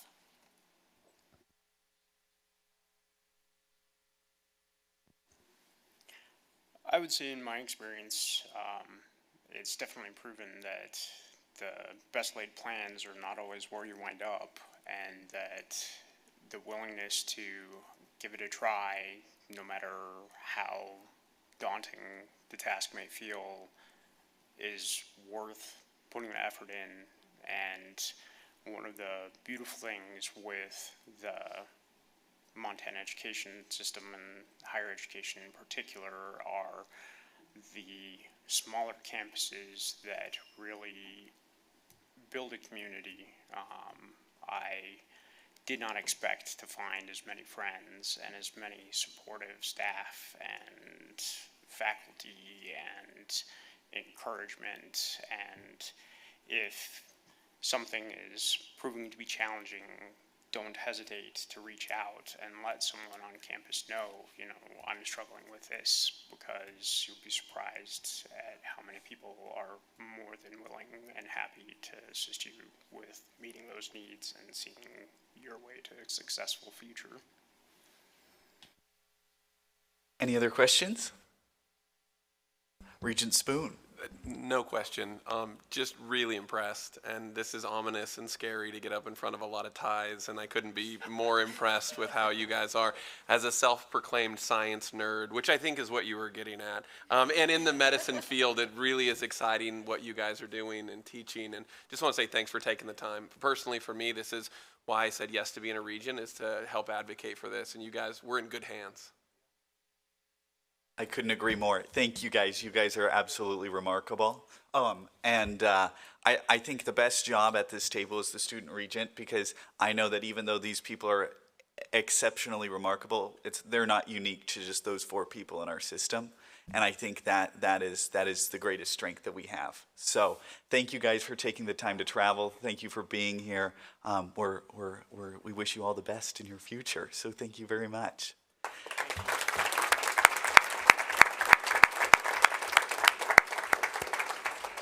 And with that, Mr. Chairman, I have to thank Regent Folkvord for allowing me to chair the ARSA committee today. This has been a lot of fun for me. And with that, the ARSA committee is adjourned. Back to you. Great job, Chair Jesper. That was a fun way to wrap that up. Really, really important role you're playing in highlighting student success. We're all grateful for that. And good job on chairing your meeting. You did a really good job. Moving on to the 2-year community college committee, Regent Hoyer, thank you for taking the leadership on this one. Absolutely. Well, thank you, Chairman Buchanan, Commissioner, my fellow regents, and Deputy Commissioner Teal. We have a small but mighty agenda for the 2-year and community college committee. Before I go, though, I do want to reflect and mirror the words of Regent Southworth. Thank you to Greg and Stephanie and Jane and Tom best of luck in your retirement. Thank you for making the MUS better. You'll be missed. So we wish you the very best of luck. And I'm pretty sure Stephanie left, but she'd probably tell you she's going to catch bigger fish than you're going to catch. I'm sure. So with that, we're going to go ahead and move on into our agenda. You'll see that we have one action item that we will review, and then we have some information items. I do want to thank Ange DeWolf-King for the work that she put into a lot of this. You'll see that she is up at the lectern quite a bit today with a really cool policy, and I say it's cool because we're actually removing a fee. And so I'm excited for her to share this because it doesn't happen very often. At least I don't think it happens very often. So with that, I'm going to turn it over to Deputy Commissioner Teal to walk us through what his crew has done. Chair Hoyer, thank you. Yes, this is going to be the Director Ange King show for a little bit here, because there's a lot that's happening in the world of transfer, and at the Commissioner's office, Ange's, not directly in her title, role is in part transfer. And you know, you've heard in the Math Pathways conversation, a lot of this is the guts of aligning across our system, aligning some of the content of how we work together, because a lot of our students, through dual enrollment, through other pathways, are moving between our institutions, and that requires a lot of compromise, a lot of work, a lot of constant vigilance to make it work well. And very grateful to Ange and the team across campuses who are bringing forward these policies as part of that work. Ange? Thank you, Deputy Commissioner Teal. Madam Chair, Regents, I will be up here for 3 items. I'll try to be brief, but we'll start with this action item. Again, we introduced this at the Dillon meeting, but if you'll grant me an extra 60 seconds, I just want to kind of just share where this came from, because we do have some new regents and new people at the table that weren't here a year ago. But last year I had the opportunity to do what I called a transfer tour. What that tour consisted of was me driving across Montana to meet with transfer students, transfer advisors, and other staff that work daily with transfer students and with faculty to really discuss sort of the transfer landscape across Montana, and kind of most importantly to gain like really organic feedback about what is working, what's not working, what do we need to have fixed. And one of the items that came up out of all 3 of those buckets was what is called the transmittal form in its sort of day-to-day use. In policy form, that is under 30154, otherwise known as the single admissions file. And also part of the transfer tour really, we ended up creating a transfer advisory team. And that way, our office at OCHI was having constant feedback from each of the campuses. That team is representative of all campuses across the system. We meet once a month to discuss transfer issues, but also to work on some of the things that came out of that tour that we want to get done as a system. So that's where we're at with here. As I mentioned in March, kind of the base goals of this are to do 3 things. One is to make the transmittal electronic. It has been a paper form, which has required hard mail or faxing or some other creative ways that campuses have gotten this to one another. So this hopefully alleviates some of the challenges of that, but also just steps us into 2026, but would allow students to complete an online form that says, hey, I am currently a Great Falls College student. I want to be a University of Montana student. Help me out here. So it makes it electronic. It does remove the fee. There was a $30 fee at one point. We had an $8 fee at one point. Because we're moving fully electronic, the fee has been removed for students. Third, the goal here is to really clarify what documents need to be included in a full transmittal packet. The reason that transmittal is powerful for students rather than just having them go through a great resource like Apply Montana is that it not only has them apply to their new institution, but it sends all their documents with them. So they're not having to recollect a high school transcript, maybe they went to multiple transfer institutions previously and they're not having to request a transfer, which occasionally requires additional cash. Our goal here also is to send ACT or SAT scores and also immunization records on behalf of students should they consent for that to be sent. We've been so fortunate to have Jared alongside with this process, who has helped us create such electronic forms, but also kind of setting up secure file transfers and walking us through that. So that's what this file is really kind of 3 main updates, but hopefully one that I think will be great for students, but also hopefully for our campuses and their capacity as well. Back to you. Thanks, Andrew. Any questions on action item A? Okay. Thank you, Jared. Information A is also policy 30113, which really sets out application for graduation, degree requirement, check sheet.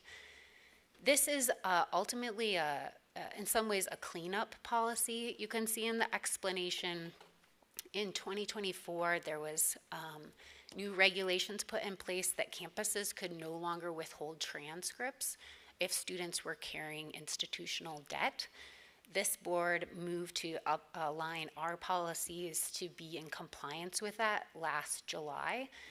However, 30113 also had some language around withholding graduation diplomas if a student was holding debt. And our goal here is just to align that again with 94021, which is the other policy affected here, and just to be in compliance with new federal regulations. But happy to take any questions if there are. And I think I did this exact thing, sorry, Madam Chair, on the two-year call. Good. Everything else around the degree check sheet remains the same. Students are still expected to go through specific degree requirements and graduation requirements, but again, it just removes that campuses cannot withhold that diploma should they have an outstanding fee. Thank you, Ange. Any questions for my fellow regents? Okay, you can move on to your next one. Okay, we are being speedy. I have 2 clickers that we're going to test, so we'll see how this goes. Thanks again, Jared. Again, this is a transfer update. There's nothing earth-shattering here or brand new, and I would call it exciting, but really the goal here is that this is an annual update to the board around data around this population of student, but also some trends we're seeing, and again, just to give you all some information on what we're doing as a system to support this specific population of student. So here's kind of our flow for the next couple of minutes, but looking at national trends, Montana's trends, and then sort of a deeper dive into what's happening here in Montana. So nationally, again, these are national numbers. I don't want anybody to kind of confuse the next slide with this one.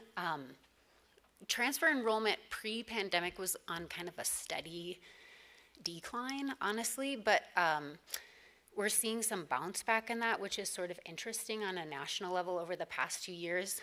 What I think is interesting out of this data set is that while the largest headcount of people is still looking at vertical transfer, really from 2-year to 4-year public institutions, we're seeing the greatest percentage growth actually in students doing a reverse transfer back to 2-year campuses, which they're suggesting is like due to increased workforce type credentials and also just workforce-based degrees that 2-year campuses offer. And I bring that up first because I think oftentimes when we talk about transfer, it's easy to think about from a 2-year to 4-year perspective only, but really we're talking about transfer across just a student moving from one institution to the next. Again, we have just over 1 million students each year across the country that are transferring, which allows for a pretty good data set to look at, but we're still seeing about 50% of students who have suggested that they want to transfer don't. And that's the group that I think is really interesting. And I put this last slide up here. I'm fortunate enough to sit on some national groups that look at transfer students in particular, and we're seeing a lot of institutions and systems in particular thinking about how to better support that 50%, not only because we want to help students get to their final academic goals, but also looking at transfer as kind of a strategic enrollment goal and a strategic enrollment plan. So here in Montana, I chose to kind of look at this differently this year. And huge thanks to, he's not here but right now, but Eric Meredith and Chase Stahl in our office who are, I wouldn't have data without them, let's put it that way.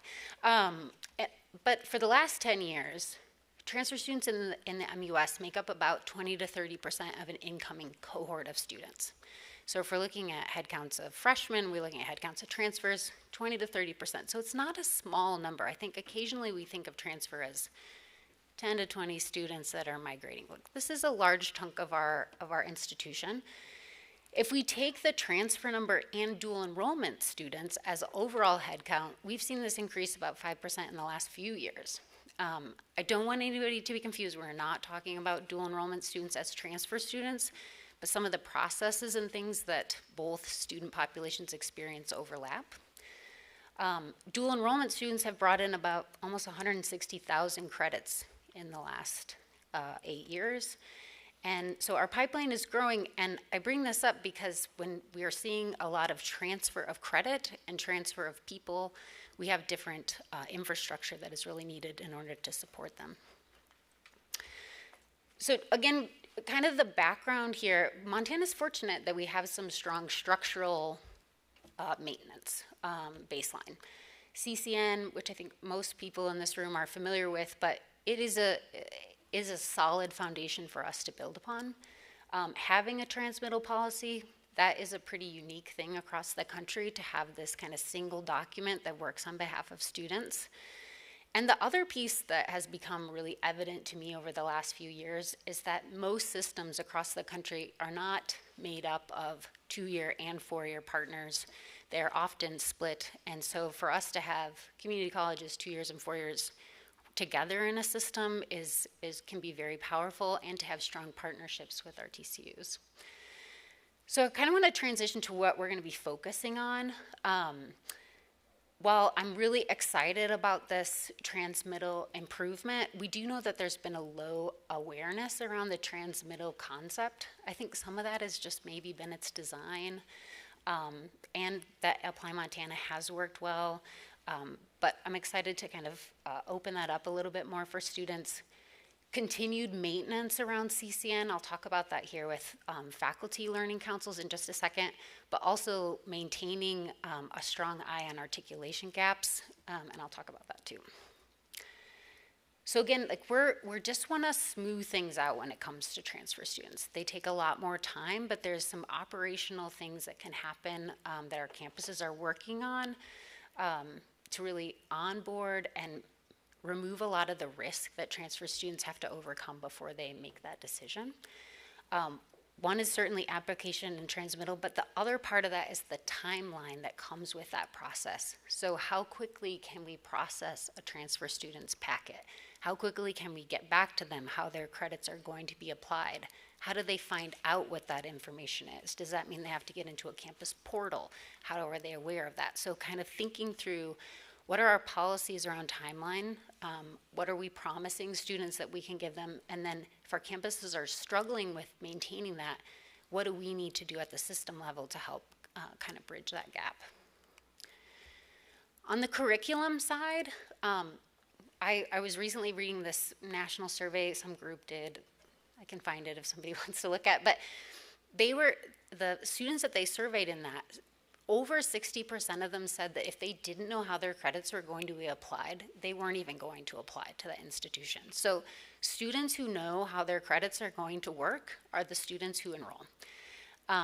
Part of that is looking at faculty. So we've heard a little bit today about, especially from the distance learning folks, about faculty working together to ensure course outcomes, agreement across alignment of learning outcomes. And one thing we've started doing since last summer is kind of the kickoff again of what we call the flock within our office. It's a hilarious little term for faculty learning council.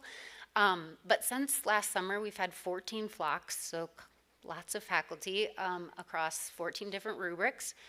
And the goal here really is to make sure, one, that those faculty know who each other are. So if you're teaching education at you're talking to your counterparts here at Northern, et cetera. But it also helps to just instill some confidence so that when there is questions around a transfer student's transcript or a course they took or a substitution, that some of that moves faster for students, but also, again, gives some confidence to the faculty. Just within this past month, we've had 2 situations around, actually, I got one just yesterday from a business faculty that was wanting to use a new book and emailed all his flock saying, has anybody used this? So kind of creating some internal cohorts for them, but also some questions on, hey, is your lab covering X material? I want to know that, and then they can kind of feedback. And a lot of that just makes, again, life easier on the back end for students and advisors. One of the things that we're asking faculty to do at each of their in-person gatherings now is talk about creating transfer pathways. So how can we map things out so that students, again, know how their credits are going to transfer? Advisors have a better roadmap of ways to instruct and encourage students down, but are less restrictive on, well, this will only work if you're a Great Falls College student and you're going to go to Northern. We need to be able to create roadmaps that give students a lot of options without kind of pigeonholing them in their first semester of coursework. And then, as it states on the bottom, just making sure that students are aware of that and that advisors are aware of that. So sort of what's next for us is we'll maintain the faculty convenings. I think those have been really helpful and productive. We'll keep a strong focus on maintaining articulation. One of the things that, while we as a group, as a transfer advisory group, I think feel strongly about program pathways, but there are also instances where like 2+2 articulations are strong and need to be maintained, but how do we kind of keep some guardrails on it? How are those being reviewed? How is that kind of promise being kept to the student? In terms of data, again, Eric and I have talked quite extensively on different types of data we'd like to be able to collect and just have better metrics over. And then finally, just continue to align program alignment across the system for students. And because when I made this, I was on a soapbox, I put this little statement up here, but it is a good reminder that I think a lot of times we treat transfers because they are unique and our situations are unique. It's like we've got to build these kind of separate little things that will get them around. And I guess I just think if we treat transfer more as a pathway, it works better for all students. So with that, I'll stand for any questions. Thank you, Ange. Any questions from my fellow regents? So I do have one quick one. Early in your presentation, you shared that 50% of students who intend to transfer never do. Are we able to track what percentage of that percentage actually stay at their home institution and what percent we lose? Madam Chair, that's a great question. The 50% is often determined by a couple of things. If a system, because that's a national statistic, there are applications out there where they will ask a student up front, what is your intended goal? We have something similar in Montana. Is your goal to get a bachelor's degree? Is your goal to get a PhD? And so you can kind of, based on their applications, determine some of those percentages. The other and probably more common way that that's determined is students that go into transfer-based degrees but never matriculate. So oftentimes if a student is in an AA or an AS program but never moves forward to a bachelor's degree, they're often included in that. Now, sometimes that gets tricky because we have plenty of students who complete with an AA or an AS and that's where they want to be. That is the end of their educational goal, but there's pretty good documentation to suggest that there's a lot of others that wish to go forward, but based on hurdles have a hard time. Thank you. Yes, President Tessman. Thanks, Madam Chair, members of the board, and Director King. This is a little bit of a parallel question, but I really like that closing statement that it's not a workaround, it's a pathway. There are some things I think we could do differently, though, I think to more directly meet the needs of transfer students. And one thing we talk about at MSU is orientation. And I'm wondering if there's like a package of best practices either in Montana or nationally for how to efficiently, because we can't often build an entire separate system, but efficiently like design onboarding, including orientation, that is better fit for a transfer student than maybe for an incoming 18-year-old.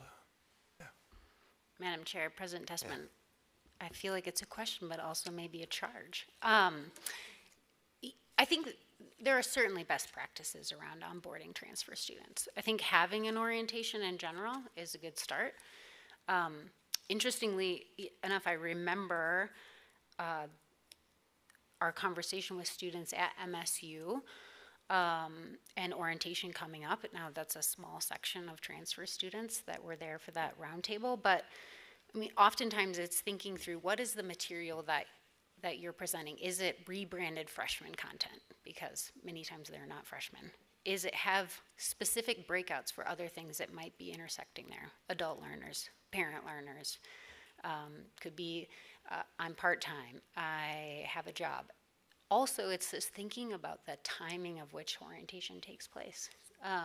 Is it the best time for a student, and what can students expect to get accomplished, I think, at that time? But your point around transfer best practices and how that could be implemented across our system, I think is a great one. Any other questions from my fellow regents or members here at the table? All right, Ange, thank you. Oh, go ahead. Well, Deputy as we Commissioner. transition, regional, just one point that I think is worth making, and I don't want to conflate the transfer student population from one college to another, but if you remember back to last meeting, we had new statistics on what share of our matriculating class come with college through dual enrollment, AP or IB. That's 60% this past year, up from 45% 5 years ago. And so this architecture, alignment, maintenance, like it's all students, and then we need to think about the transfer student population that is also really sizable, and you know, an enrollment strategy for us, but also just a student support strategy. Those are students where we have pathways and we need them to work as described and as advertised. And so just again, thanks Ange, and to all of the institutions who helped to make this work. It's just emphasizing like that is a lot of alignment and a lot of architecture for us to invest in, but just that emphasis of why. And it's that higher share of our students need it to function better than maybe it is now. Thank you, Deputy Commissioner. With that, we will move on to information item C, and we have Dr. Angela McLean to visit with us about that. Thank you so much, Madam Chair, members of the board. Great to see you. Thank you so very much, Chancellor, for your service to this great institution and to the Montana University system. And a great big thank you to you and your team for having us here yesterday and today. Your host details are always so very carefully thought out and applied, and you make everyone feel so entirely welcome. So good luck to you and your bride as you move on to the next stages. Madam Chair and members of the board, I will tell you I'm very aware that I know that you've heard bits and pieces about this item throughout the day, but I must tell you that I feel a need to earn my keep, and thus I'd like to go a little bit more in detail about what is going to happen over the next few days at the Montana Board of Public Education as it pertains to the Class 8 license. As was noted earlier today by Deputy Commissioner Hollenbaugh, dual enrollment is increasingly becoming a very important part of Montana's P16 landscape.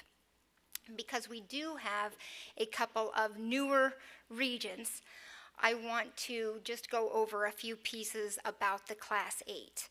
Montana currently has the Class 8, which is a K-12 licensure requirement for post-secondary faculty who teach dual enrollment.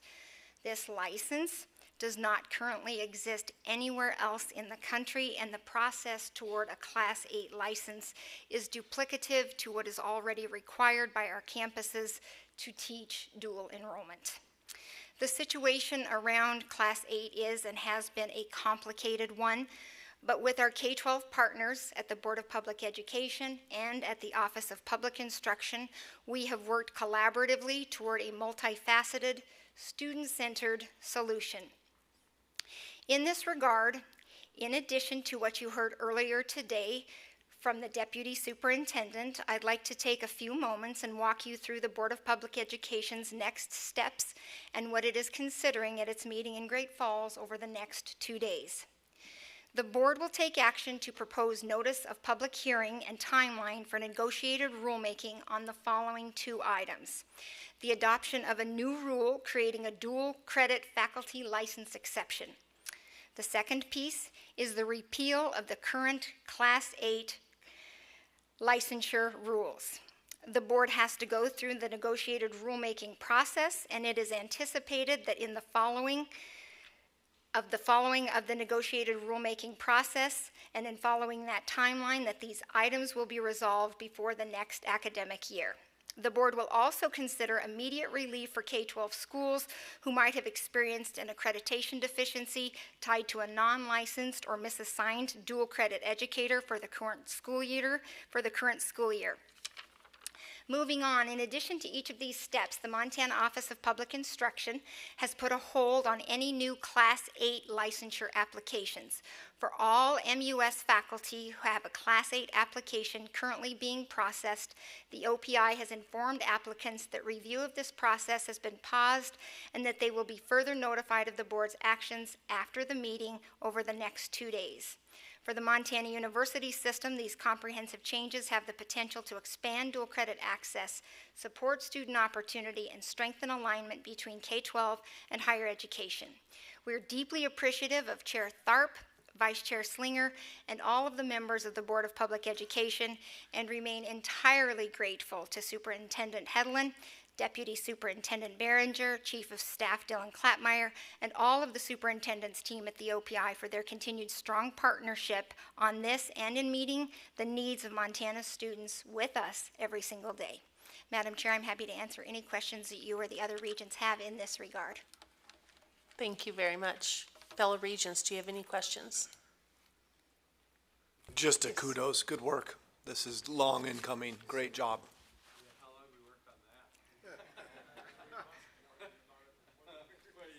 And for me, Mr. Chair, Madam Chair, I will tell you this is a conversation that has come full circle. I was on the Board of Public Education when that rule was adopted. So this is a very interesting and exciting time, I think, for all of us. Maybe we can hang one in a bar somewhere with those old license plates. Thank you very much, Angela. That's appreciated. Thanks for the clear communication. Yes.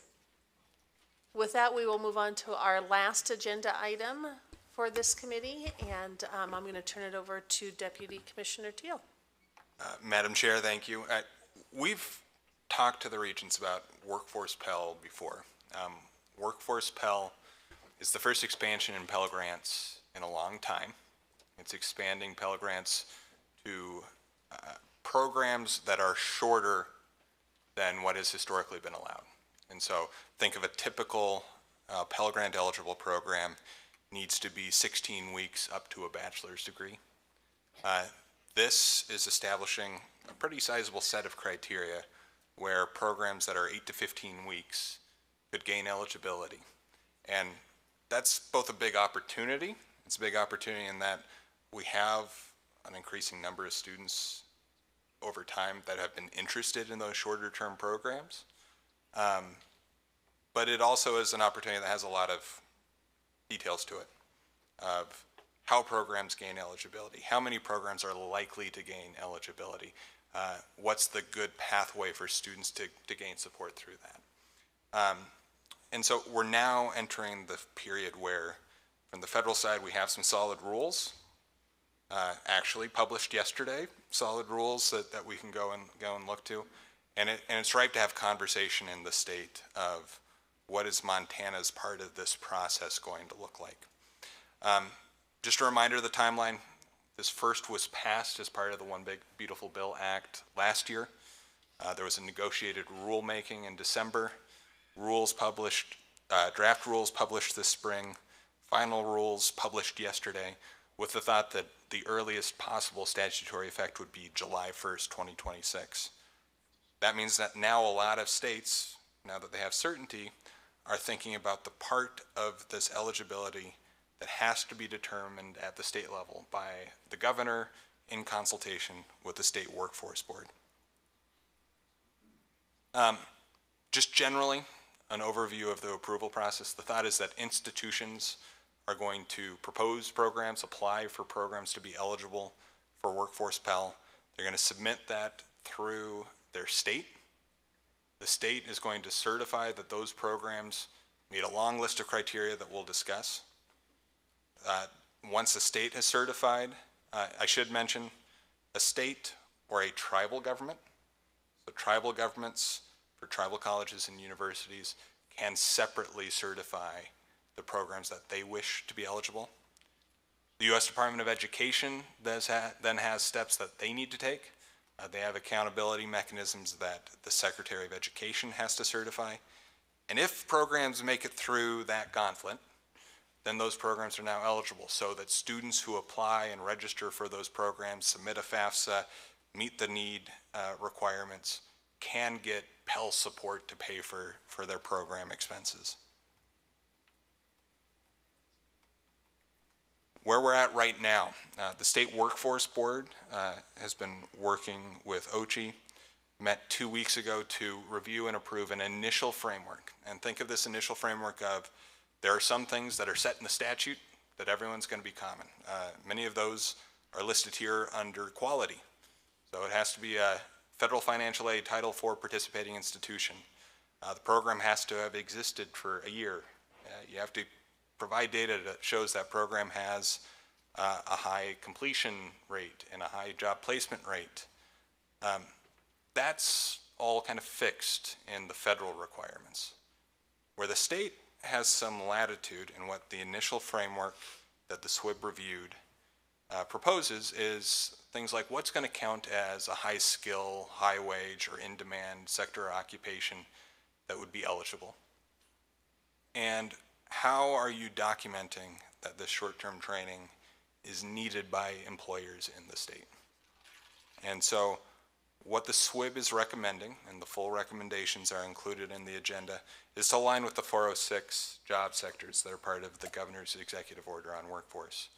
Those are up on the screen: healthcare, hospitality and recreation, construction trades, education and childcare, advanced manufacturing, community, financial and professional services. So those are the sectors that SWIB will be recommending to the governor be eligible initially as spaces in which programs could apply. Documenting employer demand, their recommendation is there an industry recognized credential that's provided as part of the program? Is it recommended by a sector partnership in state? Is it related training as part of a registered apprenticeship? Or if it doesn't meet some of those other criteria, things like we've done in our sprint degree programs or year to career programs would count in terms of consulting with employers and the design of a program, and an employer signing on and saying, yes, this is a program that we want. The other part that's required at the federal level, but that we're going to do further work on how we define in Montana, is that these are short-term credentials, but they need to lead somewhere. They need to be recognized, they need to contribute towards academic credit. That academic credit needs to be useful in a longer pathway. An important component of all of this is a component of data. And I've heard it referenced that Workforce Pell is financial aid exercise, but it's also a state data exercise. These are a lot of things, particularly for this length of program, that we haven't measured at the federal level. And that sometimes in states we don't have data systems that measure particularly well to do some of the reporting that programs continue to be eligible over time. And some of that is about the items in eligibility, job placement, completion rates. Some of that's about how much does a program cost, what are the earnings, how do those earnings compare to a basic wage in your state. And so next steps.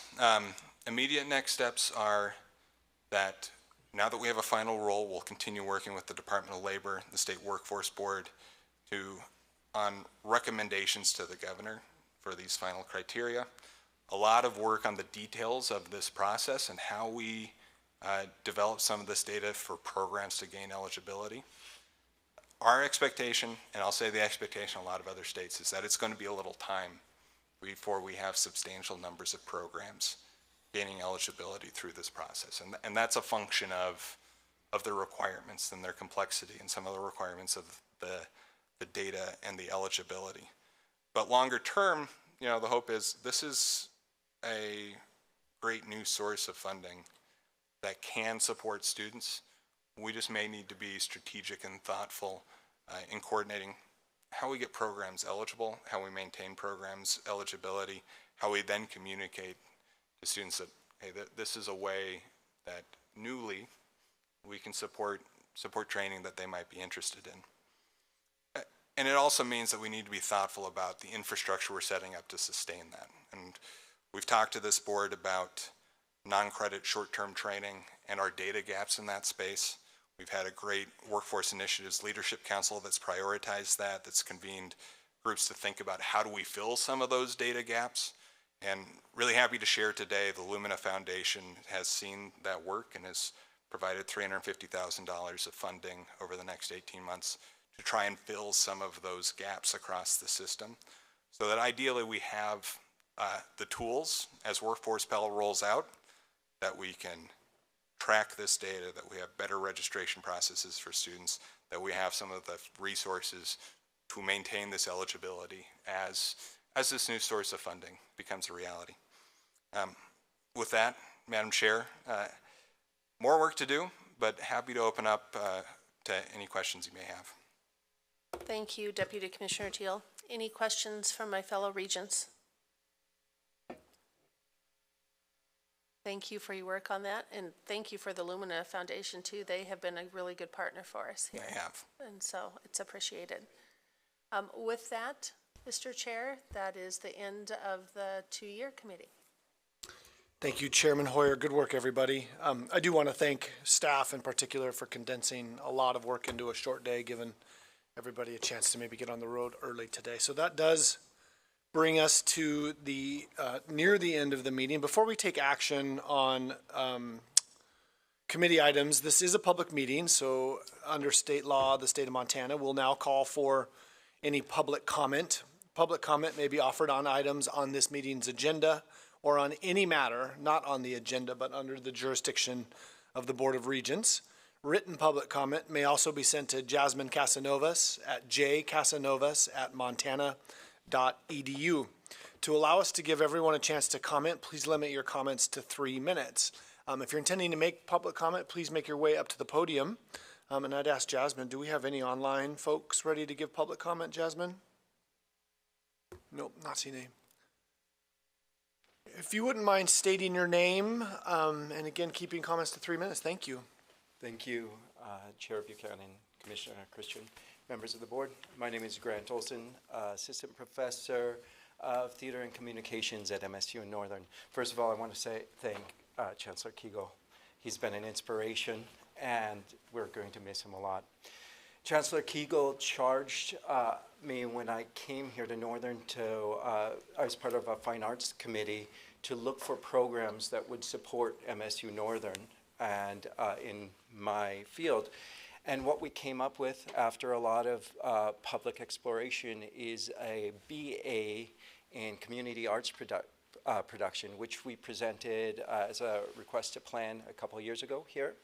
After we received some support in that, we moved forward and conducted more public surveys and reached out to our community and put together a proposal with financial plans, etc. And we're really excited to move forward on it.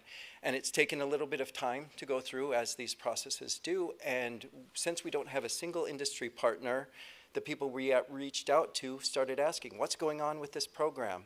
And so I wanted to just, again, express that we at Northern are ready to start up as soon as we can. We have public support, and we've been finding that this is a very sustainable program. I have a letter from the Montana Arts Council, a supporter of us, that I'd like to share with you. If you could pass it down.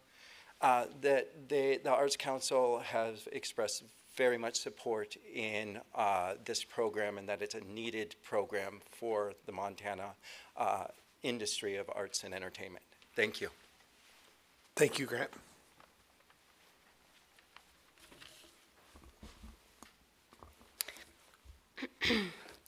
Good afternoon, Board of Regents. My name is Sam French, and I'm here to speak in support of the BA in Community Arts Production. I grew up in Havre, and I have been employed as director of Blaine County Museum for the past 7 years. I am familiar with Central Montana, its culture, and its history. The most consequential story of our home is that of human experience at its rawest. It's a fraught, unpretty story. It's intrepid travelers bound for the goldfields and cattlemen who carved a path of their own. It's it's the homesteader in the Missouri Breaks who, 9 months pregnant, is struck by lightning and survives, along with her newborn twins. It is the tender-hearted sheep herder who takes in her babies, nursing them for weeks with nothing more than string drenched in sheep's milk. It's Chief Joseph's death of a broken heart on the Colville Reservation, decades after he and his people were dealt the blackest deceit in our nation's history at the Battle of Bear's Paw. It is enduring grief, it is stunning survival. The human story of this place can be rivaled by no other. My understanding of the proposed BA program is that it is focused on rural community development through the arts and humanities. It is a blend of creative practice, communication, leadership, entrepreneurship, business, and nonprofit skills. When I began as museum director, I had many of the practical skills I needed to manage the museum's collections through my degree programs. But the skills to lead a rural cultural organization, I am still acquiring those as I go.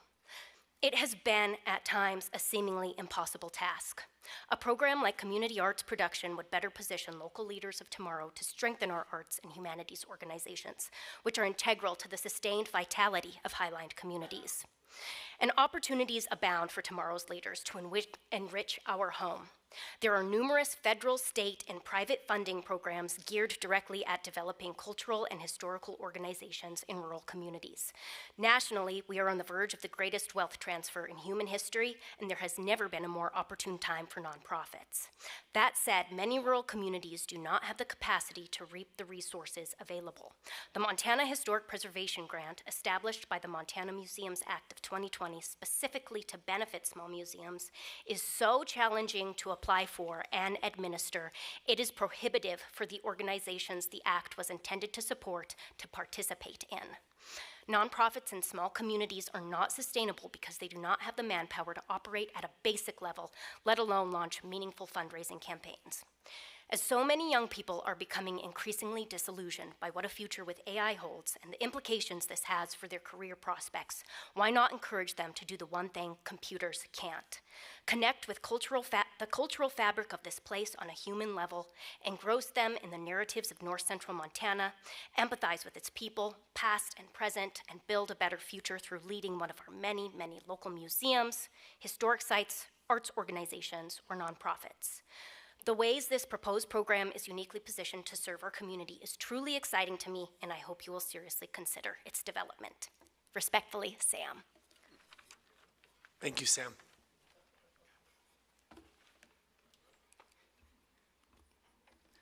Members, thank you. My name is Sean McEwen. I am the Director of Recruiting here at MSU Northern. As the Director of Recruiting here, I've had the opportunity earlier this year to assist Dr. Grant Olson in gathering feedback from a survey with high school counselors across Montana communities regarding the proposed community arts production program. I wanted to highlight just a few statistics and some of the themes that we received in our feedback. So just a couple of the survey statistics we went through, direct questions that we would put out to high school counselors from around the state. Do you believe a degree combining arts training with entrepreneurship and nonprofit leadership would be valuable for students in your community over the next 5 to 10 years? 63 responded yes, 63%, excuse me. 23% responded possibly. 9% responded no. Then one of the next questions we asked is, based on your experiences, how many students from your school next fall might realistically be interested in a BA degree in community arts production? 23 of the 37 responses designated anywhere from 1 to 10 students having interest. Majority of those were 1 to 2 students from smaller schools in rural communities. Several said 3 to 5, and a couple were 6 to 10. One interesting thing about having 6 to 10 in some of those responses were from what would be our AA size schools in the state of Montana, which for us at MSU Northern couldn't be a group of students from those types of schools that we might have a harder time getting students to come from larger cities, communities to Havre, Montana, to MSU Northern. So I found that interesting in our feedback. Common themes from comments that were contributed to the survey.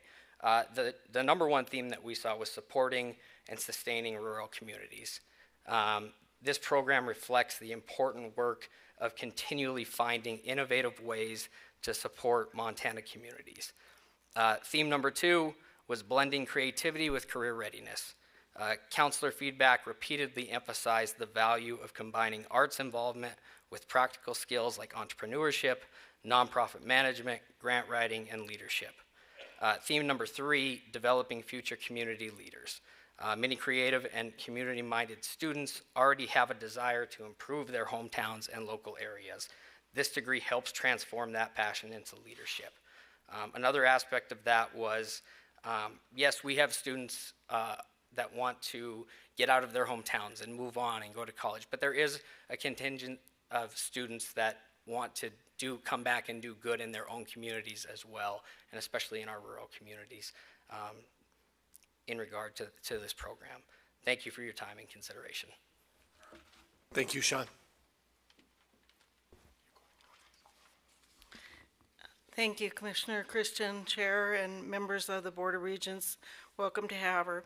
Good afternoon. My name is Arlene Rice. I am alumnus of MSU Northern and spent some of my undergraduate study at the University of Montana. I'm recently retired from 40 plus years of a long career in ag sales and consulting. I serve on the Alumni Board and the Montana Actors Theater Board. We have a unique need and reality at MSU Northern to create a degree in community arts with much of the existing structure and personnel already in place currently at this institution.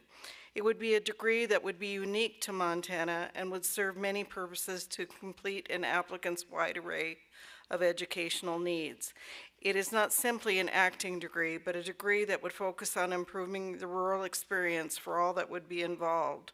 It would involve grant writing, community organization, youth outreach, fundraising, event management, and cultural involvement, all highly desirable employment requirements and unique to our geography. It is not to be defined as a program designed to train actors to leave to New York or California, but to give the graduate a wide array of marketable skills with the application of local and regional partnerships to stay in Montana. We have a rural health, a mental health crisis in our youth and beyond. We need to reach out to the student that doesn't fit the athletic profile or the trade composition of applied sciences, as well as students that bring students to Northern. I believe in discussions with parents and interested prospective applicants, this would be a desirable and growth potential program larger than we could imagine. Having a fluid, well-funded, well-rounded program that builds on the strengths in campus and of this campus and offering a 4-year degree is critical for Northern for exponential growth.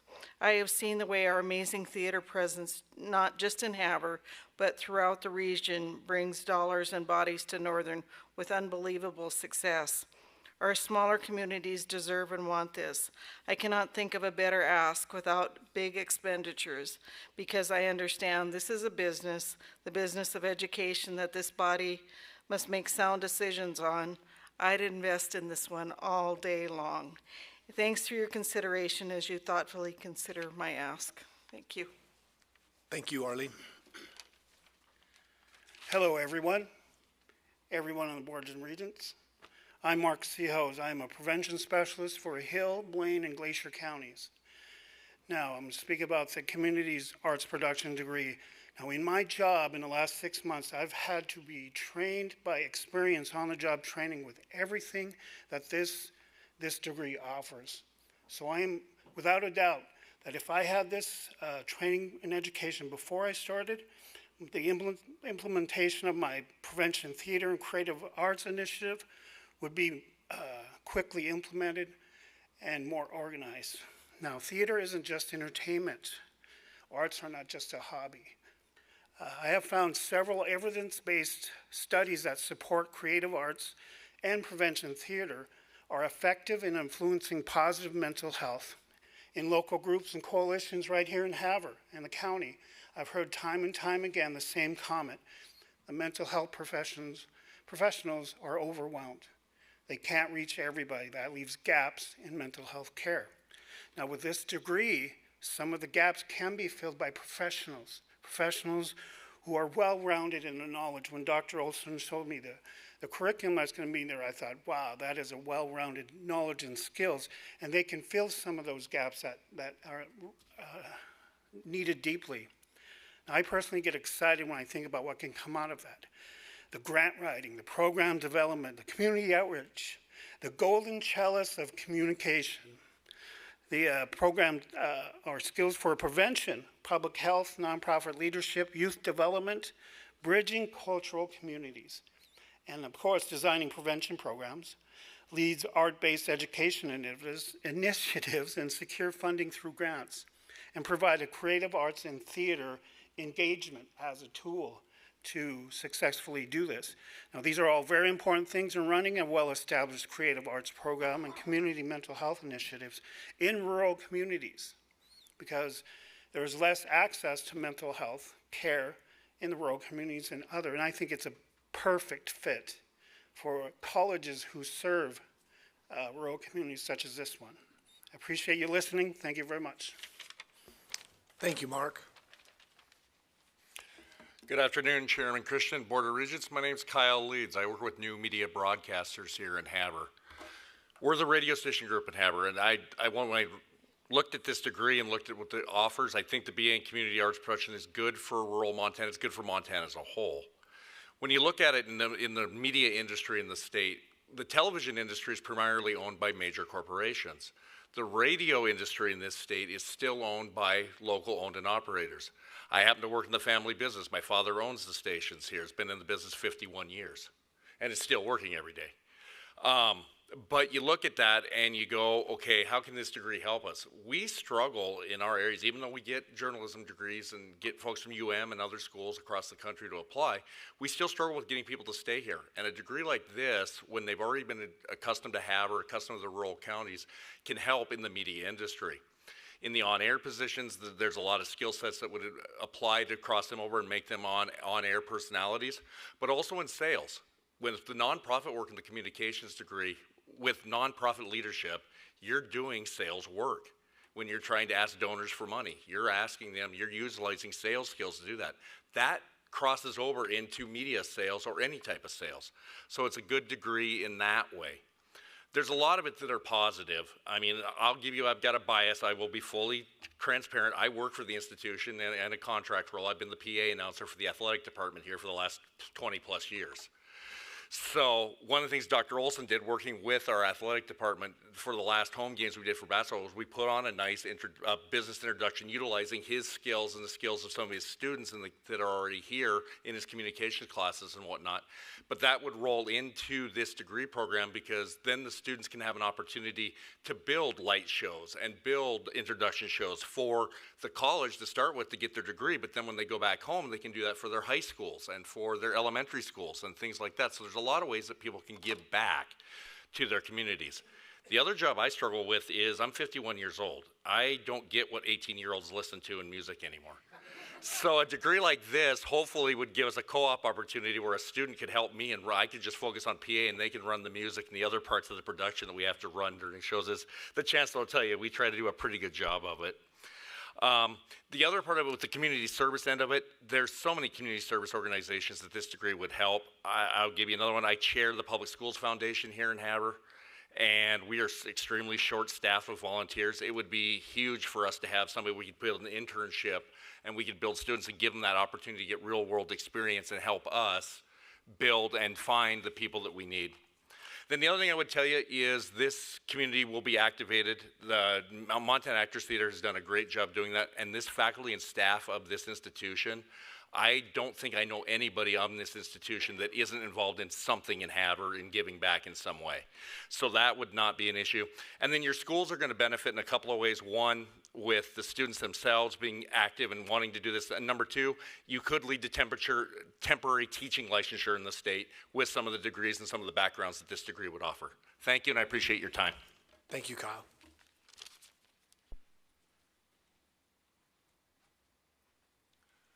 My name is Jerry Malco.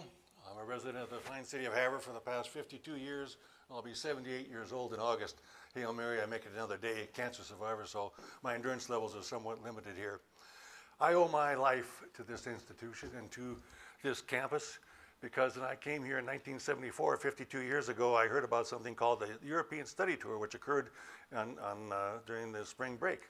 And they had 4 professors here that were involved in Europe during the war years. Hans Petersen, member of the Brown Shirt organization under Mr. Hitler, because that's what good German youth did. Dick Vanderpool, whose father loaded the B-17s to bomb the Nazi infrastructure. Dave Westenskow, whose family in France helped work in the underground and defeat the Nazi situation. And another gentleman whose name escapes me right now from Belgium who did the same thing.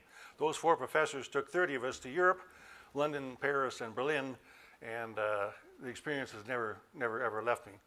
I went with them again in 77 to Greece and Italy, and in 78 repeated some of the steps in Paris, London, Frankfurt, Munich, and whatever, and started taking 90 days off every winter to go traveling around the world. I've consequently been in 200 countries around the world. I have passports worth more than any house in Bozeman probably, and for the money that I spent, they're worth every penny of it. But from the steps of Cowan Hall here, I began an education that I could not duplicate anyplace else. And thank you for the education I received in the state of Montana. My mother taught at Carroll College years ago and coached girls basketball there. My younger sister was an elementary school teacher in the Flathead. But what I'm asking is that you bring this program here because it will give people the opportunity to learn things. I'm not against earning income. I'm not against having money. I'll use this saying, you can quote me whenever you want. I'll use man as a generalization. The man who has a penny is richer than he who has none, and he who has 100 will spend 101. We've got to be careful not to emphasize everything about rich. My brother was a multi-billionaire, or millionaire, bank president, an MBA, PhD holder in California, graduated from U of M years ago. He died of cancer at 61, couldn't save his own life. So I'm not against having money to be able to, to spend on things and consume, but I want to emphasize the arts. Because I'm Irish and I love to sing and dance and be around, and I have had so many great experiences with Montana Actors Theater, and so many great productions they have put on, that I would ask that you have this program come in that we be able to use arts, and not just monetary reasons, but for the humanity. Vinyl albums are coming back. People wanting to get together after COVID and go sit in theaters and watch a movie in groups. So I ask you to please bring this program here, because I am what you do. You've given me such a great education in the state of Montana. How can I ever thank you? And from the steps of Cowan Hall, 50 years ago this past March, I left and went to London, Paris, and Berlin, and I will never, ever be able to ever go back the same way that I came. I thank you for being here. Thank you for coming to the city of Havre. Don't tell anybody about Havre. Tell them it's a dirty, dusty hole. I don't want a bunch of people to move here. I go to Bozeman. I'm sorry. I go to Bozeman. My heart cries because the city used to exist to support the college, and now it's like an anthill. It's been kicked, but progress marches on. But anyway, I thank you for being here. Please bring this program. I'll love you forever. And I'm over my time. I put money where my mouth is. I spent over $250,000 in the last 52 years supporting the arts here in Havre. I am prepared, and I was just spoken with a lady from the MSU Northern Foundation here, to pay for people to come to school here. Whatever it would be, whether it would be in full rides or in scholarships or whatever, to bring people to this community to find out that the education they receive here at MSU Northern is well worth their time and well worth my money. So I'm willing to do that. I hope you give us the opportunity. Thank you, sir. Welcome. Any other public comment? more calls. Any further public comment? And just as a reminder for process, we'll be going through the agenda and action items for public comment only associated to those items. So final call for general public comment. See none, we'll move on. Thank you all for your contributions to that conversation. So we'll now move into action on the committee items, beginning with the Budget Administration and Audit Committee. Are looking for a call to move the consent agenda forward. Looking for a motion to pull the consent. So moved. Thank you, Regent Jasper.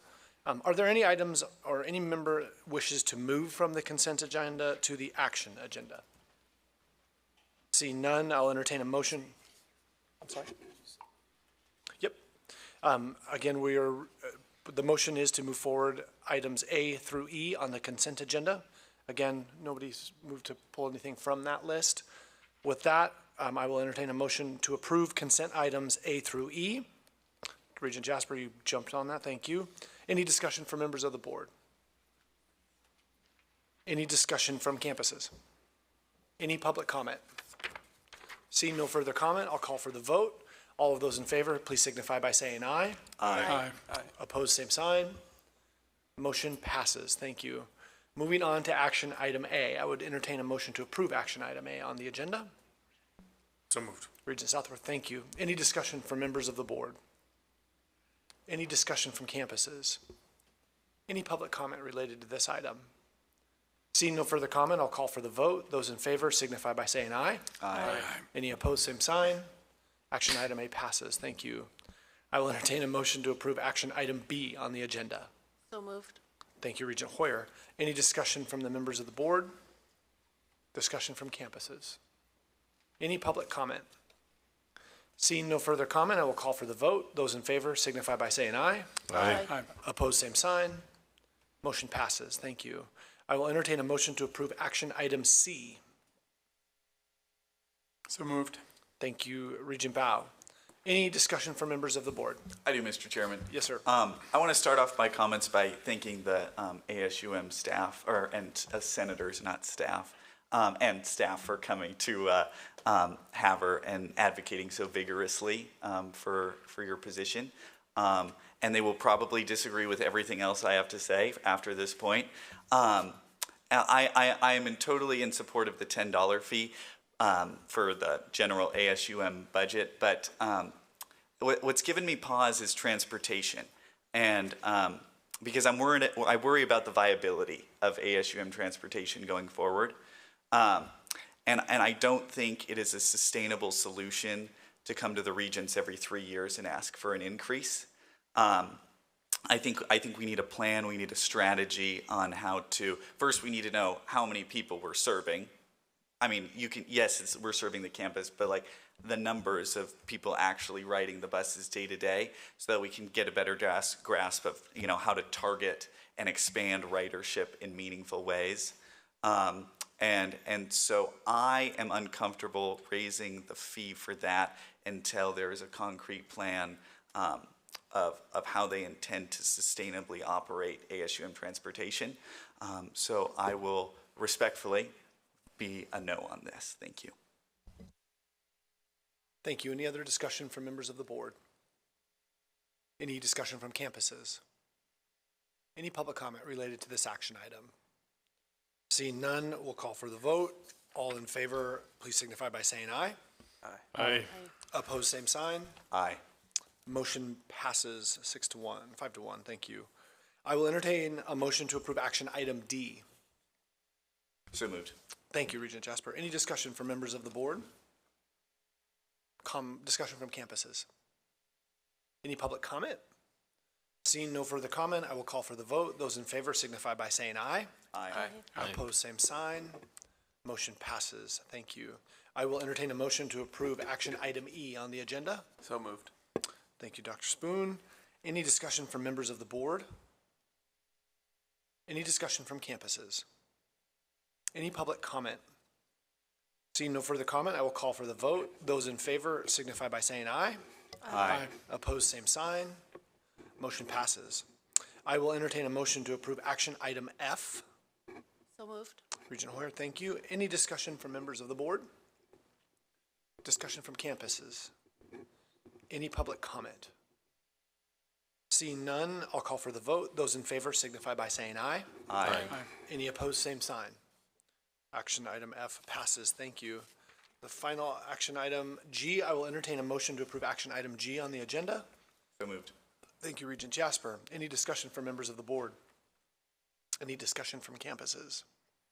Any public comment? Seeing no further comment, I will call for the vote. Those in favor signify by saying aye. Aye. Opposed, same sign. Motion passes. Thank you very much. Moving to the Academic Research and Student Affairs Committee, we'll call to motion to push forward the consent agenda items A through P. So moved. Regent Hoyer, thank you. Any member of the board wish to remove any item from the consent agenda for individual consideration? Seeing none. Any discussion from members of the board? Any discussion on campuses? Any public comment? A through V. I move to amend A through V. Thank you. All right. Well, then we'll start back to the scratch. Thank you. Anyone like to remove any of the items A through V from the consent agenda? Any discussion from members of the board? Any discussion from campuses? Any public comment? Seeing no further comment, I'll call for the vote. Those in favor signify by saying aye. Aye. Any opposed, same sign. Consent agenda passes. Thank you. Moving on to action items, I'll entertain a motion to approve action item A. So moved. Thank you, Regent Jasper. Any discussion from members of the board? Any discussion from campuses? Any public comment? Seeing no further comment, I will call for the vote. Those in favor signify by saying aye. Aye. Any opposed, same sign. Thank you. Motion passes. I will entertain a motion to approve action item B. So moved. Thanks, Regent Bao. Any discussion from members of the board? Any discussion from campuses? Any public comment? Seeing no further comment, I will call for the vote. Those in favor signify by saying aye. Aye. Opposed, same sign. Motion passes. And finally, moving to the two-year Community College Committee, action item A. I will entertain a motion to approve action item A on this agenda. So moved. Thank you, Regent Jasper. Any discussion from members of the board? Any discussion from campuses? Any public comment? Seeing no further comment, I will call for the vote. Those in favor signify by saying aye. Aye. Opposed, same sign. Action item passes. Again, we go through that so quickly. Thank you to all the committee members, committee chairs for your leadership and the work and preparation to get us ready for this. Next on the agenda is an appeal. You have received the commissioner's decision and the written appeal with supporting documents submitted by the campus and the appellant. The issue before the board for the appeal is whether to consider the appeal at a later meeting.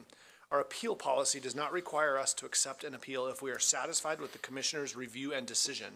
The sole question is whether any regent believes the issues addressed in the commissioner's decision need further review by the board. If you do not wish to hear the appeal at the board level, it is not necessary to make a motion. A lack of action on our part will signify our decision not to hear the case. The appeal is confidential.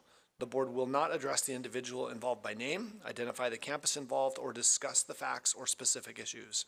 Are there any general questions as this procedure before we consider the appeal? See none. I will entertain a motion to hear the appeal before the board. Again, if you wish to move the appeal, please do not name the appellant. Is there a motion? There being no motion to hear any of the appeals, the appellant's request that we entertain these appeals are denied. The commissioner's decision in each of the appeals is upheld. Right on. We're moving through it here. Good work, everybody. Before we, election of officers, Commissioner Christian, grateful to pass this to you. Please take over the. Thank you, Mr. Chair. Article 4 of the Regents bylaws calls for an election of a chair and a vice chair as soon as practical after May 1. Given this is our first meeting since May 1, this is when we've traditionally held that election. So we will open up the floor for nominations for individuals to serve as chair. That will be our first order of business. I would proudly nominate Regent Bao as our chair. we have a nomination for Regent Bao. Is there any other nominations to serve as chair? Seeing none, I would close the nominations. Having before you a nomination for Regent Bao to serve as chair, I'll ask if there is any comment, any public comment. Public comment, public comment. Nope. Seeing none, I will call for the vote. All those in favor of Regent Bao serving as chair, please signify by saying aye. Aye. Opposed, same sign. Seeing none, Regent Bao, thank you for your willingness to serve as chair next Thank you. Thank you, year. Regents. Appreciate it. Thank you. Members of the board, then, the next order of business is to elect a vice chair. I would open up the floor for nominations for an individual to serve as vice chair. Mr. Commissioner, I would like to nominate Regent Jeff Southworth. Thank you, Regent Hoyer. We have a nomination for Regent Southworth to serve as vice chair. Are there any other nominations? Seeing none, I will close the nominations. Having a nomination before you for Regent Southworth to serve as vice chair, is there any public comment? Any public comment? Any public comment? Any comment from members? Seeing none, I'll call for the vote. All those in favor signify by saying aye. Aye. Aye. Opposed, same sign. The ayes have it. Thank you, Regent Southworth, serving as vice chair.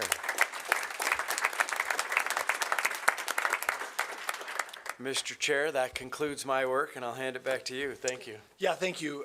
Just a couple of closing items. I think we are constantly reminded of the caliber of leadership within our system as it relates to our students. I want to particularly call out Regent Jasper, as this is his last meeting serving in this capacity. It's been a real pleasure to watch you engage at the level in which you've engaged and to bookend your efforts by bringing in that student leadership panel today and stewarding some real spotlights on some exceptional students is not at all out of character on your behalf. So your next chapter going to DC, I know you've got a Western Governors Leadership Institute you're attending. You've got big things in front of you, young man, and we're really grateful that you served with us over the last year. And don't know if you'd like to share any comments as you wrap up your term. Just gratitude to quite literally everyone in this room. You know, I started thanking the governor and my mom and my dad and my family, so I'll end by thanking the governor and the lieutenant governor and my mom and my dad and my family. This is the most unique experience I've ever had the pleasure of doing. And, you know, I gained 7 new friends, including Regent Dombrowski. And I've met some of the most remarkable people. I go back and I think of all the campuses that I visited, and I think of the cosmetology program at Helena College. And I just think of all the remarkable things. Like, I wasn't lying earlier when I said the best job up here is the student regent, because I got to work for my buddies. And I am so grateful. So thank you. And plug your ears, President Tessman. Go Grizz.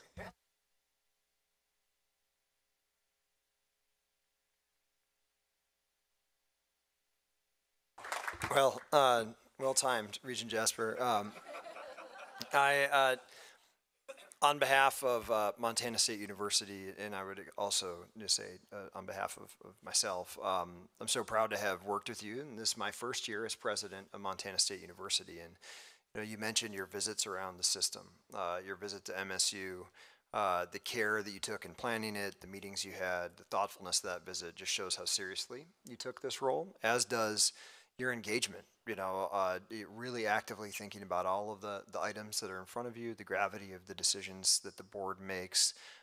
Really admire what you've accomplished during this year. The student regent position is so special. It's not unique, but it is a very rare kind of position around the country, and I think that you've met the charge of that position and then some. So we know that you got a long future ahead of you, many more adventures. I'm excited to see what happens with the WGA position, and we know that you won't be a stranger to all of us in the Montana University system. As Bobcats, we did want to give you a little bit of a parting gift, and One part of that is going to be something in which you can chronicle your next steps and achievements, and I hope that you are fondly reminded of one of the Montana University System campuses as you move forward in your career. And then you played such an integral role in the tremendous run that the Bobcat football team had this year. So we also wanted to offer you just a commemorative token of this great season for the state of Montana that you can always cherish as well. So, Regent Jasper, thank you so much.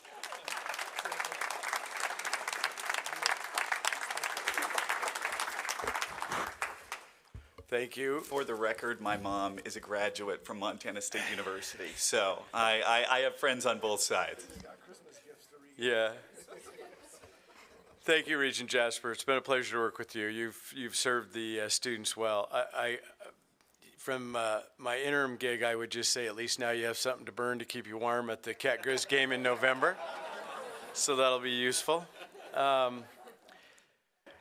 You've served University of Montana well and represented them well as a nominee that came out of that institution, so thank you. You know, it is unique. Regents are actually appointed to represent the system with no constituents, no territory. What city you live in that's not the city you represent. The only sidebar to that is the student regent, and our bylaws clearly say the student regent is there to represent the students, and I think you've done that incredibly well, and it was a pleasure to work with you for the last year, and I wish you well in your endeavors. Thank you.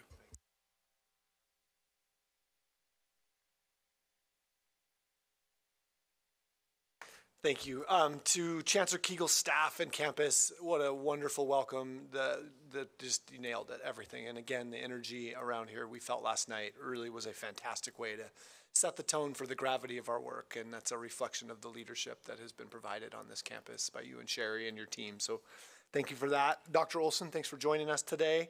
President Corey Sangre, thank you so much for joining us. We look forward to further collaboration. Deputy Superintendent Behringer, really nice to see this whole conversation bookended with our collaboration on the licensure project. Thank you for being here, and please pass on to Superintendent Hedlund that we're very grateful for that relationship. Stephanie, Jane, and Greg, this isn't the last time we'll cross paths, and we certainly invite you to come back to any opportunity where we get caught up on. Yeah, we didn't forget Jane. She's with us till December 31st. Well, thank you to you guys. We just wish you the best of luck in the next path and cannot express our gratitude with words at the end of this meeting. Before we adjourn. Mr. Chair, before you bang that gavel for the last time, keeping with long-standing tradition, appreciate you serving as chair. Been a pleasure to work with you in that role. We've been together for almost 20 years, and you've led this organization incredibly well over the last few years, and we would like to give you the honor of keeping the gavel. Awesome. I appreciate that. Take that home with you. Well, with that, our meeting is adjourned. Safe travels, everybody.